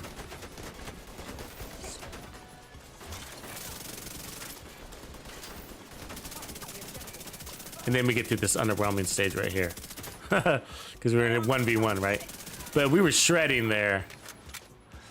Yeah, so it was a sniper build because I just came from Battlefield. That's what I was trying to say, sorry. And in Battlefield, sniping is really good, right? Sniping was really good. And since it was early Division days, this is before we had Headhunter. Before the Mantis existed. I think the Nemesis was around, maybe. And so, you know, it was sniper, picked whatever sniper that seemed good to me at the time. I can't remember that. But I remember Bloodsucker was my talent that I went with. I do remember that. Bloodsucker was a really good talent because, you know, what else did you have at that time? And now Bloodsucker doesn't even make sense anymore because of Headhunter. You don't even need Bloodsucker.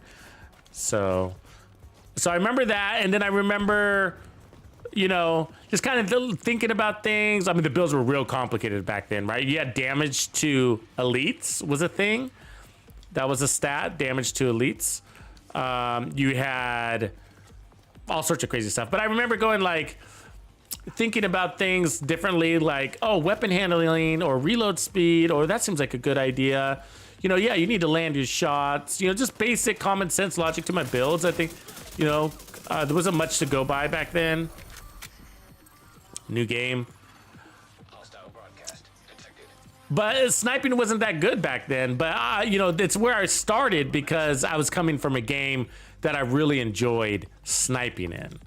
And so, and then eventually I was like, oh, you know, I probably thought, I don't remember exactly what I was thinking, but probably thought it fell a little short, a little underwhelming. And so, I think my next progression naturally went to assault rifles, did that for a while. Eventually SMGs. Early on, I don't even remember early on, man. It was so long ago. All I remember was there was that vampire build, and that was a really cool build. You know, Dark Knight, what I mean? And, you know, that was a really cool build, but otherwise I went through progression. So then, but once we got to Gear Point 2, yeah, so I think it started as snipers. That's what happened, that's right. So you had Gear 1.0 and I had these really cool builds, but then everything changed. I came back to the game. They had Gear 2.0, and that's when I started, I came in with sniping because I came from Battlefield. That's what happened, now I remember. And then I moved to assault rifles, and I can't remember what I was running, but whatever. And then I remember rifles. So I got into rifles, and what actually, everybody, these were the days where we didn't have gear sets. Really. I mean, maybe we had negotiators and True Patriot at that time, maybe. But we didn't have very many gear sets, at least. Let's just put it that way. And then I got into these rifles, and everybody at this time was running the meta, right? Everybody was like, Baker doesn't this, Baker doesn't that, Baker, right? So Baker dozen was popular back then. I remember actually, now I think about it, Aces and Eights was around back then, and everybody was running Aces and SVD builds. I never really got into that. And then, or maybe that was later, but either way, I never really got into that. And then, what drew me into rifles was actually the artist tool. I remember getting the artist tool, and it was a really good weapon. I stuck with it for a long time. And then I got into the M1A CQB before the rest of the community did. And that's because I like the RPMs. You guys know me, I like RPMs. I was like, oh, this is a nice rifle. It's powerful and it's fast. But everybody was stuck on the M1A Classic, the Baker's Dozen. And then later, many seasons later, everybody came around and now everybody runs the CQB. Nobody runs the Baker's Dozen really anymore. I mean, people do, but not as many, let's just say. And I used to run the M1A with CQB with the ACOG scope. I really enjoyed that. And I remember I used to use that for Legendaries. So this is around the time Legendaries came out. And then eventually I did the Baker's Dozen. It was all right. It worked, of course, obviously. And then I remember getting back into SMGs, and that's where my world changed. And so when I got back into SMGs, I started really getting into run and gun gameplay. Started coming up with some pretty cool builds with high survivability, layered systems of defense. And then eventually I got into shotguns. And around that same time I was getting into sniping. So the Mantis came out and I got really good at sniping thanks to the Mantis. It's very easy to adopt that weapon and very powerful weapon. I got really good at sniping because of the Mantis. And so I fell in love with it because it's so satisfying. And then I got into, that led me into shotgun headshot builds. That opened up a whole world, right? And then it opened up pistols. And then I was running SMGs, and that led to shotguns because they played the same, right? Similar, close range kill box type builds. And then I started with the Super 90 shotgun and progressed my way eventually, many months of playing shotguns to eventually loving the M870. So I progressed into that. And then I started getting into, and then my game evolved, my playstyle evolved. I started to get into the SMGs. I used the M19, M1920 or whatever, you know, the old World War II type stick SMG. That thing is a beast. It still is, guys. That's a great gun, a great SMG. It's like the UMP, basically. They're very similar, but it's got a higher base weapon damage. Run that was strained, and you get so much out of it. Holy shit. And so I was ready. So I got into, my weapons started to get stronger. I think I started to lean to heavier weapons. The 1886 rifle became a thing. And all of that started with really the Mantis, because I started getting into headshots and realized how powerful those builds are. But ton of fun. So yeah, just a progression. So everything just from there just progressed naturally. But ultimately, I you know, my run and gun, my close and personal gameplay really is what evolved. And when you're playing close and personal, as you guys know, you really gotta tune your builds to that type of gameplay. You know what I mean? Speed is really important. Time to, you know, reload time, accuracy, you know, if you're playing in close and you got slow reloads and you're missing shots, I mean, you're just dead, you know? And so your build's got to kill fast and heal fast. And so that's what got me into the science of building. That's what I went from just like going from like really the strongest builds to like the science of like a build and balance is really important, that you're analyzing the build for its weaknesses and tailoring it to your gameplay. And so SMGs and shotguns are really important for that. And then it leans over into pistol builds. It's really easy to adopt the same builds and just kind of shuffle it around a little bit for pistols. And then of course, and then I got into this, I was like, oh my God, I love sniping and I love my close and personal gameplay. How do I bring that together? And then that's when I came up with that no scope white death build, which, you know, is similar to running the 1886, the Virginian builds, you know, that kind of thing. So yeah, and from there, you know, here we are. Here we are.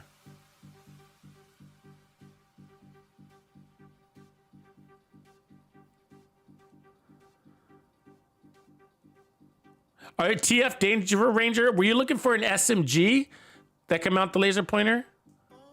Yeah, the Vector is the one that I go to. Oh yeah, that's the one that I go to. The Vector. Good find, good discovery. Yeah, not very many because they have to have a long rail. And so the Vector is lucky to be able to do that. And I didn't know that about the UMP because I don't really run the UMP. So thanks for that tip. But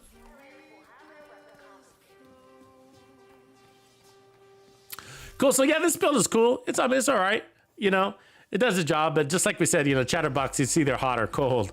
But it's really fun. When it's hot, it's on, man. When you get those, it's a great spawn kill weapon. Let's just say that for spawn killing.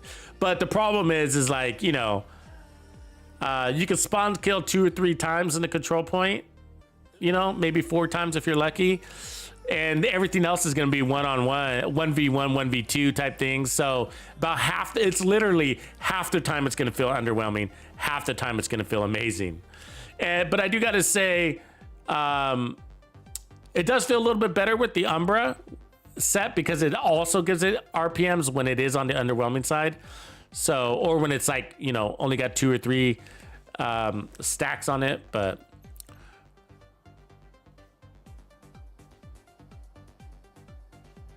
15 meters. Okay, yeah, I didn't remember that detail. So 15 meters is quite a ways, guys.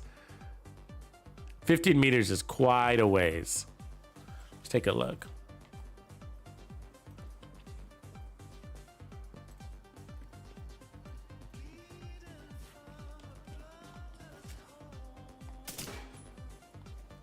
I think that's quite a ways for every enemy within 15 meters, right?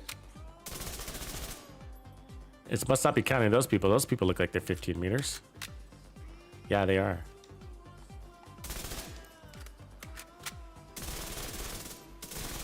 It's not counting all of them, though. I tell you, that should be max RPM right there.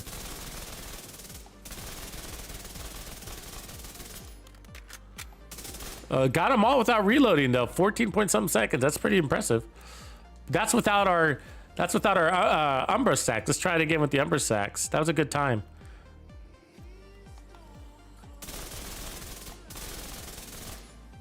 I mean, the value of not reloading is a big deal.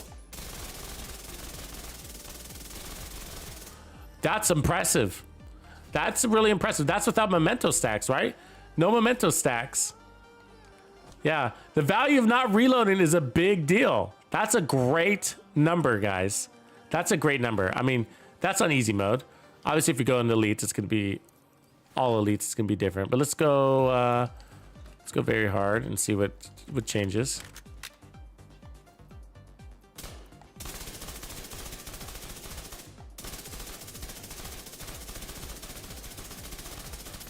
Why am I getting the buff? Did I not stack? I didn't. Did I? Did I not? Let's reset that.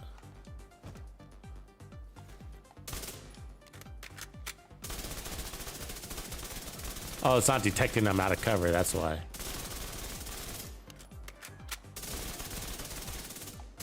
Got to step back just an inch. Yeah, so it's killing those elites in 1 mag. Oh, that's technically half a mag, isn't it? So that's where we want to be. Definitely slower though, wasn't it? Of course, all 9 elites, 26 seconds, about 3 times slower. Yeah, I guess that makes sense. Pretty good though. The elite and a half without reloading. Yep, that's what it is. Elite and a half without reloading. I missed that shot, so yeah, about 23 seconds, maybe 22 if I didn't miss that one guy. So that's pretty good, and that's without mementos. So, you know, maybe we get that a little faster if we were getting trophies, because we'd be getting big spikes of damage, right? That's again 25% more damage per trophy, and we'd be grabbing those trophies as we were killing, plus a 30% stack there. So yeah, we'd shave that down probably into the teens, I'm sure.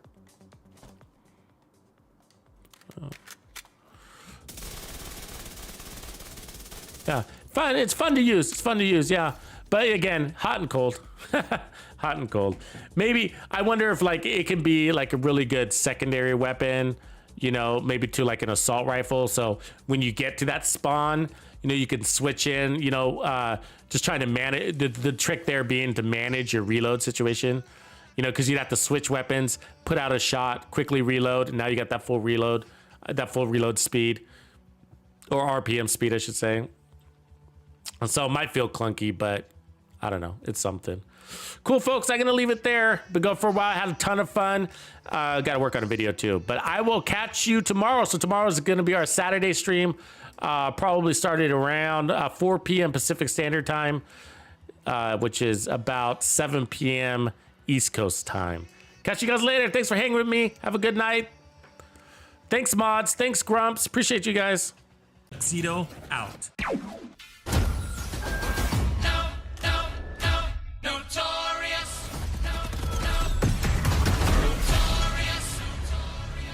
Flows and that's how it goes.